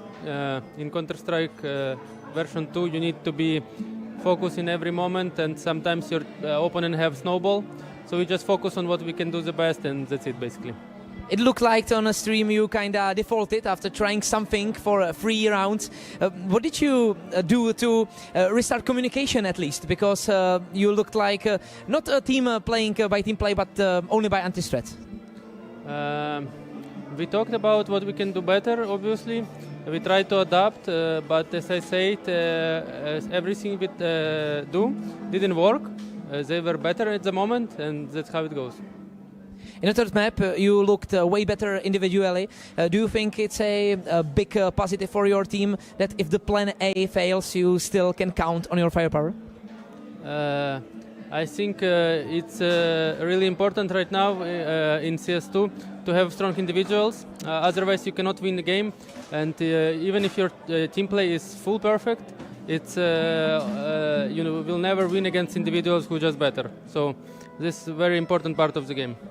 Today you are playing fnatic on LAN. It's a kind of prestigious match. Are you looking forward to it? Because to play fnatic in front of an audience, it's not happening every day. Yeah, I always love to play on LAN. That's my favorite scene in Counter-Strike player career. So I hope it will be a fun match, and I think we always have close games against them. So. Obviously, your team and fnatic are the biggest favorites to win the whole tournament. Do you think doesn't matter the result today, you will still meet them in the finals? I can say it's a big chance of it, but don't underestimate 9. They were very strong online lately, and if they bring it tomorrow, it could be a fair match for anyone. Okay, thank you so much for the interview and good luck for the match. Thank you. I mean, it's true what SDI said, because team that loses this match will have to go against 9 and then against the maybe not so, but then definitely the finals. So it's going to be hard tomorrow to win 2 matches in a row. When we like to connect the names fnatic with firepower, we can't underestimate ENCE for sure. Because currently in the top 8 statistic-wise players, 4 are from fnatic, 4 are from ENCE, so it seems kind of dominant. So let's talk about them. Of course, Netiu, the biggest star of this tournament, 141, but Kaspersky not far behind him, actually only 0.01 rating points behind his French teammate. So a very good showing by these 2 youngsters. And the third one, we already spoke about him earlier today, SDI man himself, who was already on the interview, is, well, doing great. During this entire tournament, even in Swiss stage, he was a part of some important rounds for ENCE in order to save their unbeatable status. So I think they are playing really good team-wise. And Netiu, as I've mentioned, the statistically best player in here. And maybe not the favorite or the most favorite, but I pretty like him and his showing on this tournament. And you said the unbeatable status. Yeah, they were so close to actually losing in the qualifications 2 times in the plane and before the round. So I think it was against Maestro. I'm not really sure right now, but it was 2 times in Dust 2 overtimes. Insane. But they managed to pull through. And of course, when it comes to fnatic, they only lost 1 map. So they came here, lost 1 map each on both the first rounds, but so far I think they're gonna lose the second one, both of them. At least 1. You mentioned Dust 2. Will there be Dust 2? Just say yes, no, because we got the veto ready. If yes, a team which will win Dust will win the whole series. I agree. I don't think it's gonna be there. We're gonna see. Okay, let us see. A Nuke Inferno are out. And that's still a possibility, and it is here there. it comes. It's fixed. Okay. It was, of course, something that we were talking about as well, that it might come to this. The first bans were expected, and a train as a decider, that's something we haven't seen yet. And I think as a decider, this could potentially be a huge plus for Fnatic, because in the recent times, these two teams, of course, met in the online tournament. And yeah, ENCE was much better. They won 4 maps. Fnatic won only 2. It was extremely close. One of those was Train. But we have to say that all 4 maps that ENCE actually won, Fnatic didn't get didn't even one time get double digits. Yeah, I mean, Fnatic's Train yesterday was just clean. It was easy. Phenomenal. It was what was the quote from the Fnatic manager? It was almost their A game. It was good beer, good CS, good life or something after Train or halfway through Train. So I mean, Crimson is enjoying local beer, so I guess I think that's the fuel to go on. But jokes aside, yeah, they just obliterated 9 on their own pick. yeah, for sure. So let's see if something changed in betting odds for this match. Of course, our title partner, Tipsport, Fnatic. Oh my god, 50-50. So I mean, we were even saying they that. won't help us. I mean, this is insane because when I looked yesterday, I think ENCE were favorite, like 1.6 or something to 2.2. So a lot has changed during the night. Maybe it was the way the Fnatic actually played. Like, yeah, they did both lose Dust 2, but how Fnatic actually managed to win the first and the third map is the deciding factor here, the recent form. Yeah. I think it's like when you don't know how high odds to put, you put 1.8. But I so- think I think that's the first time we have actually seen that both teams actually have the same odds. No, that's for sure first time in a long, long time. It's not just this tournament, but for a long time for myself. Yeah. That's that just shows that this match is gonna be incredibly even. Can we expect overtimes, or will it be more even on a map scale? Let's say, okay, you know, 13-5, 13-5, and then decider, or will it be even maps? Well, considering the history, yeah, probably, or at least one map. I'm not sure if we get to decide if Train is an overtime-worthy map between those two teams, but Dust 2, hell yeah, count me in, because of what we've seen. A lot of mistakes during the previous rounds. Massage is needed, of course, here. Yeah, that's also utility, you know, usage. Real life. And it costs nothing when you do full buy. You don't have to invest in this. Well, this massage only pistol. love. It takes only love. But this massage pistol is pretty expensive, so you need to invest. But not for the player. I'm not sure what rules says about like massage during the actual rounds. So Could be check it. distracting, maybe. Yeah, I mean in poker you can definitely do that. So no, but honestly, let's get back to the match. Fnatic, we said firepower, of course, many times.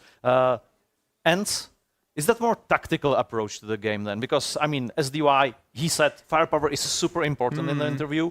You said Netiu, of course, one of the best shots here. Kaspersky as well. SDY. Well, they are showing strong individual performance as well, so I think here it will be more about the team play than yesterday when sometimes we saw the really aggression, which meant, oh, we feel safe now, we'll do some aggressive play to Especially show on CT side. that we feel confident in our map picks or in our bids. So all in all, I think we'll say that this very matchup will be more tactically approached than the yesterday's. The only thing I would still need to mention is that they actually met in Austin Major MRQ. It was 1-2 in Swiss. ENCE went on top, and SDY had plus 33, 100 ADR, and 176 rating. The best map for him was Anubis, which we're not going to see today. Maybe that's why. But he completely obliterated Fnatic and their chances. We will see Anubis. Oh, we do? I think. Oh, sorry. It's Maybe I picked just. by ENCE. Oh yeah. That's Or my. isn't it? Yeah. That's probably it. Yeah. But I'm gonna now move towards the possible decider. Because is there some advantage for ENCE that they just saw Fnatic play it? Yeah. Thank you. Yeah. Fnatic play it yesterday. I mean, that's very fresh information. Or was it just such a roller coaster from Fnatic that ENCE can just, yeah, they won everything. Sorry, there is nothing we can work here there. Well, it was very unique style from Fnatic, right? It was very aggressive, pushing forward. So can ENCE work with this when we get to Decider?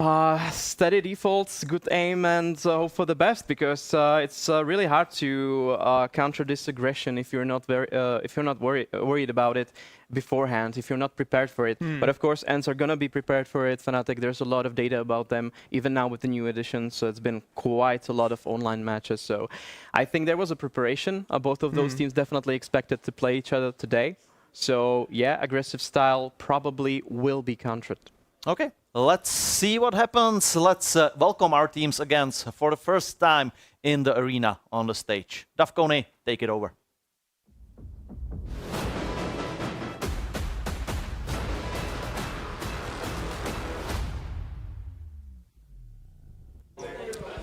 The winner's match of Tipsport Conquest of Prague is upon us, and what a winner's match this will be. You don't get to see organizations like these two battle in Prague on this stage every day. Not only every day, but you don't see them battle here every week, every month, every year. It's a big, big pleasure to see them play against each other. So let's welcome the first one, Team ENCE!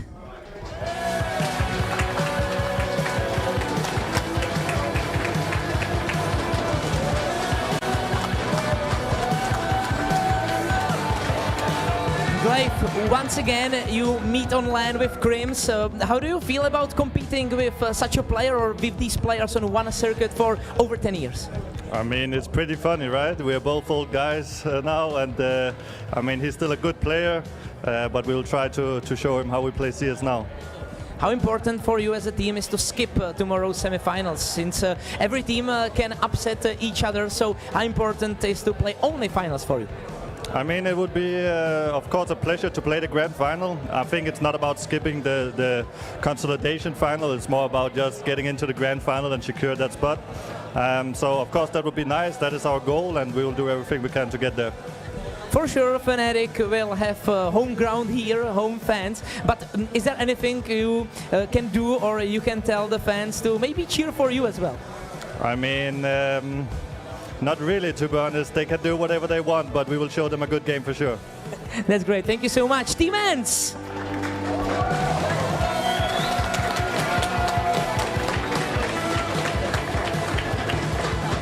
And as I said, Team Fnatic will definitely be the home favorites, because this crowd loves them. Not only because of Metis, but other legendary or upcoming players. So let's welcome them with a huge cheer. Fnatic!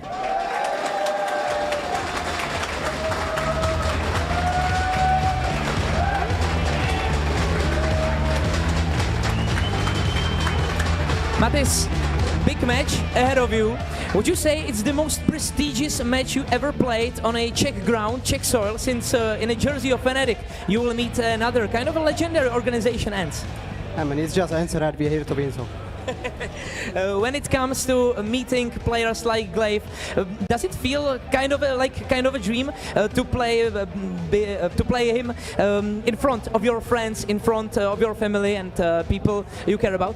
Yeah, I mean, of course, he's a legend of the game, right? I think he has won multiple majors, so he's a legend of the game. So it's gonna be always a nice match.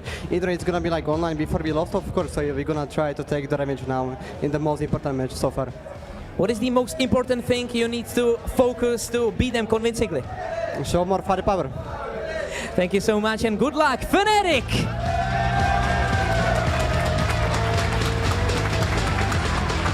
Historically, these two rosters met each other 2 times.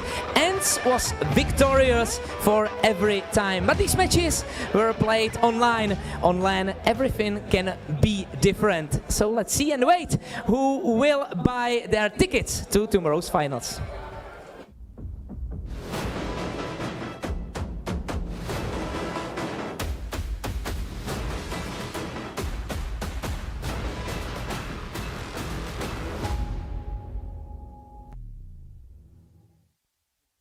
Well, everything can indeed be different on LAN, but that doesn't take away from the fact that ENCE have had the one-up over the fnatic side in previous history. A matchup early this month with the exact same maps in today's veto as it was back then. The MRQ that sent fnatic ultimately packing out of the competition. There's so many things that ENCE have over the fnatic side. The only thing is without that LAN win. And knowing that you've been eliminated twice by your opposition, this is the perfect way to get into a grand final. Because, let's be realistic, LAN is a different atmosphere. And this fnatic roster is built to perform on LAN. You've got Crims, that's an ex-tier 1 player. You've got BlameF in the same conversation. And you've got Matties that has played a lot of local LANs in the divisions of both Enterprise and Sampi. So I would say that on LAN, fnatic should perform at a higher level than what ENCE should.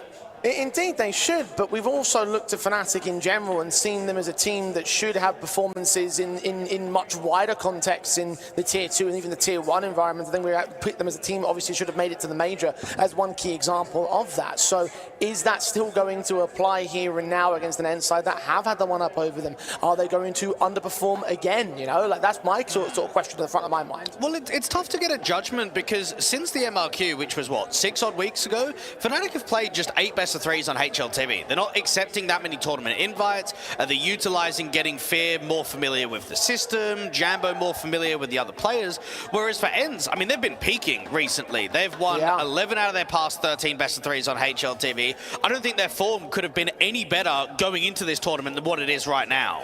Yeah, like there's just so much green, like you'd be just contested by a simple like rolling hills background desktop, right? That's really what you've got in the case of the ENCE side and what they've been doing recently. It puts them up to number 29 in the world as of this morning on HLTV on VRS rankings. So they've got a lot going for them. It does mean that on the other side of fnatic, a victory over them could allow some bounty points to be reserved in terms of the VRS rankings and opportunities available in that respect. But it's just like, you are right when it comes to looking at ENCE coming into this tournament. Like, you couldn't ask for a better run of form. It's now about translating that onto LAN, which is always the big thing to talk about with players as new and as young, as inexperienced as they are in at least 3 cases of the roster. Well, let's just look at Glaive as an example. I mean, he's struggled to win almost anything since joining up on ENCE, and he's been here for quite some time now. You look at SDY and what he brought out on Monty. I think he's an exceptional LAN player, really good rifler. The problem is you've got a lot of youth, and to expect Potty, Kaspersky, and Naitu to constantly perform best of 3 in, best of 3 out on LAN, it's not easy to put that pressure on those 3 young players. No, but at least for the majority of the players, they have at least had one LAN title on their in their pouch, right? That being the Elisa Masters Expo at the tail end of last year. In fact, Kaspersky's first tournament with the team was that Elisa event. So you've got at least something and proof that they can do it when push comes to shove. But when push comes to shove against fnatic is another thing entirely. I will say that to the credit of the fnatic side, they've always made it 3-map affairs, right? The last 2 head-to-heads do favour ENCE, but they've always been 3-map affairs. They've always been down to the wire, and they have always gone the distance when it came time to go into fnatic's own strengths. Thinking about how Train went to 16-14, or during the MRQ, the Ancient went to 13-11. So we're talking about some very sort of closely contested map ups from the fnatic side, and something I think that could still give a bit of a fight right here on LAN. See, it's funny. I think it's going to be a 2-0 for fnatic, Jay. I just think the online versus LAN is too much. I mean, look at for fnatic. I mean, even though they haven't been to a single LAN this year as of yet, this is still them that qualified to the last major with the same core, still them making top 4 at Rest Regional Champions. I just feel that with fnatic's LAN results, they completely outweigh what ENCE have done online recently. I mean, I can understand where you come from with that respect, but it's just like, at the end of the day, you have still got a team that are peaking right now. So that really is the ultimate difference maker, is what you think about the LAN performance that could potentially come through from the ENCE lads. And as well as that, I also will say that in terms of LAN so far this year, remember, neither side have been towards LANs as of yet. Like, it's always been the end of last year where we've seen them obviously go towards the Elisa event and the major itself, which obviously is going to be a point in fnatic's favour, but we are talking back like 5-6 months ago now. Yeah, we are, and that's probably where both of these teams are so hungry for a title. I mean, for ENCE to basically bring Kaspersky and Naitu in, win a LAN instantly, and then not see another one for over 6 months. It's like, come on, what are we doing? We're grinding in tier 2, we're trying to qualify, we just can't make it happen. Both teams weren't able to get themselves to the major. Both teams haven't even been that close in a lot of closed qualifiers or any tier 2 tournaments that has a LAN from some sort of pathway. So the fact that they're finally here and they're facing each other off, you can be realistic and say it's probably going to be a rematch in the grand final from the upper bracket final, but you've got to play the teams in front of you, and you've got to win when it's required.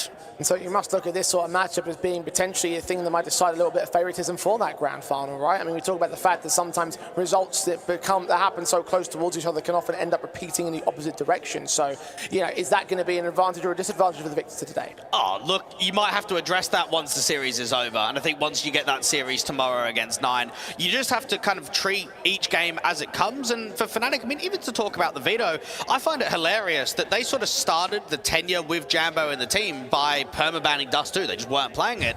And then slowly, they've been introducing it into the map pool. They've been banning Nuke instead. And now, as of recently, they've just been picking Dust 2. So it probably tells you what Fear has as a caller and what Jambo brings in comparison to Bermalov on how Fnatic can change their map pool as the months continue on and as they can participate in more tournaments. You want to look at that sort of map as being kind of like the key strength in the improvement, I think, from the Fnatic side, because it goes from being a third map decider in the last head-to-head during the Thunderpick event now to here today, where it is their most default map pick. Now, in terms of the map up itself, how does that weigh up for ENCE on the contrary? I would say Dust 2 is a pretty good map from them, but then can we really say that if they were up 11-3 versus 500 yesterday and didn't close? I mean, who gets yourself in a position like that? Who takes responsibility? Who takes the blame?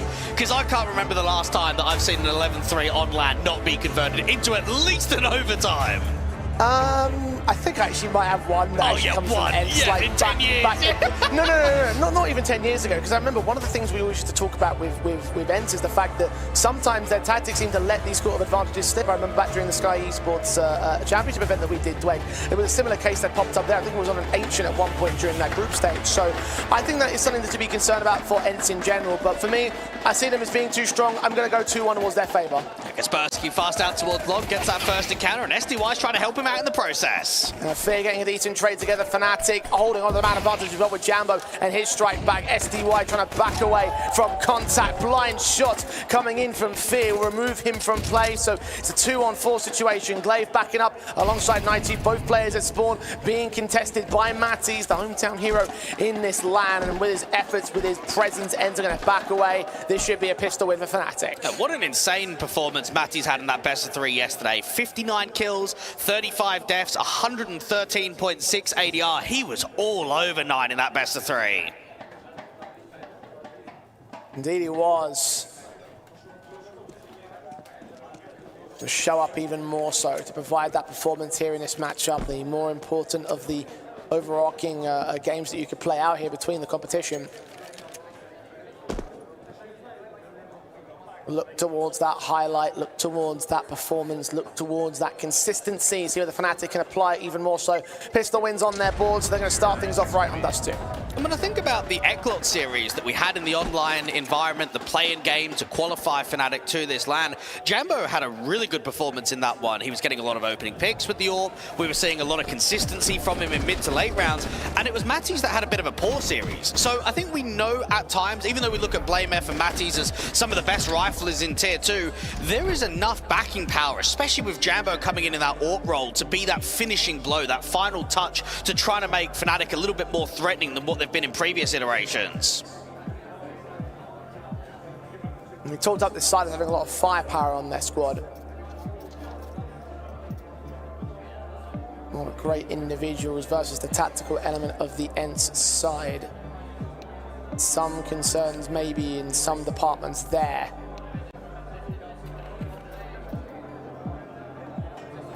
How much performance could continue to get delivered as well from the ENCE players? They were talking about SDY in their last head-to-head meeting, or not last one, the one during the MRQ.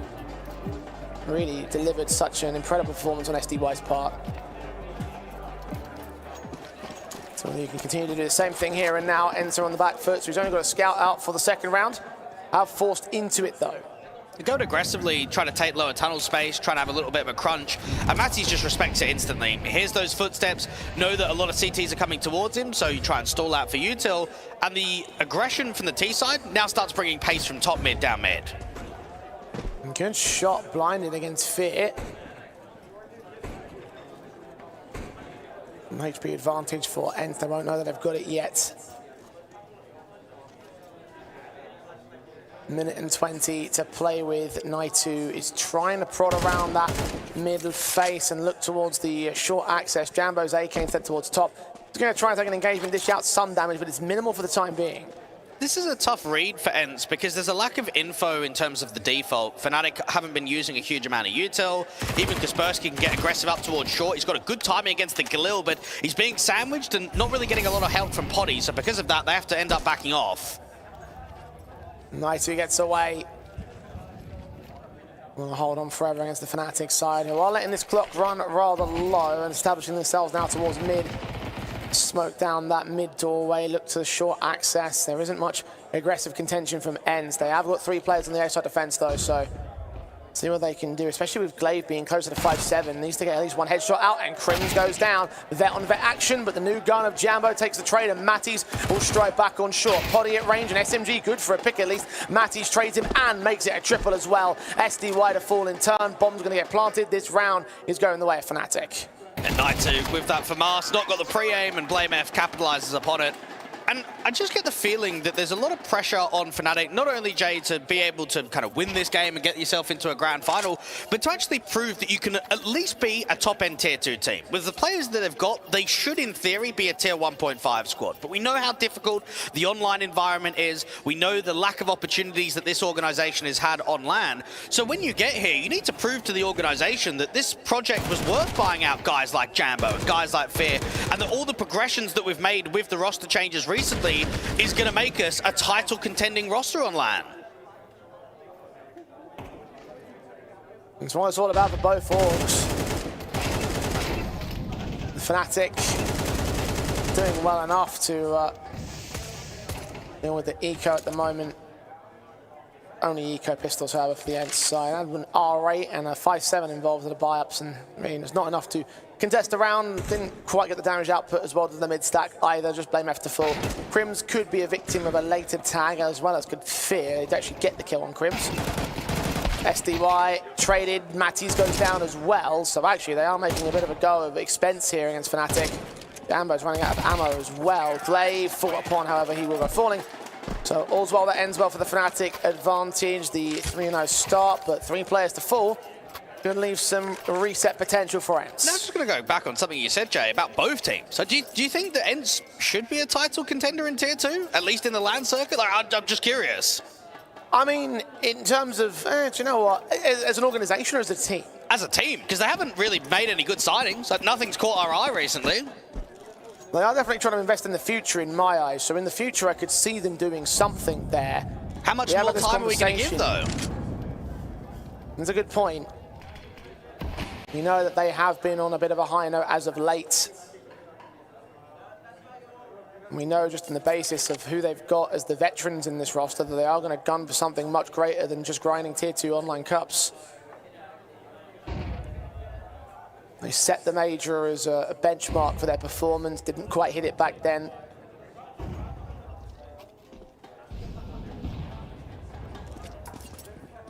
In spite of what you might say, they are still one of our 2 front runners, the other one being fnatic at the moment here in Conquest of Prague. Shot on from Poddy, connects on Fear to kick things off in the rifle round. And BlameF wants to take this moment to start accelerating, start putting pressure on elsewhere, and out towards short. SDY is just in the open. Kill on from Poddy though, returns to his double. BlameF to fall, Crims looking to act out of this longhouse. Glaive takes him once again. Jambo can trade it. Advantage stays with ENCE though. They'll back off for a moment, try play for the retake because they're a little bit spread out. Quick swings in from Glaive, getting Matties next up. It's all Jambo, all alone. That new young signing, or newer young signing, but unable to apply on the clutch. It's ENCE to start things off for their own CT side. Well, at least Poddy's showing up, because that round looked quite uncomfortable there from ENCE. You've got the AWP with break into the smoke, getting an opening kill, instantly transitioning out towards a car angle and making it 2. SDY just got caught so flat-footed, and it helps that your long player is able to sort of discipline the likes of Crims and not give an opener. fnatic will be happy that they got it into a post plant, but they'll look at that and say, yeah, we gave a little bit too much against the AWPer.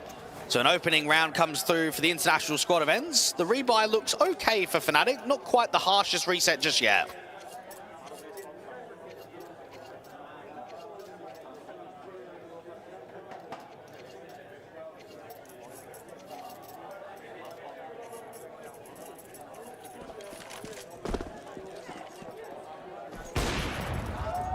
Oh, what a shot for Jambo. Well reacted to. Naitu first to fall. One man down the side of the CT forces. A very difficult shot to hit as well towards mid door.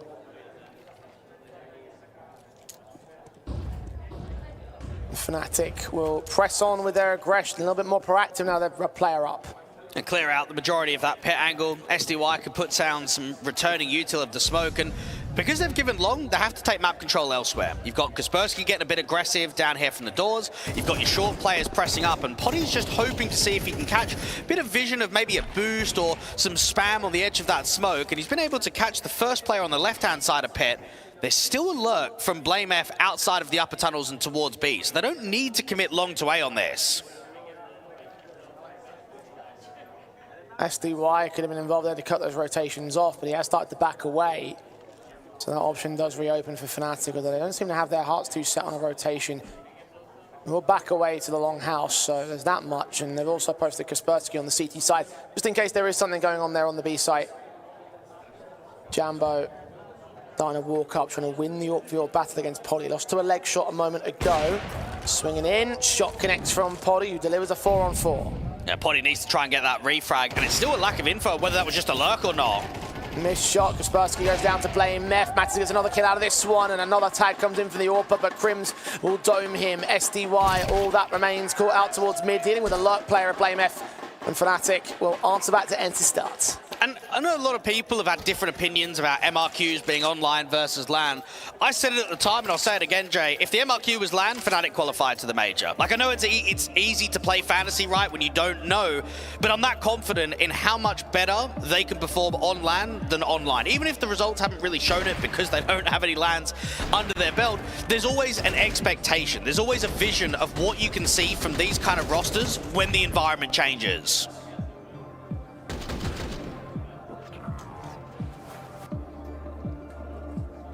fnatic, currently the ones that are leading their pick of Dust 2, going well on their T side. Early tacticals called in by the ENCE squad.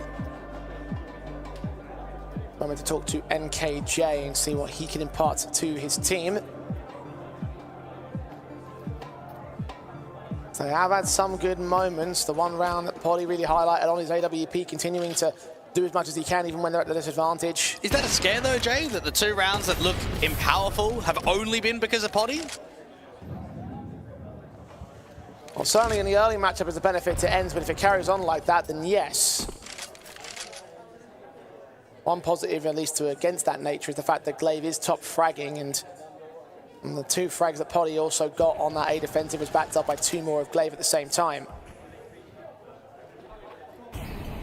Both players are on M4, so the AWP won't be a factor for ENCE in this round. The concerns will be on the SMG and the Deagle. It's a harsh investment for ENCE, but they can still bring out a little bit of firepower. Can they apply that firepower, though? Haven't seen much action towards the B-bomb site at all. There's been no lurk attempts, not much pressure out towards the mid doors for a split. Fear with a straight-up duel slams the likes of Naitu. What an opener! Put some fear into his heart. I have to be careful about sticking around there from the near future. Jambo, his AWP shot will land a leg of Poddy next up. The damage being done as Kaspersky goes down to Jambo. Glaive will finally pick up Mattis. BlameF with another decent trade. SDY involved, but still a 3-on-2 as a result of the trading game that fnatic took control of early. For Poddy and SDY, it's just best to hold on to their weapons and save.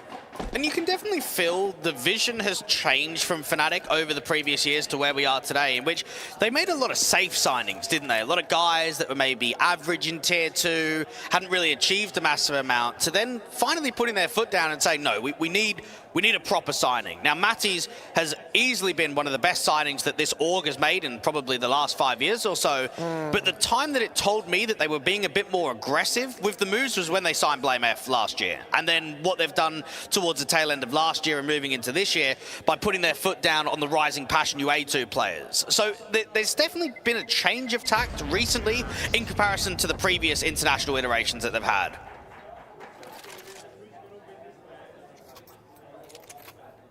Yeah, Mattis was most certainly a diamond in the rough that they've been able to refine rather well, and rightfully so, as you mentioned, one of the best signings that fnatic have made.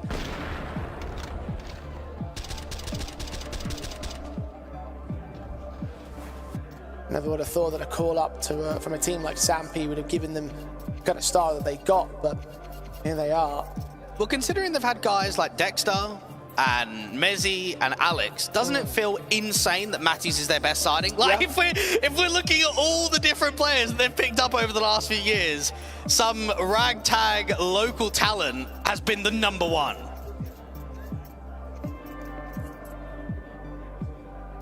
Just telling how great he really is. It tells you how important scouting needs to be in Tier 2. You've got to have a good eye for all these young talents. And you could argue that overall, with exceptions aside, Fnatic haven't always done that perfectly. I'd agree to that. Look at this from Poddy, straight in for Fear. Didn't need any scouting on him for ENCE. They got him out of the academy side, and he just applied a perfect headshot to kick things off for the ENCE cap. Jambo's been tagged down by utility elsewhere. And SDY is hoping to finish off the job. His teammate started Poddy with another kill. Blind wallbang headshot right to Jambo from beyond the smoke. This guy is on another level today, and SDY will deal with Blame F next up. So we're down to 2 men on Fnatic. This has been a crumbling round for them. The problem that Poddy's going to find, Jay, is that you can only make aggressive moves so many times. You're not going to be able to consistently press out there from the mid doors, try and work an opener. I find that the riflers need to show us a little bit more, because at the moment, Poddy has been an incredible X factor, and he's been generating round level impact in terms of his opening kills. But who's going to be the backup dancer when the AWP is being silenced, when he's maybe being smoked off, when he's being mollied, when he's being flashed off? And that's going to be my next second player that I'm watching for. Wow, barely even a head being given up by Jambo there, and just enough information to grab the kills.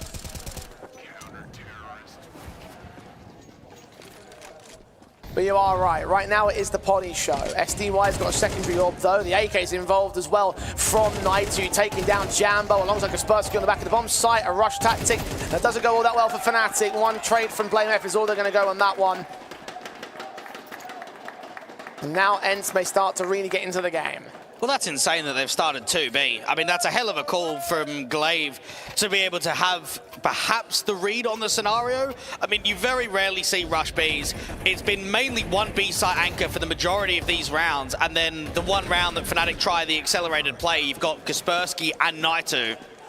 Where has that come from? Fnatic have to now go down on towards the light and deco. Something that ENCE should deal with pretty effectively. Any damage that we take in may count for something. And work their way back into an even stance. Should be a 4th round at least. The 5-5 would come off the back of that actual rifle win.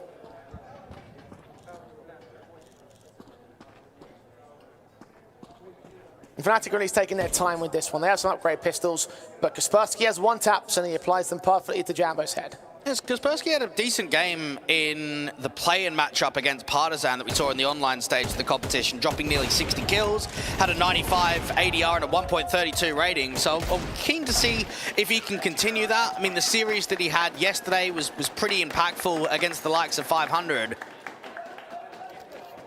SDY is always going to be the more veteran player, the more anchorish player that we look at of being able to make a difference at this level. I mean, he's got, what, 355 land maps played on HLTV. Next one down is Poddy at just under 70, Kaspersky at 28, and then Naitu at 22. And look at ratings in general for the last 3 months as well. SDY and Kaspersky, the 2 highest rated players for ENCE, both online and offline, of course. And you think about that, it's like you want to see who's going to be the guy that will be the backup dancer to Poddy, and surely it's one of those 2 guys, right? Well, you'd certainly expect so. I mean, we know that SDY does a little bit of secondary AWPing on Dust2, and we're seeing it instantly now that the money's in a strong enough position. Poddy looking down there towards the lower tunnels with the boost up, whereas SDY is playing it as the long anchor.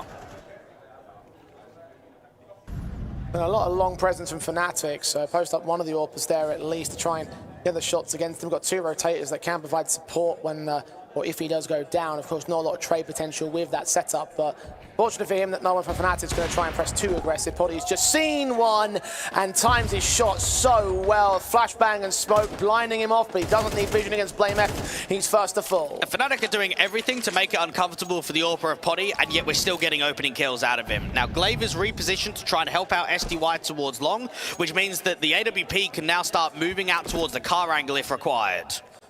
And Glaive getting out towards bomb site defensive, just saw one head. I'm seeing the second man as well. Flashbang forward, spray was a little bit all over the place. It does collect a lot of damage on Fear. But he needs extra support because Mattis is moving up and he's a threat. SDY can neutralize from range with Glaive support and all. Bomb plant can't be denied. It's on the other side of the short boxes. Might see exposed on Fear. Glaive can deal with him. So we're down to 2 men. 1 man as Kaspersky strikes back. Krim's going to get caught by the man on the second. So ENCE are going to equalize. And when we think back about the last Dust 2 being a 13-8, that was in the head-to-head of Thunderpick just 25 days ago. You start thinking about the momentum shift. Fnatic having a really good start, having a lot of success when it came to some of the opening duels, to now a bit of a streak building, economy getting a bit more uncomfortable for Fnatic. And this is ENCE stepping up to the scenario at the plate.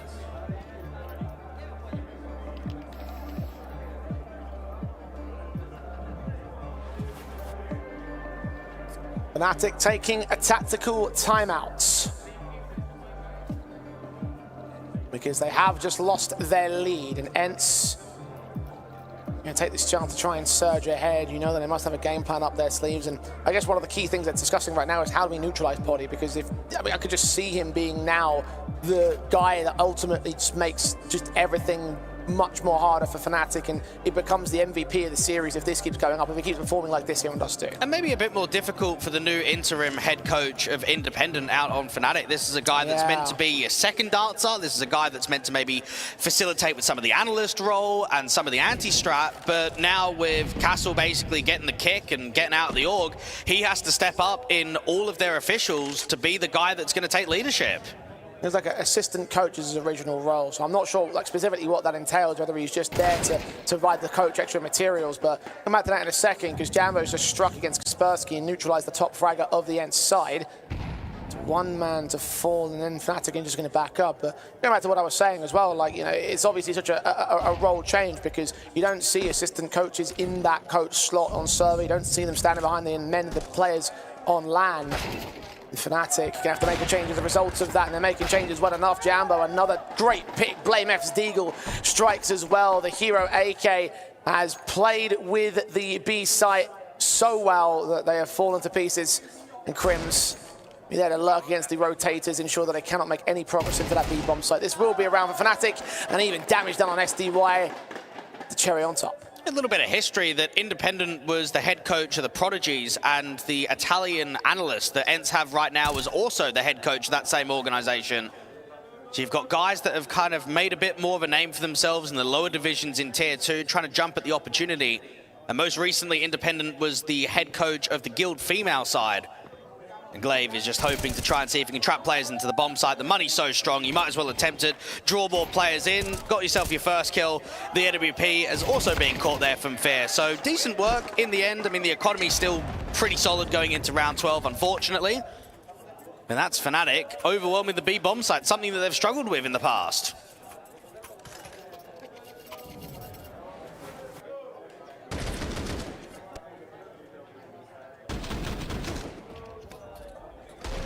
And Jambo doing a lot of the brunt work there on the AK in his hand. Extremely well placed from him, extremely well played from him. Means the Fnatic are going to have 6 at least at the turn of the half. Will they turn it into an advantage, though? Once again, early fights in mid have left Jambo in a bit of an awkward spot. Sprays from the M4 getting close from SDY, but that flashbang ensuring he can't stabilize an accurate bullet means that Jambo's not going down just yet. Poddy, breakage of the smoke, doesn't quite abuse the angle entirely. And Fnatic have done a decent job in these last few gun rounds of when they're scaling mid, not being in positions where they can get caught off by the AWP when that HE comes in.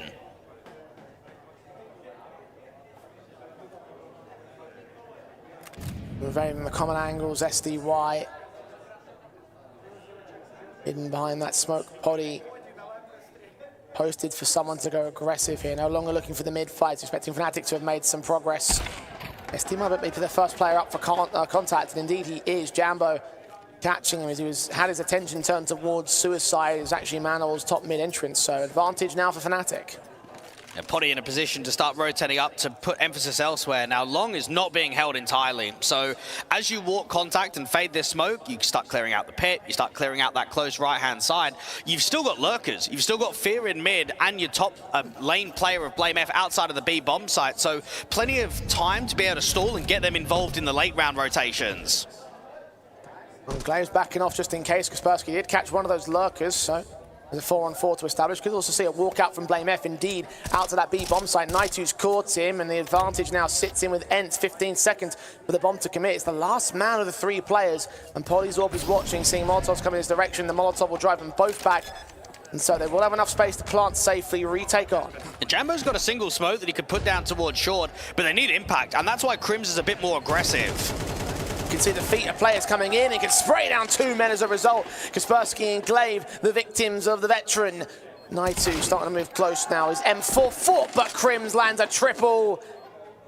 In rounds like this, he's still got it. Potty, 1v3 impossible clutch to make happen. You thought that the damage done to Jambo could have given them away into the round, but instead it's been all the riflers that step up to the plate. 7-5 for Fnatic, an advantage at the turn of the first half of Dust 2. In the arena, I met Martin, head of marketing at Playzone. Do you feel proud seeing teams like ENCE or Fnatic clashing here in Vodafone Playzone Arena? That's for sure. That's for sure. You know, it's so great to see players such Glaive, you know, one of the legends of Counter-Strike, to be here in Prague and play here in Playzone Arena. That's for sure. And also Matis, one of the key players from Czechoslovakian scene. It's amazing to see them here. And then, you know, guys, I think this is just the beginning of a great new era of Vodafone Playzone Arena and Playzone tournaments here in Prague. Love to hear that. How do you feel about this medieval look of the arena? Will it stay this way? It will not. It will not. But, you know, it's awesome. And all the team, they just really made a really great job, you know, of all the stuff that is going on here. It will not stay this way, so if you will have some time, definitely come to Playzone Arena today or tomorrow, and you have to see it in person, that's for sure. Yeah, that's for sure. 100%. Thank you so much, Martin, and enjoy the rest of the match. Thank you, guys, and have fun. Definitely want to be there for the grand finals at least. It may well be a repeat of what we're seeing right now. Fnatic leading by 2 rounds at this present moment. A very good T-side start from them. ENCE didn't manage to bounce back though, Dwayne, so how do we feel about their T-side? I think right now it's been a bit of a 50-50 first half, and even translating into the second, I don't think there's been much to separate the 2 teams. I'm looking for key rounds, and I'm looking for Potty to be a consistent threat again. We saw how great his AWP can perform with, and he is going to be the first victim of the pistol rounds. Jambo fighting fire with fire and landing a perfect headshot. Aggression from him and Fear going well. Now they turn their attention towards the lower tunnels alongside Blame F, who's also posted. Won't be able to see anything just yet. They're going to try and get an elevated angle to look down into the tunnels. Don't see contact just yet, though. Again, they're very careful on it. And that smoke in mid's kind of been wasted after losing that opening pick. They've now only got a single molly to continue. Jambo's taking a lot of damage, but it's him still managing one before dropping to Kaspersky. Kaspersky's also low. It's been an easy pick for Blame F. A body shot's all he requires here. It's a headshot on the contrary for the Glock. Blame F is going duel for duel at the moment. Eventually he's going to get forced back with the lack of ammo. Fear, meanwhile, in the back of the A bomb site, gets SDY down on elbow. Advantage extended to 2 men. Matty sees the bomb carrier, will tap him up a little bit and make call for some backup. Kaspersky needs to provide some support. He just can't do so. Glaive has gone down. Kaspersky's all alone to get this kill, to recover the bomb from Long. He hasn't got time to do all that and plant as well. So Fnatic will claim this pistol. Really sharp from the 2 Ukrainians. We see Jambo making a bit more of a statement, walking up mid, putting emphasis on fighting Potty straight away, and then for him to return, get a secondary kill, and then your in-game leader to get 3 on the A-side defense. And that brings a lot of confidence up from Fnatic. And I just look at the potential of the 8-5 up against the anti-force buy. If this isn't converted by ENCE, we're looking at a 10-5, and from that scoreline, I expect Fnatic to close this game down pretty quickly to start off the series. Does feel likely.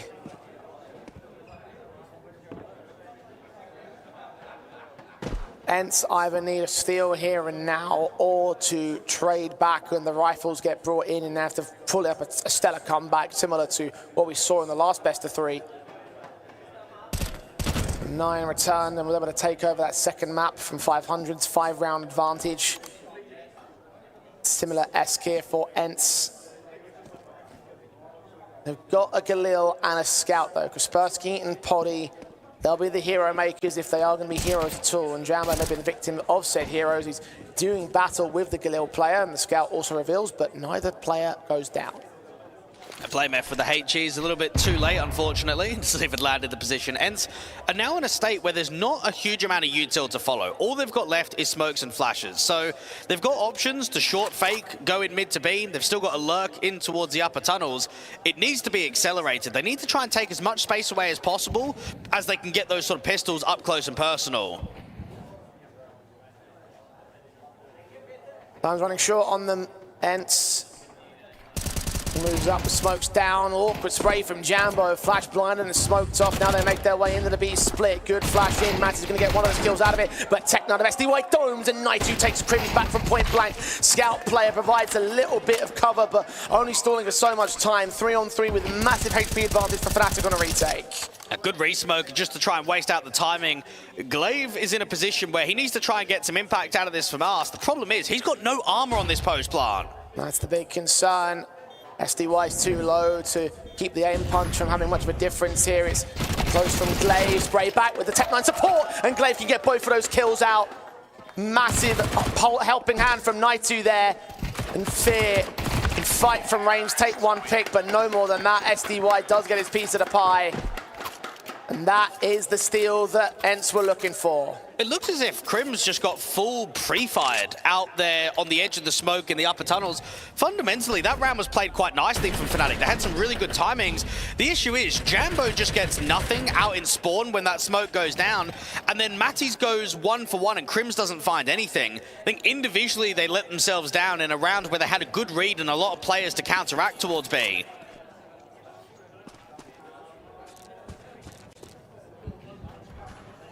This won't be so clean for fnatic anymore. ENCE doing what they need to do to survive.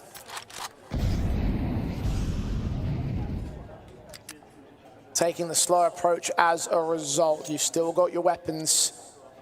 You've still got a force buyback from fnatic, who could also counter steal. ENCE need to play this pretty carefully. But you've got yourself a state where you're starting to gamble because of the weakened weapons. You've taken long, you've stacked up B, you leave mid open, you leave short open, and you hope to drive an opening kill, a return where you can pick up a rifle. If it ends up being a short take into what will be an A exec, it probably is just a full-on save from fnatic. Scout shot from Jambo, well placed onto Glaive, so that's a HP advantage to start alongside a 6 shot on Poddy from up top mid. Noise being made towards that B bomb site, indicating that it's going to be the B play, and at least the Lurk has done that enough for fnatic to rotate away from the A site almost entirely. The 2 long players considering wrapping all the way around as ENCE start walking their way in. They will put the bomb down. Man advantage for the retake, extended, not quite. 4-on-4 as Kaspersky trades Fear. It's just not enough in this round. You need to get a kill in quickly. And I think Night2 is going to be the difference maker. This late lurk in the lower tunnels is going to be so difficult to spot. And he's the only 1 or 2 players on 100 HP. The other 2 of Kaspersky and Glaive are extremely low, so they need to just cut these rotations off as much as possible. He'll get his kills in on a double up secured as well. No further action from fnatic. Grab the Galil for Crims and run for it. Next round will be a harsher eco, so have a rifle to work with in the next. ENCE just about getting away with this one. Several opportunities which fnatic could have turned it back on its head though. There's 1 to the good.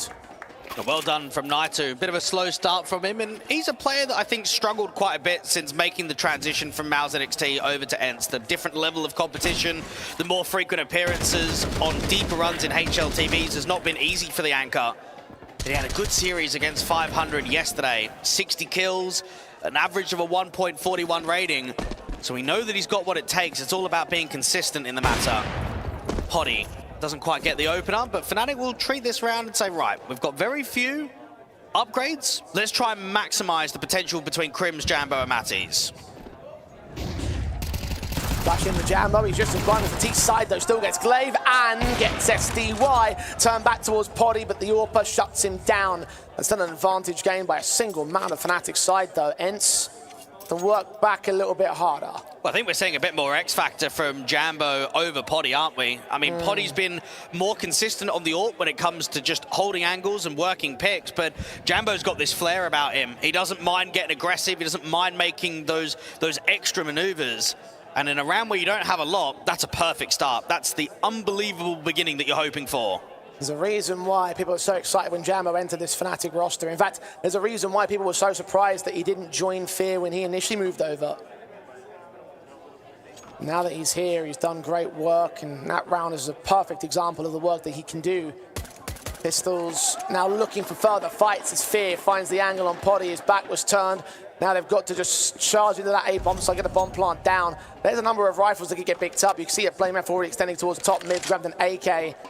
The one thing that ENCE have over the majority of players of the CT side is the Kevlar. Fear and BlameF will be without that Kevlar. But it's still a 4-on-2 retake. As soon as that smoke clears, they're just going to have to gun it, even if a re-smoke goes down. Re-smoke does come down, but towards long, they take some fights that Night2 will be able to win out in terms of the damage. Kaspersky, good transfer of the kill onto Matties into the damage of the second player. Night2 deals with those two long players in the end, and Crims can only do so much. Well recovered for ENCE there. Disappointing from Fnatic. Yes, it's a difficult round because you're right, there's a lack of armor, there's no kit, there's hardly any util. It's still a 4v2, and in those sort of moments when rifles are picked up, you're hoping and you're almost praying that you can convert that round into an eco win. So underwhelming that it doesn't quite come through. The long players don't find the impact. They're being spammed up through that short smoke. ENCE, well, you could say, get themselves off by a close shave. In the short term, yes, you can be disappointed with not winning a two-man advantage round, but now your attention's got to turn towards the backup plan, the reset, because you've still got a ton of damage for what was no investment. We'll see what the economy state looks like for ENCE in a moment's time. I don't know if it'll be a full reset or not, but Fnatic's about bouncing back with the rifles that you will now have at your disposal. There will be a little bit of cash in reserves for the ENCE side, but a lot less available for Fnatic, so a pretty important round to win regardless. And what contact from the first two encounters out here towards the upper tunnels, but because of the counter util, you can't do anything. You can't shift a play, you can't work a timing. And at 8-8, you start looking at your star players and you start looking at your role players and say, okay, is it going to be consistency or is it going to be X factor that gets both of these teams across the line? And these are the kind of rounds that you look at, Jay, that could potentially be the difference on whether Fnatic close map 1 or whether ENCE do.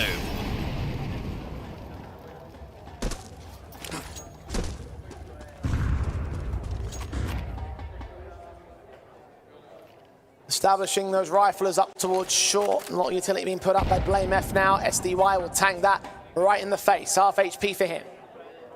And now it's starting to get quite slow from ENCE. They've been chipped away by this util, and Jambo's going to start getting aggressive behind that short smoke rather than giving the respect. Does SDY expect it? It looks like he might do. He's playing blindly though, so hasn't connected any of the damage. Waiting for the move of Jambo. Incendiary will come in instead, so the man will just back off, and we'll ENCE have other ideas about their overarching round plan. Smoke at CT, one also out towards the mid to B access, so Matties will see nothing, but ENCE are going to go for the mid to B split. And Matties is in a tiny little off angle. Now, previously, Crims has struggled to hold down this B bomb site. This is going to be the test for him. Two players to deal with on the site, and Crims from beyond that smoke can read well. A couple of frags back on Night2 and SDY. A 5-on-2 established. Glaive flash blinded. Jambo has read the wrong angle, and Glaive is just exit frags at this point. Matties will take him down as Fnatic on their next rifle round have been able to respond towards ENCE wholeheartedly so. And it's amazing to think that a few years ago, Jay, we used to have so many Ukrainian players only in national teams, but yet now we've got Fear and Jambo that are out here on Fnatic. We've got SDY out on ENCE. And it's the coming of the old to the new, isn't it? I mean, SDY, a lot of people will know for the last, what, 5, 6 years maybe of his career. For Fear and Jambo, you probably only know of these guys for the last 12 months. And the rise on Passion UA, one that people will long not forget.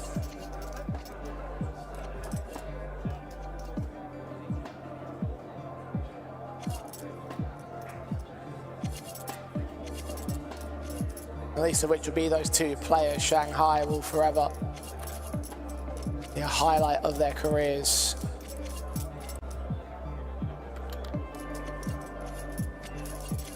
Over new highlights here with fnatic, and well, in Conquest of Prague will be the first, hopefully, of many of tacticals that are being called in by ENCE, who push back on the back foot, still want to try and return fire. They know that they're lacking in the X Factor department. The consistency has been there for them. The rebuy will be weakened somewhat. Still without AWP on Polly, still got the AKs on SDY and Night2. Kaspersky getting aggressive up towards short just after BlameF put 2 HEs down towards the lower tunnels. Now it's a shift of rotation. You've got a double spawn play, which means no one on A directly, and this could be a timing of exploitation. Kaspersky's holding out for the boost and will start to scale because he's got teammates behind him. There we go, Jambo on the initial contact to the A defense.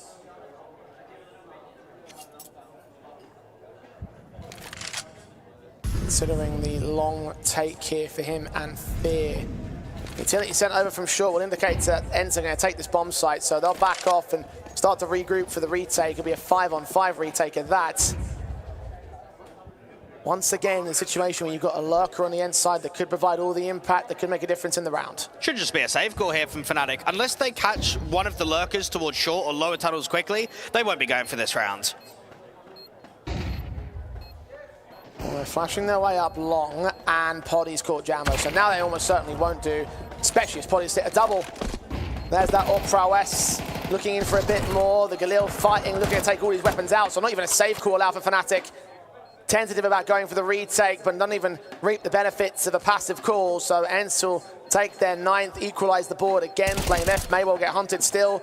And Kaspersky is going to get the information back. His 2 teammates over at the tunnels may well hunt him down.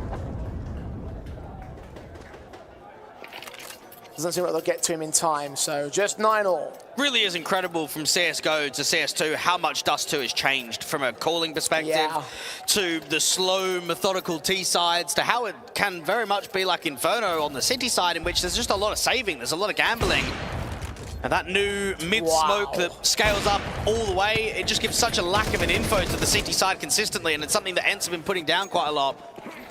Poddy, the finishing blow to give ENCE 9 a tie it up. SDY fast out towards a blue bin, but hardly any counter util towards him. It's easy for him to take that space.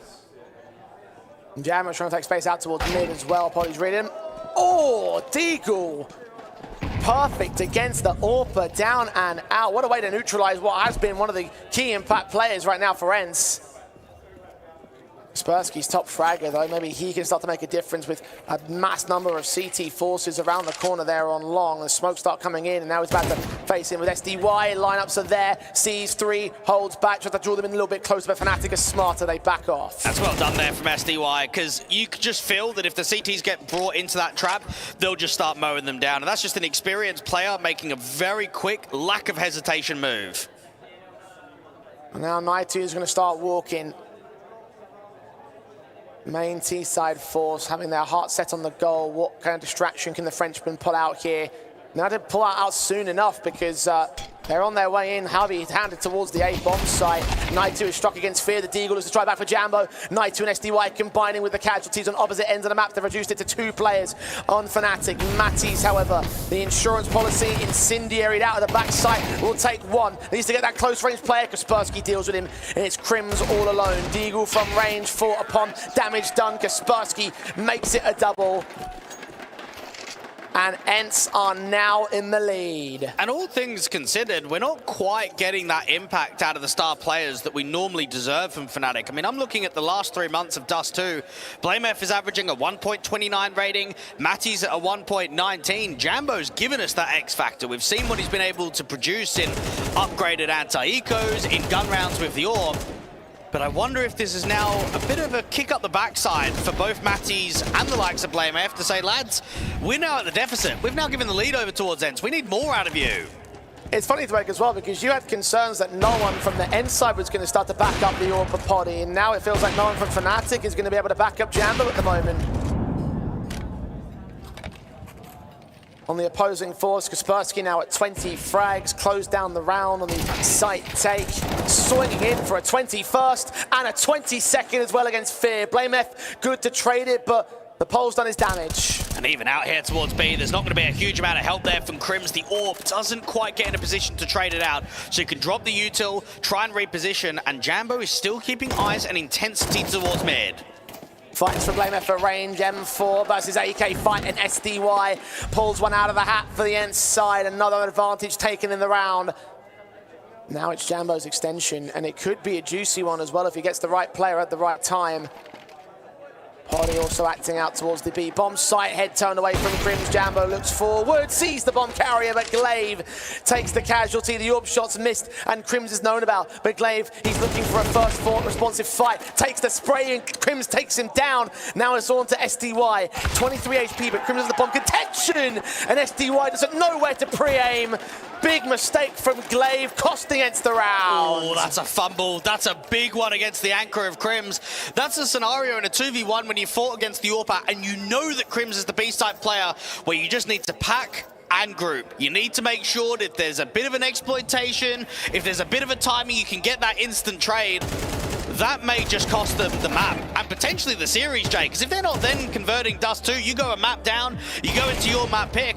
I'm looking at this round saying, well, that should be you getting up to 11, potentially 12-9 up. That's the ticket to try and 2-0 the series. As soon as Jambo goes down, you think it's over because they have all the information they require. Tactical pulls in from fnatic to keep them in check. It's a good time for NKJ also to insert himself and say, like, Glaive, what's going on, man? Like, you shouldn't have made a call like that. You're far more experienced to make a mistake of that nature, and it comes back to some of the concerns I've had in terms of some of the potential calling that we might see from ENCE. It's a pretty basic one to make, and therefore a basic one to clean up. The short-term ramifications already cost them in the buy state. The MAC-10s are out for night 2. But it's SDY again engaging the opening frag out towards this long position. His numbers don't quite match some of his younger compadres, but he's getting going in this matchup now. Kill onto Matty, he's flashed against. MAC-10 sprays, keeping the man blinded. SDY from beyond the smoke, though, beyond the flashbang blindness, still picks up Fear. Night 2 caught blamF. The A site is looking mighty weak at the moment with Jambo and Crims in a 2v5. They left SDY fairly solo, at least in the opening attempt. He wasn't getting support with teammates, he was only getting support of util. He eventually gets a little bit more of a backup after he's won that first encounter, but that's not easy from SDY. That's good crosshair placement and that's good agility. And Crims long range with an MP9, excellent spam and little spray transfer from SDY. And for ENCE, you can say that it's an excellent tactical timeout. You've had a round that you should have won that didn't get converted. You take the breather, you mentally reset, you come into the next, and it's just pure decimation. And what could have been a blunder that cost them the map has turned into a resurgence again from the ENCE side. Number 11 should go up on their board, fnatic. Hoping that Jambo can save the AWP into the next round. I mean, he's been a stellar player on all the weapons, but just he wants to be on his signature gun. Kaspersky, close range, and finally forcing a missed shot from the Ukrainian, giving ENCE their 11th. fnatic built up a bit of lost bonus over the course of the streaks that ENCE had gained, knocked it back a peg in the last round though, and there were no savings, so I don't think this is going to be a defined buy if it is going to be one at all. Well, we're on track to cover what happened yesterday in which both teams lost their map pick. We saw Dust 2 being picked by ENCE versus 500, fnatic also picking their Dust 2 versus 9, and it was how they responded on the opposition map pick and the decider that won them the series. Going into an Anubis, however, the ENCE have won twice over against this side. You said before the potential of a 2-0 is right there, so fnatic opting to go with the forced buy status and disallow the map point. Let's try to do so, but Kaspersky's still fragging, taking Crims down. blamF trades to a 2 versus 2. Bomb is still safe on the back of Glaive, and Poddy is there to try and deal with the Dane. Minute and 20. Time is short against them. fnatic trying to find a certain pick, but they don't know where to extend to, and if they extend too far, then they could be goners. Well, I like the patience here from ENCE. You've got so much time. You're in a 2v2, just settle. You know that blameF is aggressively out there towards the upper tunnel, so just wait. Wait for him to make the move. Potty strikes against him. Jambo all alone, a 1 versus 2, trying to find that AWPer, trying to find his backup, and he turns away from Glaive at the wrong moment. And fnatic fought valiantly to get that force buy into effect, but it didn't work out. It is map point on Dust 2 for ENCE. And perhaps this is maybe the concern of moving into Dust 2 as a map pick when both teams pick a lot of it. Like, I'm thinking about the best maps in the pool. ENCE, they pick a lot of Ancient, they pick quite a bit of Anubis. I look at fnatic, they pick quite a bit of Mirage. They also pick quite a bit of Train. You've gone into a map that both teams have picked yesterday. You need to convert, but it doesn't seem like it's going to happen. Potty strikes instantly with the orb. Another orb kill that looks so great from him. Only 15 kills deep, but that's 15 kills of pure, raw impact. SDY wants some of his own against Fear. He will get traded back by Matties at least, but the advantage stays in with the T's side. The scout of Jambo started and staggered and very shaky in his crosshair placement. 4 shots ring out, none of them connect. The 5th one finally puts him in the grave. As 92 takes control of that B bomb site, the bomb is on the way. blameF and Mattis can do nothing about this. Can't deny the plant, probably more likely not get the retake either, minus miracles and massive mistakes from the ENCE side, which Potty is making none of. A tag on Mattis, a reface that does give up the kill, but still a man up for the post plant for ENCE. And with another molly and a smoke, you just draw out the time, don't you? You just keep blocking, you make it so uncomfortable, no one's overfighting. There's just no chance here for the retake. Mattis will flash blameF in, who tries to generate the best chance he can. Knows that Glaive is close, and a player on the bomb site as well. Kaspersky gets his kill and doubles up to end off what is a top frag performance from the man and give ENCE the opening map. Jeez, how frequently do we see such a drop-off from both Matties and blameF on the same map? Sometimes you might get one of the performers that doesn't do quite well, but for both of them, that's unheard of from fnatic, and that was definitely one of the main reasons why they couldn't convert their map pick. Yeah, certainly so, and you talk about pressure, obviously, in the LAN environment. One of the reasons why you had fnatic rated as the favourite in this series, and I mean, there's pressure that could come from other aspects as well, with Matties being on what is essentially the home stage. He really wants to perform, and he wasn't quite able to deliver in that respect. blameF has said in the past that if the fnatic are going to get back to a tier 1 space, he wants to be the man to do it. So this is the kind of environment you prove on that. So maybe other factors that don't contribute towards experience, maybe pressures that the players apply to themselves, having something to do with fnatic showing here on map 1. Well, certainly a wake-up call. They'll realise that they need to lock in and counter when it comes to map 2, because for ENCE, it was stylistically a pretty good game. I think we saw impact across the field. And for Glaive and co, considering that they probably could have closed it earlier, they'll look at this result and say, we've played well today. This is an excellent start to the best of 3. And potentially a 2-0 best of 3 as well, with Anubis coming up next. It is the ENCE map pick, and one that they've beaten fnatic on twice before. Yes, online, but now as a map on LAN as well. We'll head to a break and set things up for our second.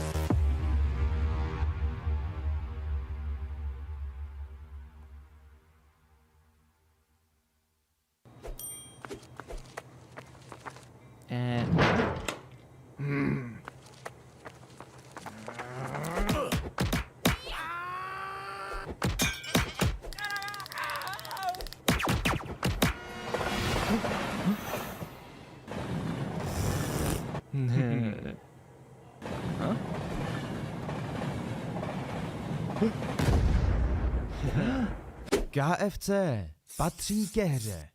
Nový Straight Wild Beat. Zažij divokou jízdu. Zažij to napětí.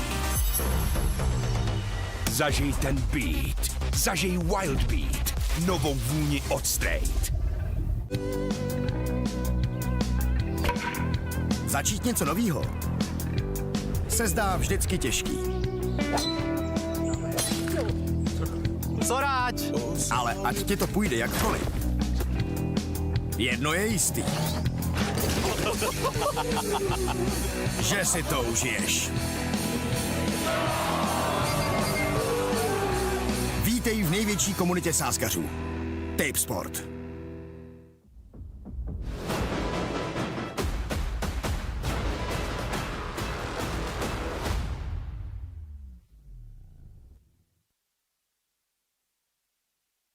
And for Fnatic, honestly, it seems like CT side on Dust 2 is just not their cup of tea this weekend.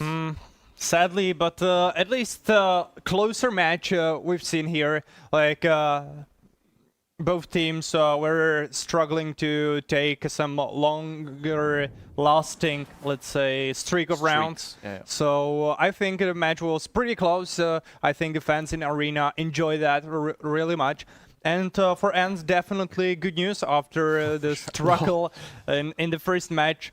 I think that the scenario helped him that they were still focused, thanks to the switching streaks on both sides. So they didn't get like slapped thanks to the huge lead. Slapped in the face, yeah. I think they actually took the experience from yesterday to today, and they didn't crumble when they were actually leading. They weren't leading, of course, by that margin as yesterday against 500, where it was, I think, 11-3 or something like that. Something like that, yeah.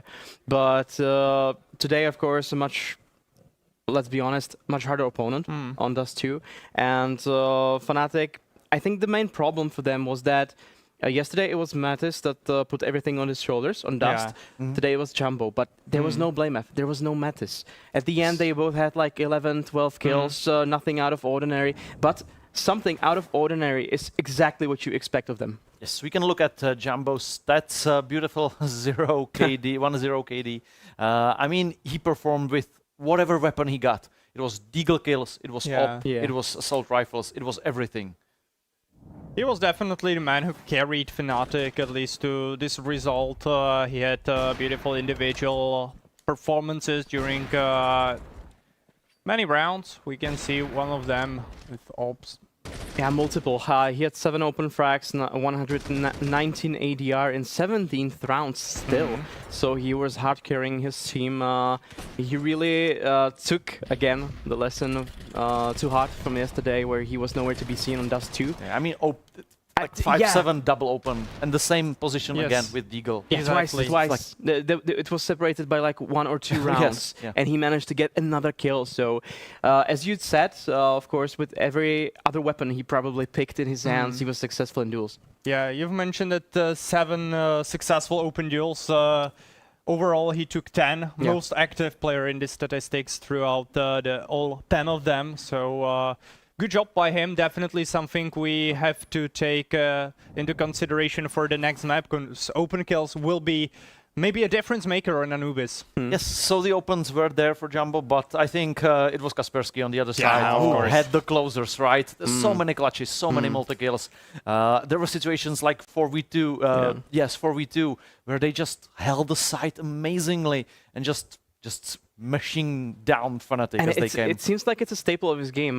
We could have seen it yesterday against 500, where he was on Mirage behind the default. He got the 3 kills. Today, I remember on B side, he got like 4. I think I'm not sure if it was a deco from Fnatic, but anyways, he was able to stand his ground, actually get those kills and help his team.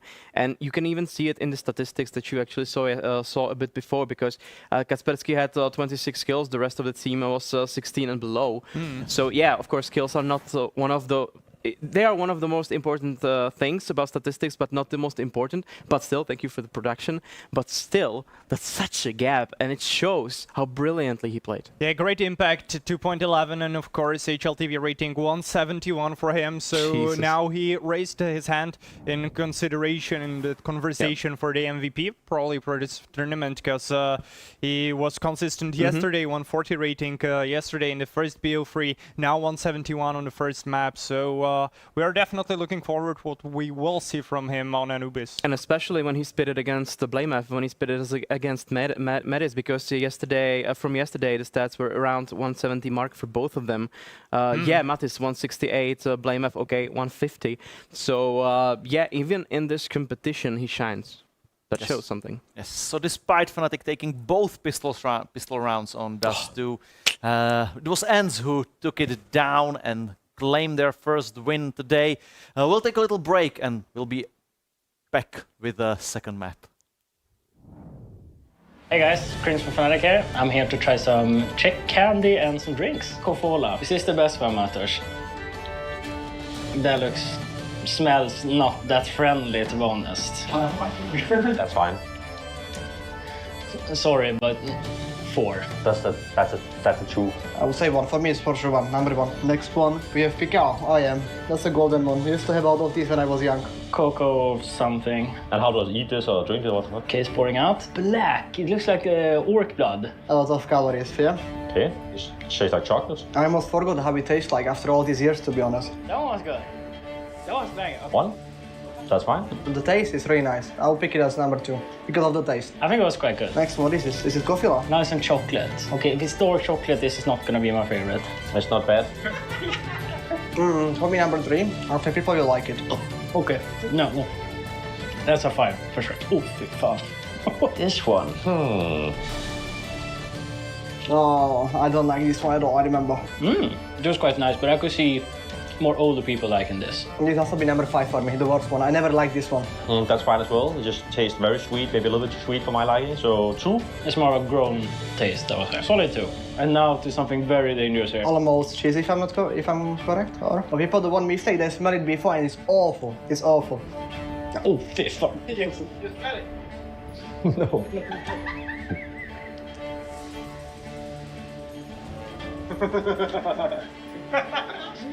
Sorry, 5, instead 5. No, I don't think that tastes that bad. I'll give it a 3. I'm not the biggest fan also of this one. Maybe some people will, but I'm not sure. I would say a middle one, 3.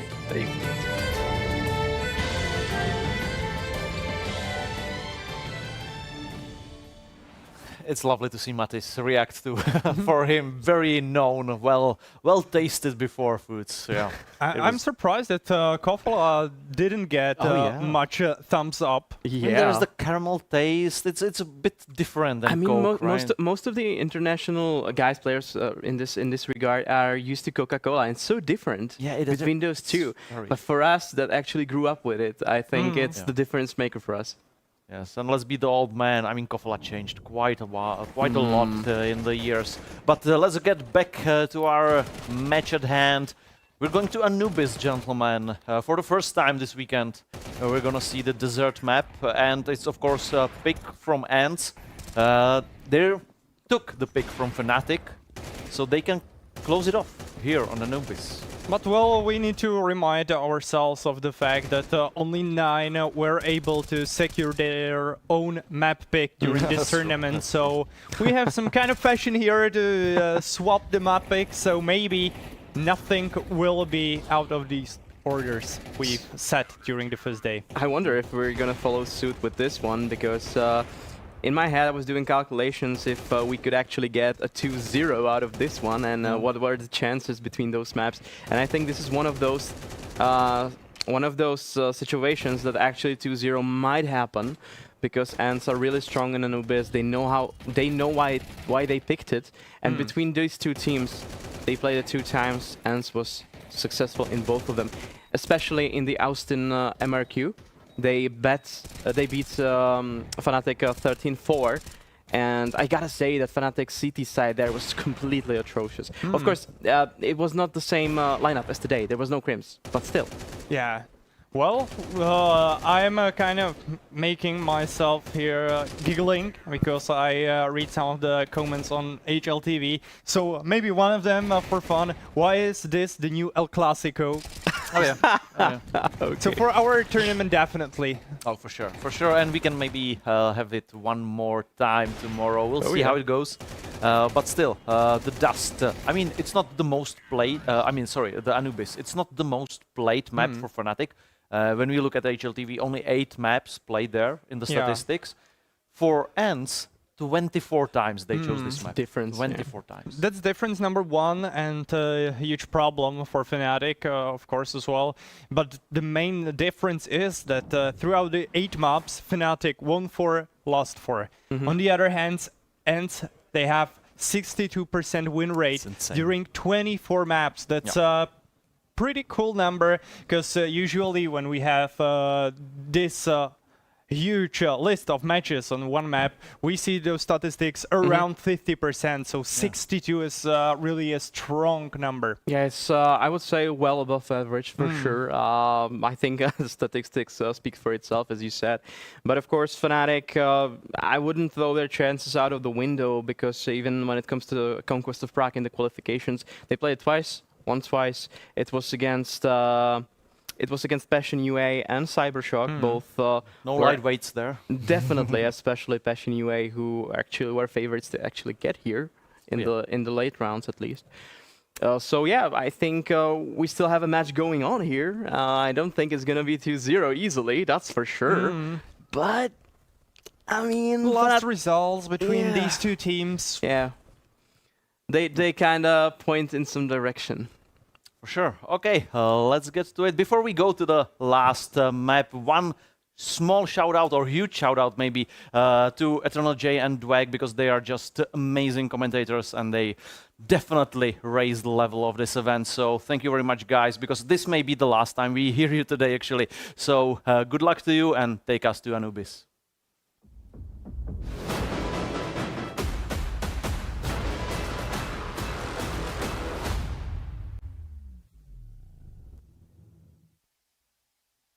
Always love having my ego stroked. Thank you, gentlemen. Yes, it's time to get into our second map up, this Anubis, which, you know, patterns do obviously repeat sometimes in competitions. I mentioned, of course, with teams not winning their own map picks. Like even you mentioned it as well when we were transitioning away from Dust 2. So it does feel like it's on track to do the exact same thing, but we talk about the fact that we've seen it quite a lot on Anubis from ENCE, 24 times played in the last 3 months, 2 times that they played against Fnatic, and they've beaten them both of those occasions online. 13 4s and 13 8s. So there's a lot to overcome for Fnatic to bounce back in this series. And they haven't proved anything recently to show that. And that's because they're just not playing this map. Like, I know I kind of came into this best of 3 saying lack of tournament invites that has been accepted from Fnatic. They're not really playing many best of 3s, but they're just not playing Anubis. So what are we banking the results off of? What's happening in Prague, which doesn't always equate to official results? I think it's very difficult to look at Fnatic with a realistic chance to say that we are going to go to a third map decider.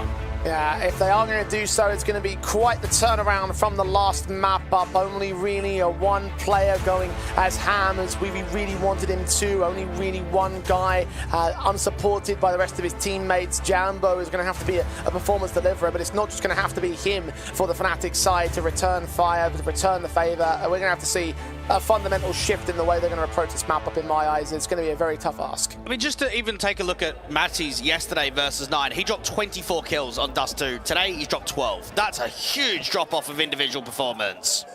Now's the time to turn it around. Now may be your last time to turn it around in the upper bracket at the very least. Winner of this next map up, if it's ENCE, is going to go to the grand finals by default. Fnatic are on the T side start, and Naitu close quarter with his USP in the pistol round, taking Matty's down. Jambo can trade well. Kaspersky with a decent responsive. It's a man advantage for ENCE, negated by Jambo. Back to a 3-on-3. They back away for the time being on the CT side, but Poddy is prodding from range. Can't hit the headshots he's looking for, though. ENCE back off. Well done for the aggressive move to not only be able to drop the bomb, but to make Fnatic's util basically naught. I mean, now that they've used it, they can't commit into an exec anywhere. They had to go back and pick up the bomb. It now starts tailing into a little bit of a slow round, and one where there's an info play being made from Poddy outside of B. This is giving the indication that Glaive should go into camera and set up 2 players on a crossfire towards A. Slow wraps will begin. SDY backs off, takes a couple of shots on the back lines. He's going to wait for his teammates to go ahead and join him. 60 points of health and the tag damage that the Fnatic have done there. Smokes try to block some vision, but they don't quite block entry to the bomb site itself. Glaive now involved with a kill on Fear. 1 man down. Bomb tapped once. Jambo backs away with Blame F. They'll look to tap up the heaven individual. SDY with a quick peek prod and kill. Blame F 1 versus 3. Now time for him to deliver. First frag in the match found by him. grabbing that bomb and running all the way back towards the B bomb side, is indicating so, and ENCE bought it, hook, line, and sinker, go right back into the fight though. blamef involved with some more taps, 15 seconds, time is against him, and ENCE just hold their nerve, they know what they have to do, play for the timer, play for blamef to make the mistake, but Poddy goes down, looks for glaive, but doesn't hit the kill shot. Close affair on the clutch, but not to be today. And not only can we look at this being a historic battle between the two organizations, ENCE versus fnatic, we have to look at two ex-teammates. We're looking at glaive and blamef on Astralis from November 2021 to June of 2023. And together they made the final of the Pinnacle Cup Championship LAN. They made the semi-finals of IEM Cologne in 2022. And they even played at the Antwerp Major together.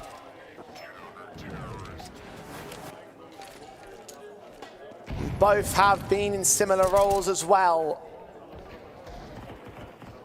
Famously captain, of course, of the era-defining Astralis and glaive, and the time after that taken over by blamef before he himself got ousted for Device to take over the top end of the scene. So both players understand the kind of pressure that they'll be involved in terms of leading a squad, but only one of them is involved in leadership today. Eco frags coming in easy for ENCE. fnatic haven't really brought anything into this round, so expected easy cleanup for the 2-0 start on ENCE. Now look to the rifles earlier for fnatic. No force buy potential. No need to force buy in previous rounds in the previous map either. They won both those pistols, but not to be the case here at Anubis. And at least, even though we haven't seen a lot of Anubis recently from fnatic, we have seen some good Anubises from them in the tournament so far. When I look back at the online stage that we had, they played it in the best of one versus Cybershock, had a really good 13-7. They played it against Passion UA and was able to get a 13-9. So not being taken to double digits in either of the online games.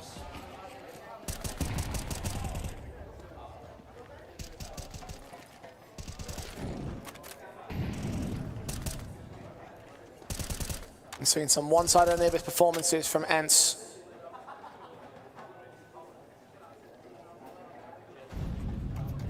Be very characteristic if they do the same thing here today.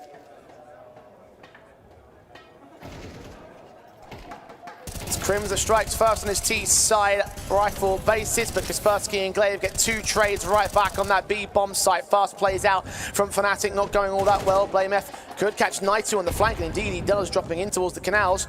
And the Frenchman will fall to a 3-on-3. Jambo now finding some support with the smokes down the bomb. Should cross safely and get planted. They're just trying to clear up as much as possible, but the MP9 just starts running through that temple smoke. Kaspersky's also gone quite aggressive. glaive can even set up a wraparound where he can get in towards B main. blamef trying to deal with SDY here, finally overwhelmed by Crims. He's still with that backstab indeed closing in against them. They've dropped that bomb, so they've stalled for some time. So even Kaspersky going to reposition. fnatic don't really know what's going on at the moment. They've got zero information. And their backs may well be turned to the wrong place at the wrong time. Bomb planted in the open. glaive can deny that real quick. It's blamef all alone. Both of his contactors have been tagged up. Kaspersky more so than glaive. Fought upon Kaspersky, will take him down. Look for the fight against glaive! And blamef shows exactly why fnatic are going to get back to tier 1. It's down to his efforts. Oh, blamef plays that perfectly. Now, he knows that Kaspersky was out there towards CT. He knows that glaive's out there at B main. There's no point even tapping the bomb. You're not in a position to do so. So what you need to do is try and fight one of the angles, deal with that player, and then try and get back towards the bomb site. And he does exactly that, extends through towards Temple, catches a good timing. Before even thinking about getting the bomb down, you have your AK drawn, you get ready for the fight, and the swing comes in. Had time to even go back towards getting the bomb down anyway, so yeah, excellent 1v2 there from blamef. One that gets fnatic started here on Anubis. Talk about the traditional T-sidedness of this map. It certainly applies in statistics for the ENCE camp, so fnatic taking as much away as possible. It's Poddy the first to fall to Matties now. glaive. Utility in hand, a flashbang to try to block him, a Molotov that will drive him out to the open. He tries to get the kill onto the forward player. It's only blamef to burn him from beyond the passive angles of the defensive. It will be a bomb plant that I don't think ENCE are going to contest right here. Kaspersky, SDY, Naitu, 3-on-4, all with M4s, all with no cash in reserve. It feels best to go for a save. Just beaten by pace in that round. Matties takes in a dry jewel towards Electric, wins it out immediately. And then if your glaive rotates a slow, you've only got an MP9, you've got a single flash to try and hold off. Maybe you can go 1-for-1. That seems like the very best. And it's unfortunately only HP damage against Matties, so Fnatic will make it 2-all and look to try and take the scoreline in favor of a lead. ENCE will treat this next round as a lightened bye.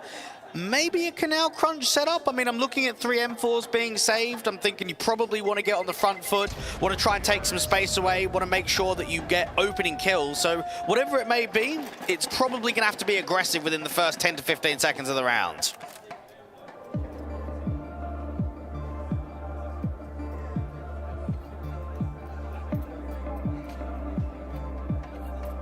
Glaive led his squad to the start, but now their lead has been quickly equalised. Tacticals called in. And these tacticals have been effective so far for the ENCE camp, so right time to make one when you've got some rifles saved over from the previous. Money should build into a respectable buy, not an amazing buy. But the 3 weapons definitely helps them in this case. That's why they went for that save call so early. We will see a scout in from Poddy and SMG for Glaive, so those are the weakened elements for round number 5. Going in heavy means that you're throwing a lot of resources at this round. You're putting a lot of risk involved. And Fear, with the anti-rush util of the Molly, stop any B-main aggression to the start of the round. Kaspersky swing forward, sprayed through. It's the scout of Poddy that finishes off Jambo, though from beyond that smoke, an advantage is taken for ENCE, and very little is sacrificed in return. A quarter HP damage done to Kaspersky, and everyone else is unscathed. Well, it certainly wasn't a Canal Crunch, but it was Canal Pressure. Smoke off the T-Con area, get bodies down. You're now going for a search with a mid-flash. Naito and SDY don't see anything, so the flash isn't required. Poddy can now start moving out, and there's the further info play. Kaspersky and Glaive have taken all this space outside of B. Now the scout sees contact in over at A main, so they fall back. Poddy does hit one of those shots, close quarters as well for Matties, who's one of the 2 players that were tagged, the other one being Blame F. Bomb should commit for the plant, and man advantage on the retake for ENCE. Still waiting for the backstab to close in from Glaive, but when they do, then they should be all home free. Now, SDY's flashes are going to send them in. HGs against the CT side will start dishing out some more damage, but nothing significant. Kaspersky peeks dry, and Blame F can still take the kill back for it. Swing finally comes in, Mattis goes down, Fear, another responsive, a 3-on-3 established. Scout Apolli can't hit the kill shot on Blame F. Fear struck, and Blame F punishes a second missed shot from the Scout player, so SDY is all alone. ENCE, a man up for a retake and still couldn't make it work. Well, they'll be frustrated with that one, because you're right. Man up and the tag from the scout that came in from the players crossing towards A main. That's unexcusable to be losing that round. You've got decent amounts of Kevlar, you've got good weapons, even a little bit of utility support, and you're just not closing that round down. Post-plant meant that Fnatic didn't really overpeak. I think Fear towards A main was crucial to the round, but also Blame F at the pillar, just not really moving, not giving much of an opportunity. It was a perfect round for ENCE to collapse on Fnatic's returning streak. Instead, Fnatic now have the lead, and ENCE are going to have to work back to return, because this round is not going to be any sort of contest at all. The M4 from SDY is the only thing that holds over. New SPs, 5.7s, P250s, really nothing else to work with here. And Fear is ready to deal with the CT players out towards B main. Good HE, lands some damage onto SDY. Stops the progress. And Fear just knows that it's going to be a bit of a gamble somewhere. So get ourselves in a position where we can keep searching. The walk out towards A generates the A site anchor. And then even the rotator of Glaive gets caught by util. So A site's open, bring that bomb over. And then we're not running into any kind of trap. We're not running into a setup where we might start losing mass players. The hunt from Blame F coming in here as well. They're smart to account for the lurker. Could well take him down indeed. He takes 2 players out, Poddy and SDY. And try and recover the gun. Have to get the kill on Blame F soon enough. And actually Kaspersky will land him. So there's an AK to work with for the next round as well on the ENCE side, assuming they stay alive, because the hunt is on for Fear. Making some noise, fought upon, damage return, but nothing that leads into the casualty itself. So seems like ENCE will maintain their protection for now. Will there be a last second swing? Will they protect their own economy line for Fnatic? And it seems like they will, so a couple of rifles for ENCE to get away with here in the eco. And I look at blameF and think what a difference he's made with that 1v2 clutch out there on B, with now the ramifications of what happened with the 4v5 post plant. Just key moments being taken early in this T-side half is swung momentum in their favor. They're starting to get a really good economy float going. It's going to be tough for ENCE to sort of answer back in this first half, at least from a scoreline perspective. I'm kind of thinking that an expectation of maybe 5 CT rounds is probably the best that they can offer themselves.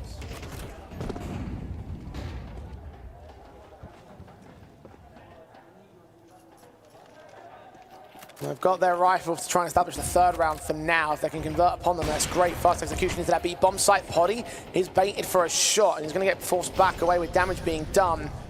Extension towards the electric angle as well for fnatic. It's going to clear out a lot of angles of aggression from ENCE. They get the kill onto Naitu and Glaive to the back line. So B site, a key weakness that fnatic are happy to exploit time after time. A 5-on-3 established. And, well, it's probably another save call for ENCE. Indeed it is. There's been a lot of lurking from fnatic on this T side, and pretty frequently they're all cutting rotations. They're making it very tough for any of the CT movement when an exec comes in. I mean, just so poorly timed by the two B-side players. You've got util being thrown between one another. They're sort of crossing past, re-maneuvering on the bomb site, and then they're just already out in B main, and they're not in a position to deal with it. The second time they've been caught on pace on the B bomb site defense. Yeah, and fnatic may have found a weak point. What can ENCE do to recover and adjust against said weak point? 5 on the trot right now for fnatic. They are leading the charge. Max loss bonus will be in effect for the CT side though, so should be some buy-ups, and I imagine the tactical is getting called in by the ENCE side, because I don't think that NKJ is going to be one to let this go so easily, and indeed that is the case. But the problem is if Poddy's not generating impact, then who is? I mean, the start of Dust 2 was basically just him working openers. The issue is, how do you play CT side Anubis with a big green? There's only so many areas that you can work an opener. Playing mid on the house, which you constantly get blocked by util. So you think, okay, well then I'll go in towards dark. But there's not been that many crosses out there towards the water angle. And it's high risk for an AWPer, especially with the pace that's coming out from B main. So it's not as if they can plug and push Poddy in a position to just work an opening kill and guarantee a 5v4. At that point, you look back towards the riflers then, and remember, Kaspersky did top frag in that last map. By quite the margin. Him and SDY, currently the two leaders of the board for the ENCE side. And Poddy's AWP will still return here. Look at Electric, he's cut down by Crimson in an instant. Third frag for him in this map up. Swing back from Glaive, runs right into the AWPer Jambo. They are having a tough time of taking these fights against fnatic. It's not even just against the key star of blameF at 11 picks. That was the veteran and the AWPer who is still on low numbers. SDY does get one pick back towards mid though. Fear has fallen. Knight up the task. He could line up 2 and he gets both players worth of damage. SDY chimes in with a 3 versus 2 and a 2 versus 2, but not to the 1 versus 2 that he's looking for. Kaspersky instead disadvantage on the retake. Getting support from Jambo. If that re-smoke out towards heaven, it's going to funnel him in towards bricks and towards the stairs. Fight on Blame, but Blame has his number and he dials it in. 13th frag of the game for him.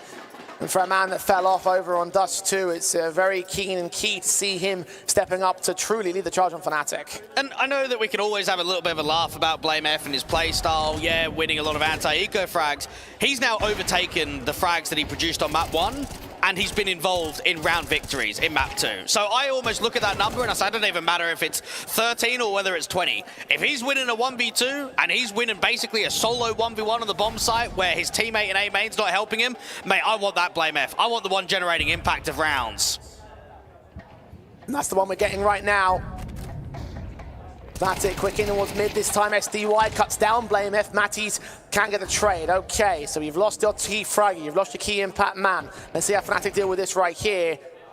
Talked a lot about how some of the stars of the last map could well find themselves without support of the rest of their teammates, and this could be one of those examples. You get into that A bomb site without much contention. Backstabs inbound from Kaspersky in the meantime. Catches the player at Rugs. Naitu caught 2 on the A play as well. So that's a defensive that holds over at main. Jambo is all alone. And fnatic will look to concede their third. Well, ENCE do a good job of slowing the round down because of the counter blockage of util. You've got Glaive that repositioned out there towards the temple angle. It kept them at bay towards mid, and it just allowed a little bit of an info place. Kaspersky just needs to get aggressive, wrap around the lurk out in rugs, and then a bit of an off angle for Naitu. He's been struggling against the A-site hits, but a multi-frag comes in from him, and for Jambo, you might as well have a little bit of intent in the round just because the economy's so good and you might be able to drop a few more CTs. You're also thinking, will they use my secondary AWP? Because remember back to Dust 2, SDY was doing a little bit of secondary AWPing.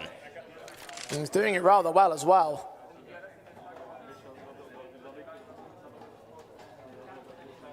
And Jammer will swap out to the AK, see if he can get one more pick out of the round. He knows he's a goner. And they have got cash available, so it wouldn't be too much of a dismay to see him fall, even after time to fall. Can't get Kaspersky though. Kaspersky has him on lock, 2 to his name. And the streak of fnatic is finally broken for ENCE. Can they generate a streak of their own now? And I think back to when ENCE were able to get a 2-0 versus Partisan in the play-in to qualify to this LAN, it felt extremely unlikely. And map number 1 is comfortable on Mirage. They go into their map pick at Dust 2, and they were, what, 8-12 down? They had to kind of claw it out to force it into overtime and get the job done. So this whole route of going from online to LAN, it's not been easy by any stretch from ENCE. They've had targets on their back. They've had teams threatening wins. Right now, at 3-6 down, they need to start generating a comeback again. They need to try and maximize the potential in this first half.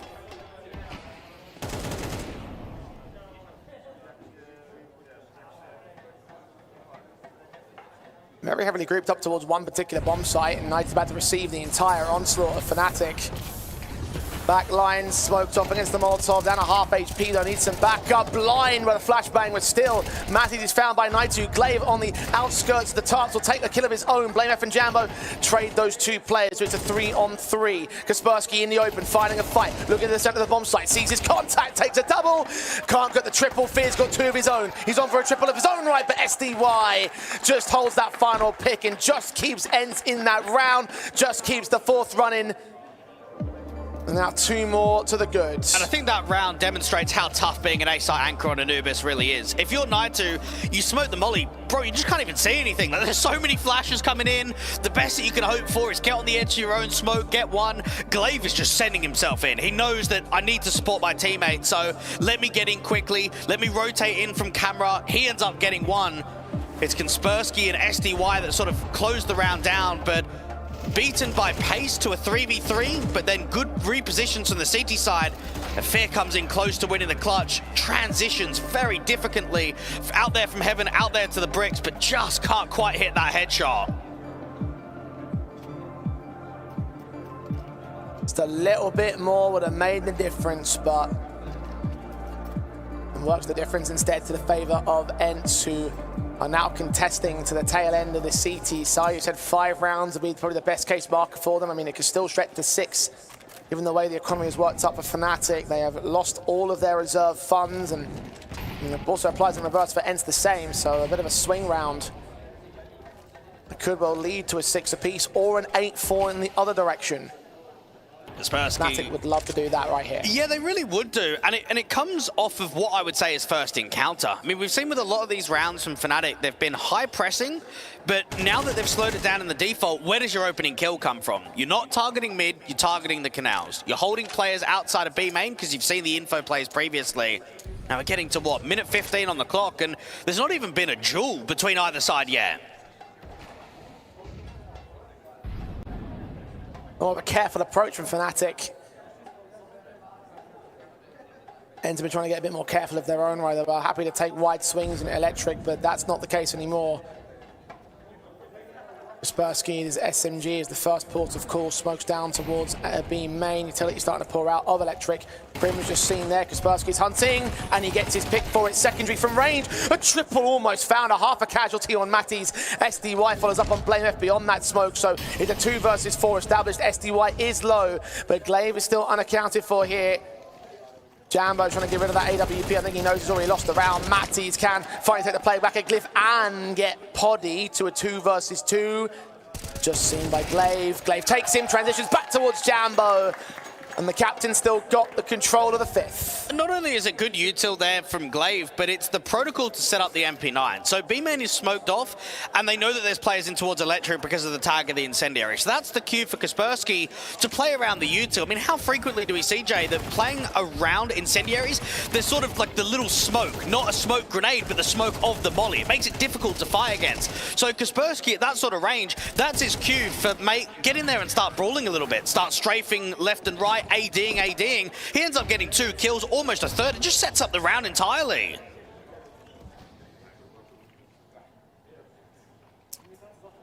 One more round of the half, and ENCE seem to lock in their 6 apiece. All quick sprays up from SDY. Sees 2 transitioning from beyond that smoke. We'll get 1 ahead and 1 beyond. Fear can trade, but Poddy's right back on Crims. And down to 2 men up fnatic. 2 men up for the ENCE side on the contrary, and only 1 real avenue of access. The smokes are trying to cut those avenues off though from ENCE. Blame F leans forward, Poddy puts him down, bomb's been dropped. There's no way back for Fear now. None at all. Molly to try and come out against Glaive, players all around. There's no chance of this 1v4. From a 6-2 advantage on fnatic, ENCE have posted up one hell of a recovery right here. Double dink from beyond the door for Kaspersky, closes it out, and it's dead set even, 6-all at the turn of the half.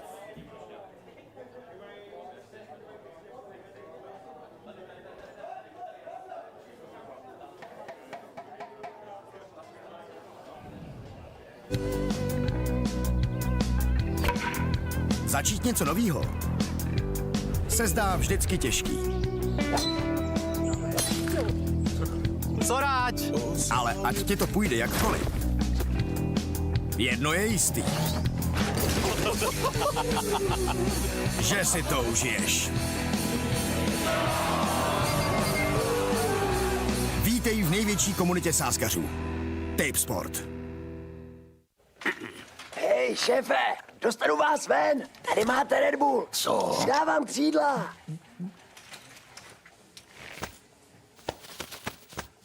Křídla, jo. Fakt vtipný.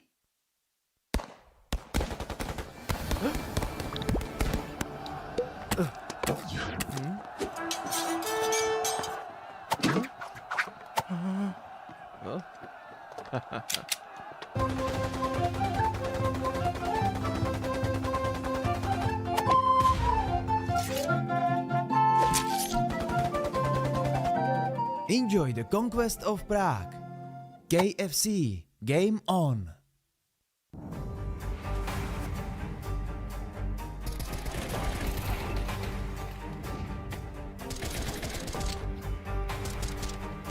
It was an excellent recovery from ENCE to make it a dead set even half.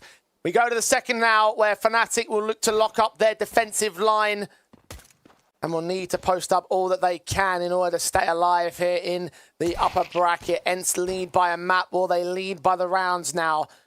Initial Gooch is on towards Jambo. We'll start off. We've got Julie sets in for Blame F. Upgrade pistol as well for SDY on the other side of the board. Jambo's taking a lot of damage here in mid. Kaspersky's waiting for aggression outside of B. Now, as soon as he gets contact, he needs to try and tuck and just get that 1-for-1. Struggles with the first, but ends up getting it. And now all the distractions being pulled because they're starting to excel towards mid instead.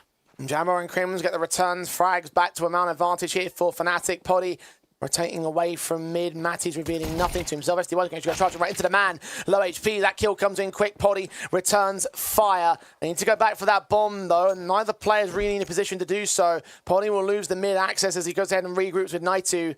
But where do they go from here? Well, they're limited for options. They just need to pack and group together. They need to either take A main or take Canal. They can't really mess around with the time. At least Poddy's got a single smoke, so you can go in contact and then smoke yourself off when the bomb goes down. And Glock leans forward. Jambo's USP waits and baits and looks for position. He looks away at the wrong moment, though. Couldn't have timed that worse. Leans in and loses his life. Poddy with a straight headshot to a 2-on-2 we go. Now, the smoke should go down towards camera. Now, what we're seeing is that the smoke is in a position for Poddy and Naitu to take space. They're going aggressive out towards the position of storage, trying to go out towards beach. There might even be a wraparound attempt that can come in from Naitu.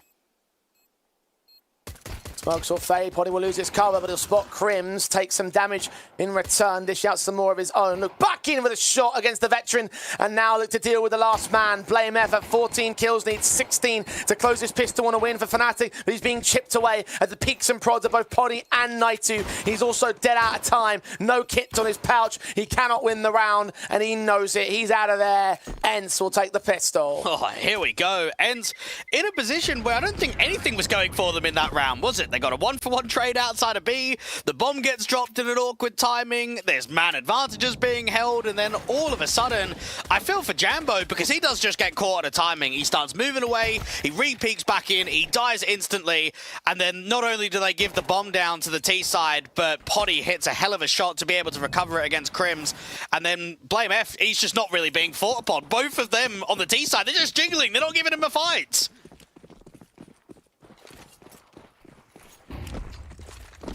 One big start-up for the ENCE side. SDY charging into that B-bomb site with no resistance and not going to post up much in the first place. fnatic again down to the eco pistols. Lost both the pistols here on Anubis. Matty's all he's trying to do is sneak in a cheeky kill, sneak out some sort of discombobulation that might sneak a rifle away from the round or just do some damage, but just nothing's coming through for him or his teammates. We got a knife kill onto Glaive, that's potentially an option. Or somebody else in Kaspersky and SDY, both men about to be seen. Just the P250 shots instead to take one, not the second. Nice try, not to be. And certainly nothing in this round either. 8 on the board of ENCE. fnatic will go to their gun buy.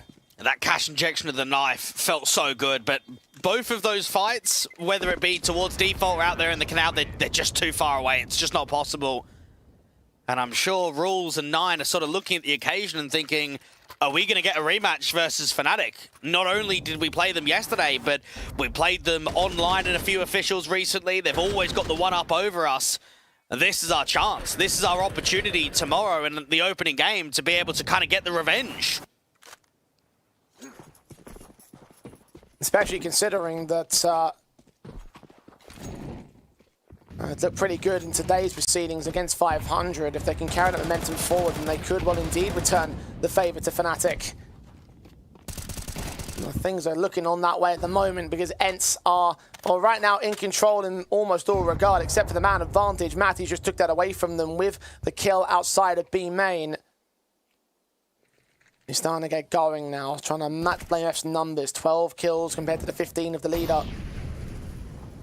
In the areas of SDY, go ahead of him. He's still stuck here in electric. Swing forward towards Matty's, puts him back in his place. And now for Fair, he's getting no help. Jambo is so slow on the rotate. Fair needs to do it by himself, and he's doing a good job of isolating these fights, but only gets one kill. It's just damage onto the others. And then Jambo finally on that rotation out from Temple gets caught by the in-game leader of Glaive. Mac 10 overwhelming that main man. Advantage now for ENCE most permanently. It was a great effort from Fear, but he just needed a little bit more in the kill shots, a bit more in terms of the frag counts, and he probably would have been able to hold the site down himself. fnatic now, man down on the retake, walking right into Naitu, who puts stake on claim of Crims. And Blame F will almost follow suit. He'll lose his HP advantage, though, with that casualty against Naitu. It should seal the deal on ENCE's round victory. I'm starting to look at worst case scenario now for fnatic, for this T side to be a complete runaway T side for ENCE. We've seen it before. Not just in this head-to-head in terms of previous affairs. The MRQ was a 10-2 T-side half that ENCE took over fnatic and leading to a very one-sided map there on that Anubis, but also just in general, their T-side statistics, something to behold. And forget the stats, where's Crims? I mean, if we're looking at fnatic on LAN for their first LAN of 2025, he should be the consistent element. Now, yeah, he's a lurk on T-side and he's an anchor on CT side, whatever, role player, he should still be consistent, Jay. And I think out there on map number 1, he looked mid, he looked average. On map 2, he's on 4 kills. And it's like, this is meant to be your guy, your major winner, got over 1,000 maps played on LAN. Where is he? This is such an important series. This needs to be won in the upper bracket final. He was saying before the series in the interviews that he's not playing with any pressure. He's just competing because he enjoys it. He wants to obviously get back to the top is something he also said during that matchup. But you're right to point him out. If that's the standard he's going to set for himself to get back to the top, and you're going to deliver, was it 4 kills in a moment? It's Not good enough for this competition, let alone the tier 1 environment.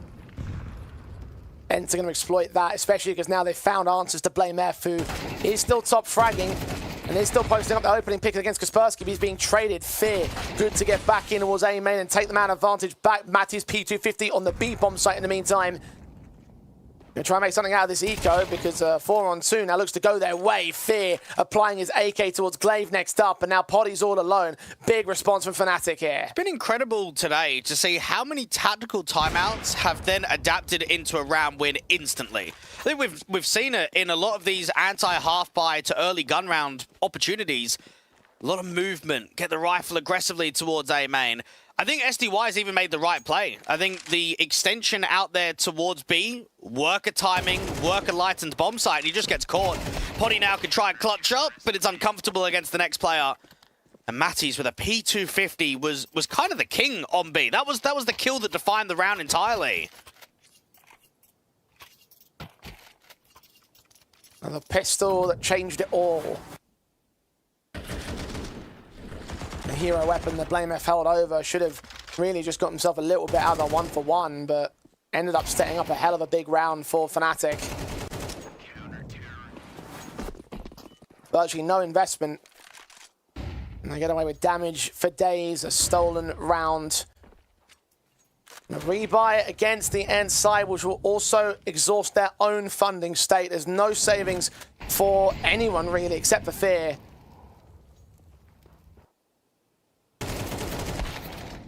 Big swing opportunity as Kaspersky loses that first fight. Got close against Blame F, but no cigar. Yeah, he'll be frustrated with that one. Had to jump on him, and that should have been the opening kill. Fall back, play defensively with the man up. Instead, you've given a little bit of access to the CTs, and they're going to prod even further.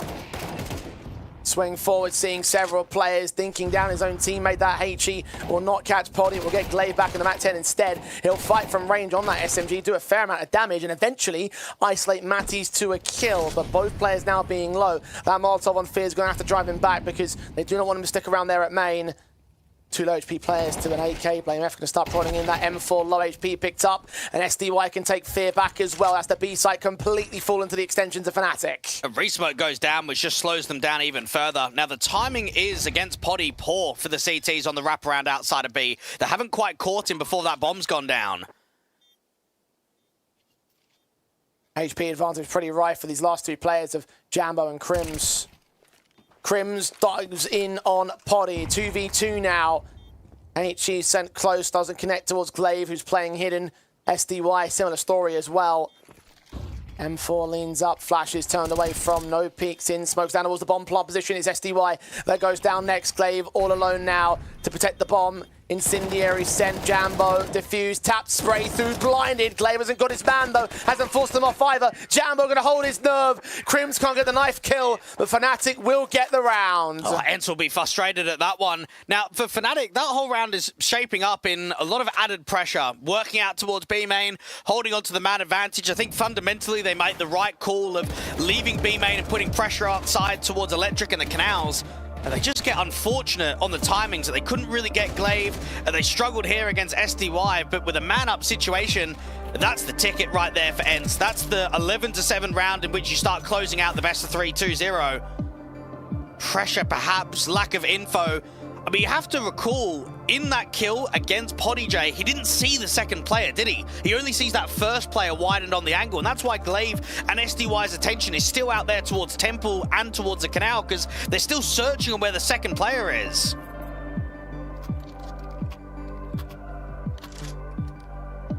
Well, the easy runaway of T-side bias is not going to apply fully to ENCE at the moment.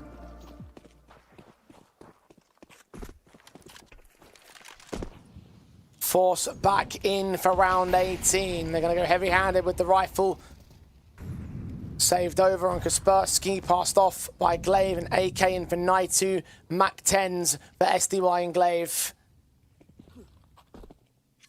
Very broken by state. And they go into defaults, nothing quick, nothing fancy. Trying to isolate that first kill, but fnatic are giving them nothing. An opening man advantage might just be the key. Breakage of the smoke. Naitu struggles. He's done well, very well. And now we start seeing the Excel towards mid. They've actually dropped. They're going to be splitting into B instead.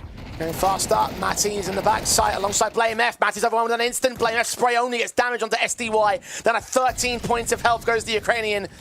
And the bomb will get planted safe as a result. A 4-on-2 as ENCE get everything they were looking for. The round steal, perfect in the force buy.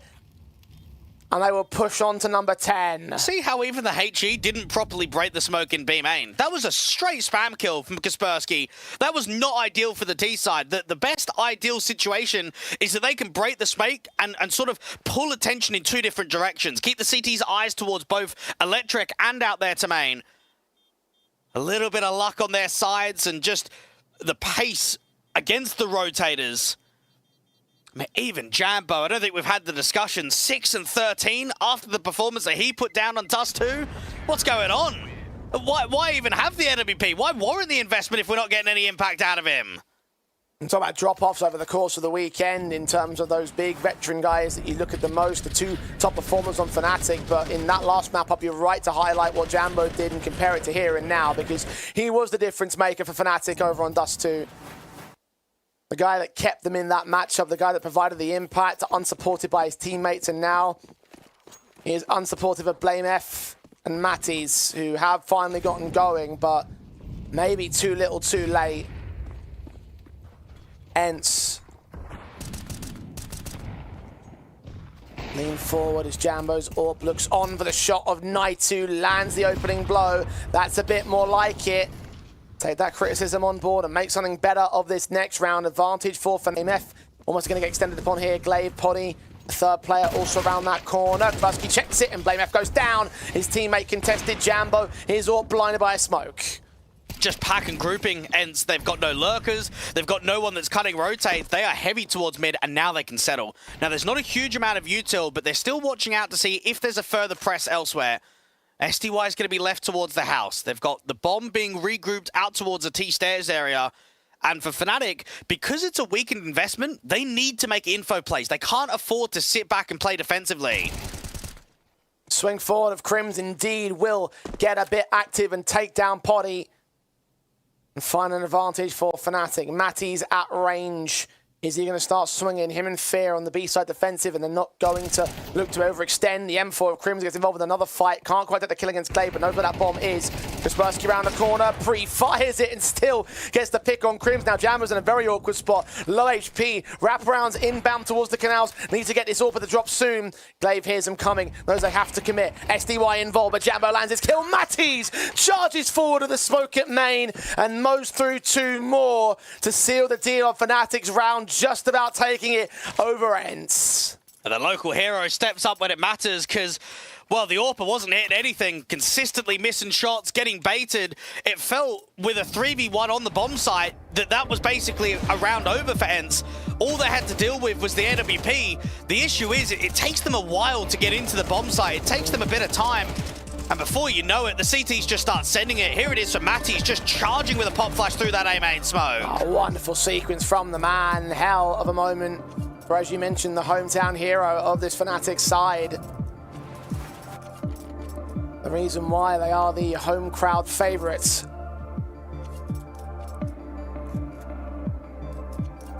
But ENCE at this present moment in time are still in the lead, only by a small amount.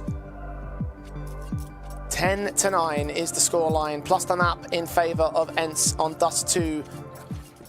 A good round win to cripple the economy state of Fnatic could still send us into that 2-0. ENCE will know that. Quick into the M4s, the AK's leaning up, and they're going to find Kaspersky real quick, real aggressive. Fnatic really looking for the fights. Nades will return damage. Glaive, is he going to get the hunt involved? He may well do so. Matty's involved against Naitu's double up against SDY. Glaive finally gets towards that B-bomb site, but it's a little bit too late with that double. Still a 3-on-2, a 2v2 as Poddy strikes elsewhere on his lurk play. Glaive recovers an M4 in the meantime. He's got the bomb on his back. He needs that support from Poddy if he wants to try and plant it down safe. Oh, timing's good against Blame F. This looks promising from Potty out towards the T-stairs. Oh, nearly the recovery of a 2v5. Glaive should be able to get a freebie and run it in towards A. He should expect Jambo to already have rotated towards B because of the pressure that was applied with that double entry from the in-game leader. Jambo's time to shine. Underwhelming over this map up, but can he step up and provide impact now that it's required, or will Glaive end with a quadra? What was a broken buy-up from the ENCE side. Jambo's got smoke and a flashbang. Which one does he use? When does he use them? Glaive has no idea, no information. Hunting for all the angles. And tucked himself into the bomb site just in case he's inbound from main, but Jambo's taking his sweet time with this. Walking his way up to the site. Glaive, the Great Dane, here's the footsteps. He stands right on his head. He gets the kill on Jambo. Holds number 11 and 4 kills in the round for ENCE. They are closing in on the win. And for Glaive, that was such a nuts play to be able to re-aggress. He is solo outside B with the bomb, but he realizes the timing. Because they've gone aggressive, you might catch them sandwich. Now, the sandwich out towards Electric is kind of poor, isn't it? Matties gets 2 kills, Glaive comes in with 2, Potty cuts the rotation, but that is a 2v5 round going into almost the last few rounds of regulation. On LAN especially, you almost never see that. Huge moment from the captain and flashing himself in towards mid to try look for the opening fight again here. ENCE facing the counter broken by fnatic, who are desperate to hold themselves in this matchup, who are desperate to keep themselves in this game. Gone back and forth for a few rounds now, neither side breaking the stalemate, but ENCE could well do so right here. And if they do so right here, then that will seal the deal on this series, put them in the grand finals, put fnatic down to that lower bracket consolidation match. And 9 are lying in wait. ENCE posted up, ready to hit this B site. Matties is backed off as of his teammates. Smoke's involved. Can he hold any defensive? Can he get any one of these kills? Not at the moment. The bomb is on its way, but it will be a little bit of time before it's planted. Unless they get a kill in quickly, this should just be a safe call. I mean, they've played retake B. They've gambled so heavily towards the A bomb site for fnatic. Seems getting closer though. Fine to fight on Kaspersky. It doesn't get a kill against him. AK against one of the only rifles they had. Flash in for Potty. Keeps him blinded, but still, Crims can't even close out against his teammate. Nighty also involved, and Glaive flanks on Jambo. ENCE are all over them. They've swamped fnatic. And there's nothing that Fear can do. He put fear into hearts of ENCE over the course of this series, but for this round and for this best of 3, it seems like he's the fearful one. Finding Kaspersky for 1 exit, but that's as far as it will go. 12-9, map, match, and upper bracket point for ENCE. Yeah, ENCE just time it so well. And then even the flash play in towards Electric, it just doesn't help fnatic out at all. It's tunnel visioned, they don't clear that close right-hand side. ENCE have shown that they have given more quality and more emotion in the late rounds, the key rounds that just changed the difference of the momentum and the economy. They've got chances to close, but there's no better feeling than doing it right here and right now.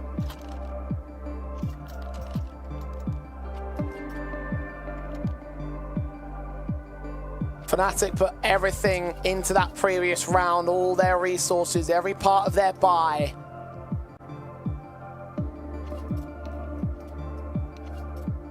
And it came out against them. And because of that, Jay, it's going to have to be gimmicky in this round, isn't it? Yeah. Like, if you don't have the buy, you've got to start thinking, well, what are your options? A main aggression, canal crunch, B main aggression.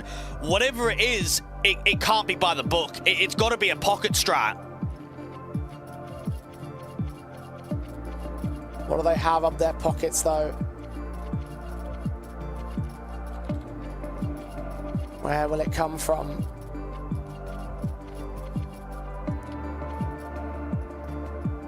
And how will it affect themselves? It's nice to see the contrast as well between the two sides. Glaive happy and smiling given the current state of things. A 3-round advantage, 3 map points, 3 chances to close versus fnatic need to make 3 in a row happen. But they want to take us to overtime and stay alive in this best of 3. Well, it looked like SDY was having more trouble with the AC button than what he was against fnatic. Well done, well done. And to be fair, it is true. fnatic may have those performers, but ENCE seem to have consistency, and that's the thing that's gotten them past their previous online series and here today as well. I mean, just imagine being Crims and being BlameF and thinking, boys, we haven't even taken a map versus Naitu, Kaspersky and Poddy on LAN. Like, come on. We're meant to be fnatic. We're meant to be tier 1 players. How are we in a best of 3 series, no matter how competitive it is, that we're not even taking a map, let alone the series?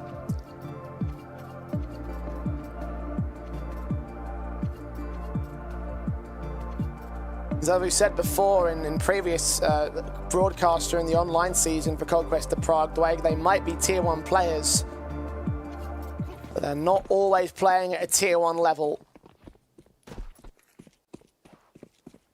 Case in point in this matchup where ENCE's youngsters from scattered academy sides come together to beat them not once, not twice, but may well be thrice here on LAN in Prague, with rifles in their hands and very little in comparison to speak of for fnatic. SMGs for Masters is the best weapon they've got on Matties. The defensive line needs to hold. They're not going to try anything gimmicky. And SDY will lose his life regardless. Matties will start things off. That's what they need right here. But to cancel for the moment, they're waiting to see if Naitu can generate anything. When this smoke clears, that's going to be the green light for him to try and activate. It's up for now. He will wait it out. fnatic very handed towards that B-site play, and they're going to get some of the rotations back away from them. 2 players looking at Naitu, looks away at the wrong moment. Fear can pick him up. And survival's on the table now for fnatic here. Kaspersky spotting a man, but can't take Crims out towards mid. Poddy can, however, towards B-site. Oh, and BlameF runs right into the spray.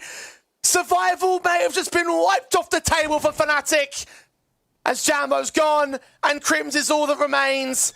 A miracle required. Can get Kaspersky at least to drop that bomb for the time being. Not even that much goes his way. ENCE have done it in style in a 2-0 fashion on Anubis and Dust 2. fnatic won't be out of the competition, but it's ENCE in the grand finals. And it may have been October last year when they played their last LAN, but this is now 2 back-to-back LAN tournaments in which ENCE have made the final. The second trot on now, Jay, is whether they can get the full prize, whether they can go back-to-back with titles. That's the one thing that they would require in this competition, the one thing that would really prove their mettle when it comes to being a squad. I talked about them being talents for the future. I talked about them, of course, having the respective sort of like youth around the academy rosters. You know, Poddy coming in from ENCE Academy. You had young ninjas that had Kaspersky, Naitu on Mouse NXT. All these guys with such youth, with potentially great futures, but in the here and now is what we're looking for performances for.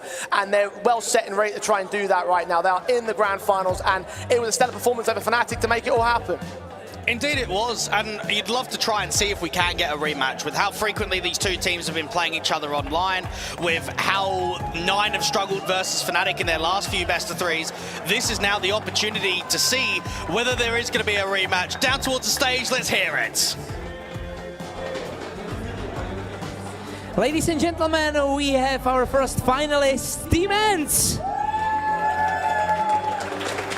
Poddy, great match from your side. What do you think was the main difference between the matches online against fnatic and offline?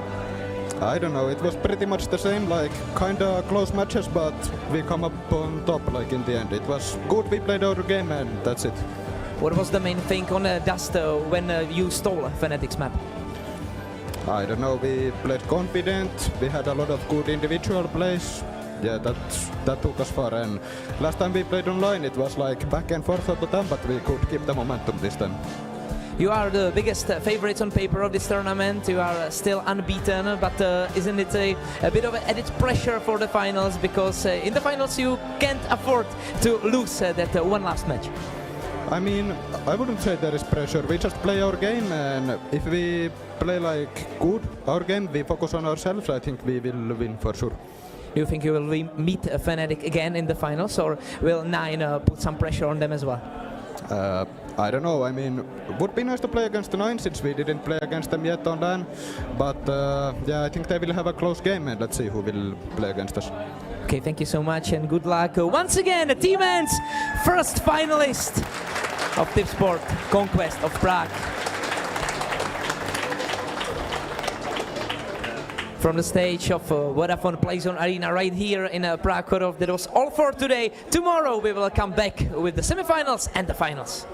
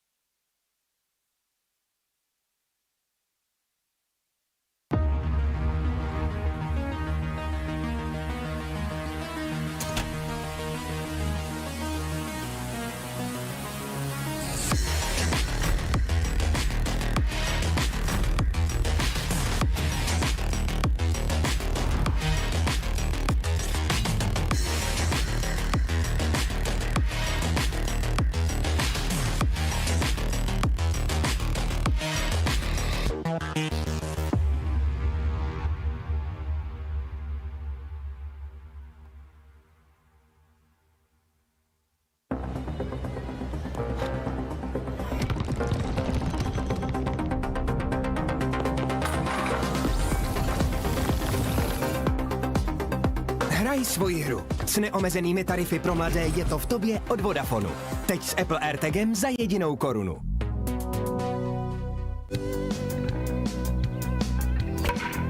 Začít něco novýho se zdá vždycky těžký. Zoráč! Ale ať ti to půjde jakkoliv. Jedno je jistý. Že si to užiješ. Vítej v největší komunitě sázkařů. Tipsport. For the first time ever, your game gets 100+ audio presets. Pick a pro-tuned audio profile for each game and vibe to the soundtrack of you.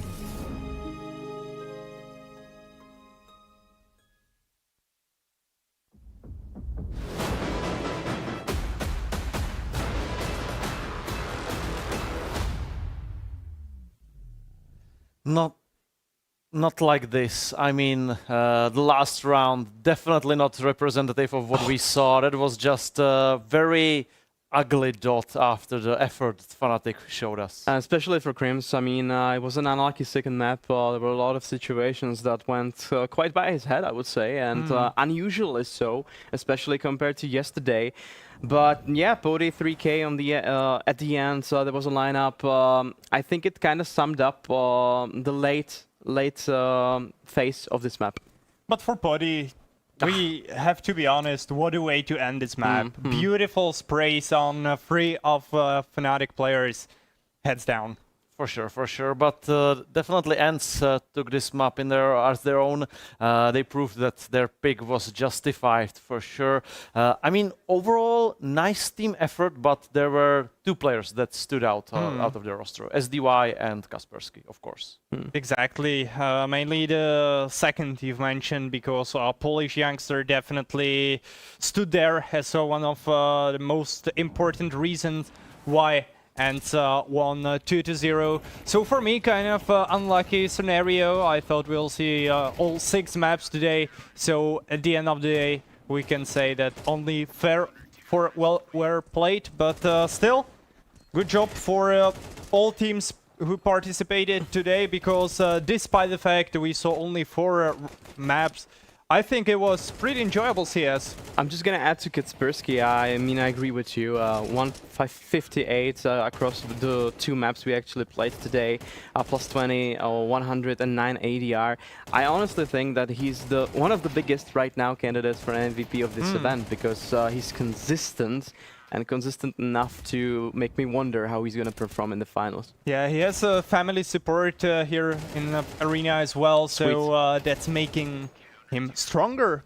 Oh, for sure, for sure. So ENCE took it. ENCE advance straight to the finals for Fnatic. It means either 1 or 2 matches tomorrow. Same goes for 9.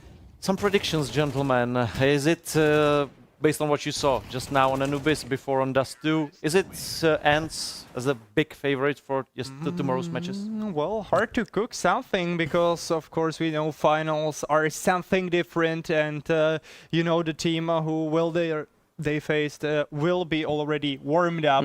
Maybe tired a little, but most definitely warmed up. I mean, when it comes to the tomorrow's match between Fnatic and 9, it's going to be very hard to decide who's actually going to come on top, because 9 surprised me a lot this event, and I think they really showed their merit, they showed their value, their quality, and in the first match they really did a number on Fnatic in quite a number of ways. And I think, given that Fnatic lost today, they're not gonna be. I'm gonna say they're not gonna sleep well. I'm gonna say they're not gonna be really well rested, and 9 can actually surprise them. Okay, let's hear from coach of 9, of course, about this past match and maybe even something about tomorrow. And KJ, coach of ENCE, how happy are you with today's performance of the team? On a scale from 9 to 10, I would say 8.5. There were a couple of rounds that we gave away in a silly fashion, I would say. And I feel like Anubis is always kind of scripted for us. We are always securing either 3 or 6 rounds on the CT side. So once we got to 4, we knew, okay, we're gonna win 6 out here. And yeah, in the end of the day, we were a bit lucky with a couple of rounds on Anubis, I have to admit. But then again, they were also here and there a bit lucky on Dust 2, so it kind of equals out. You keep stealing maps from your opponents, but finally you kept your own map pick. Why do you think that's so on this tournament? Is it something special for LAN tournaments such as this? I wouldn't necessarily say that it's something special. It always depends on your daily performance, kind of, or how you are in shape on this particular day, right? Today we were in a decent shape. We went over Dust 2 today in the afternoon, right before the match, just to review our CT halves, because both against 500 as well as the prior day or the previous day against Parivision Online, we were struggling on our CT side. We were addressing some things, and yeah, luckily it paid off. And today I think, yeah, we were just in a better shape when it comes to our individual performance, and it doesn't have to do anything with the LAN environment or anything with a LAN tournament that you sometimes steal enemies pick. On this level, anything can happen. You see it online all the time. Any team can beat any other team at any given day. It's really weird. Like one day Parivision beats us, next day they lose in a best of 5 against Nexus, and then the next day they play against Nexus again and they just beat them 2-0 in the best of 3. So it's really weird. But yeah, today overall I think we're just really happy with the win. Yeah, then that's important for you. You can chill tomorrow. You don't have to play semifinals. That can be tricky. What will your program look like for tomorrow's day before the finals? Yeah, so right now we're going to be going to a strip club, of course, and no, we're just going to chill. Obviously, going to be eating some dinner together right now, if anything is still open. Probably get full smashed as usual, right? Drink a lot of Czech beer, which is really good. No, but just gonna chill, debrief the game together, sleep long. I'll be coming here tomorrow first thing in the morning, 10 a.m. again, start preparing for the game. The boys will sleep out, I'll take care of the prep, and then we'll just, yeah, either play 9 or Fnatic again. Yeah, that looks like the best schedule possible. Thank you so much for the interview. Congratulations for the finals and good luck for tomorrow. Thank you, thank you, thank you. I mean, he was kind of joking, but was he joking? I don't think so. No. I don't think so. We're gonna keep an eye on that. Let's look at the stats of the past map Anubis. I mean, basically what we said before, right? Kaspersky again continued his performance from the previous map. 1.5 KD, Insane. huge impact. Yeah, Polish player, and maybe he's the reason why I would like to see the match between 9 and ENCE. One of the reasons, because of course we have Polish Mantu on the team of 9. And what's maybe more spicy, both organizations had their Polish rosters. So for me, I live next to the border with Poland, so it's kind of not important match, but interesting one definitely. Yeah, I agree with that. I honestly think that 9 might be able to pull it off. We're going to see tomorrow. Fnatic are not going to be easy opponent to beat, that's for sure. But what I wanted to add to this match, at least the second map, was that Jumbo was not performing. On the previous map, he was everywhere, but on Anubis, it was like he was nowhere to be found. He was maybe consumed by the river Styx, I guess. But the thing is, the Fnatic lately show that it's either Jumbo and someone or Blamef and Mattis who actually frag out and not together. Yeah. So they actually pick their poison, essentially, who frags, who doesn't, and sometimes it doesn't mesh well with the final result. Okay, let's now take a look or hear or just listen to what independent coach of Fnatic has to say about this past match. Independent coach of Fnatic, what do you think was the main key part of your loss today? Probably connecting the dots in the late round, in my opinion. I think we had a very good idea how to play early round, especially on Anubis, on CT side as well. We just kept losing advantages, honestly, not only on gun rounds, also we had a chance to win force rounds. On Dust 2, similar situation, we had a big lead. I think we lost second round. I think, yeah, just connecting the dots and understanding each other better in the late round, because the bounce was not as good as it was yesterday between the players. Do you feel like maybe ENCE players were at their A-day because they were pretty consistent? All of them were pretty consistent when it comes to openings, when it comes to closing the round. So do you think you just met the opponent at their best day, maybe? Potentially. I don't know how A-game looks for ENCE, to be honest. We haven't managed to crack the code last 3 games against them, but I think we are getting closer and closer, and we can still manage to play them in the final, but now we have 9. I would say it's El Clasico already against 9. It's going to be a banger match. But yeah, for sure, ENCE played very well, and maybe we played too sloppy those advantage rounds, and while they played very, very cool, you know. We'll try to mix something in the weather for tomorrow's matches because there is still some consistency when it comes to your team playing maybe same maps all around, all over again. So do you have something special in your sleeves when it comes to weather? Let's see tomorrow. I think we have very clear idea how we want to approach every single match. It's all about executing the plan. It's not necessarily focusing on the outcome, but how we execute the things we have. Because while yesterday everything, not necessarily everything, but most parts were okay, and we managed to win 9, but today it felt like we were a little bit sloppy, a little bit maybe careless in some situations, or we thought that we won the round already. I think we have all the ingredients to win the tournament. We need to rewatch, talk to each other, and make sure we come back stronger tomorrow. Do you think you can flip the fact you will play semifinals as well into advantage, maybe, to the finals if you manage to beat 9, because you will have more stage experience, maybe some momentum? I don't want to think about finals yet. Okay, thank you so much for the interview and good luck for tomorrow. Cheers, thank you. Thank you. I mean, it's the obvious. Take one match at a time, right? One map at a time, one round at a time. Especially from a coach, you probably won't ever hear anything other than that. For sure. No, that's the correct mindset to have, I guess. But I mean, he has to do that. He has to look at this bracket and see, like, yeah, we have 9 to beat, but I need to prepare for ENCE as well, right? Because I mean, you can't just defeat one opponent and then just say, hey, maybe we'll. It will happen somehow in the finals. Well, like, you won't prepare as hard as for today's match. It's obvious you'll just try to redo some maybe strats or the blueprint I was talking about yesterday. Because, let's be honest, in, 18 hours or something like that, you can't completely change your strat book and so on. So it's more likely on focusing on what was working, what not, and applying that to potential rematch. Yeah.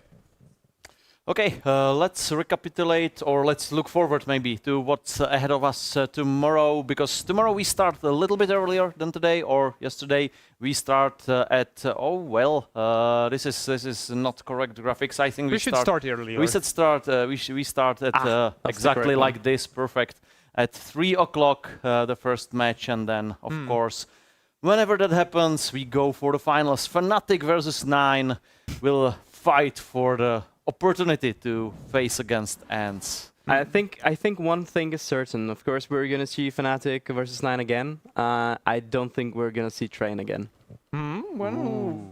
Hopefully not. Hopefully but, from 9. Who knows? Who knows?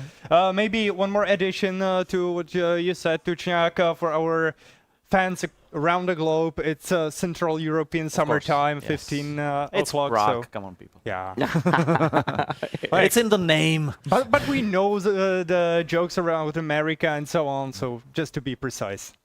Perfect. Gentlemen, thank you very much for today. Thank you to everyone who has been watching us, who has been witnessing this amazing CS. And of course, see you tomorrow for the last day of Tipsport Conquest of Prague. Good night.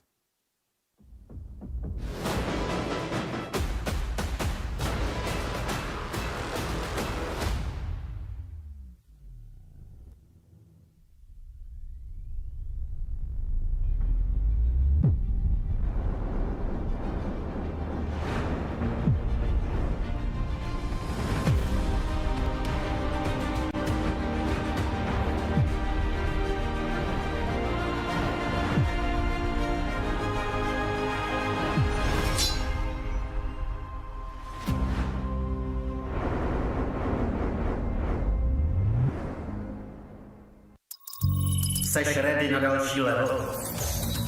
Hackni realitu. Urči si vlastní pravidla a staň se tím, kým chceš. Game. Nová vůně od Straight.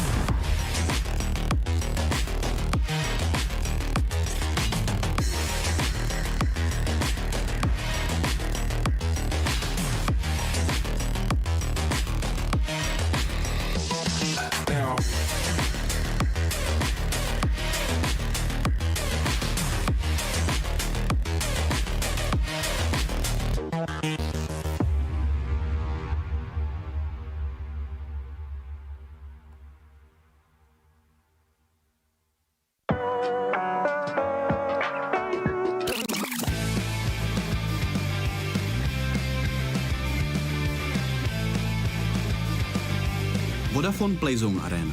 Chceš se bavit? Tady jsi správně. Hej, šéfe, dostanu vás ven. Tady máte Red Bull. Co? Dávám křídla.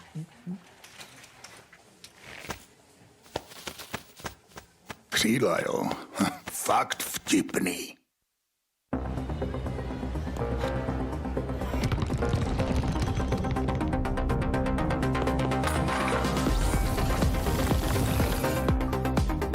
Hraj svoji hru. S neomezenými tarify pro mladé je to v tobě od Vodafonu.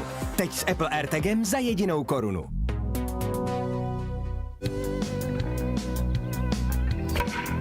Začít něco novýho se zdá vždycky těžký.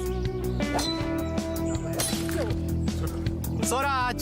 Ale ať ti to půjde jakkoliv, jedno je jistý. Že si to užiješ. Vítej v největší komunitě sázkařů. Tipsport.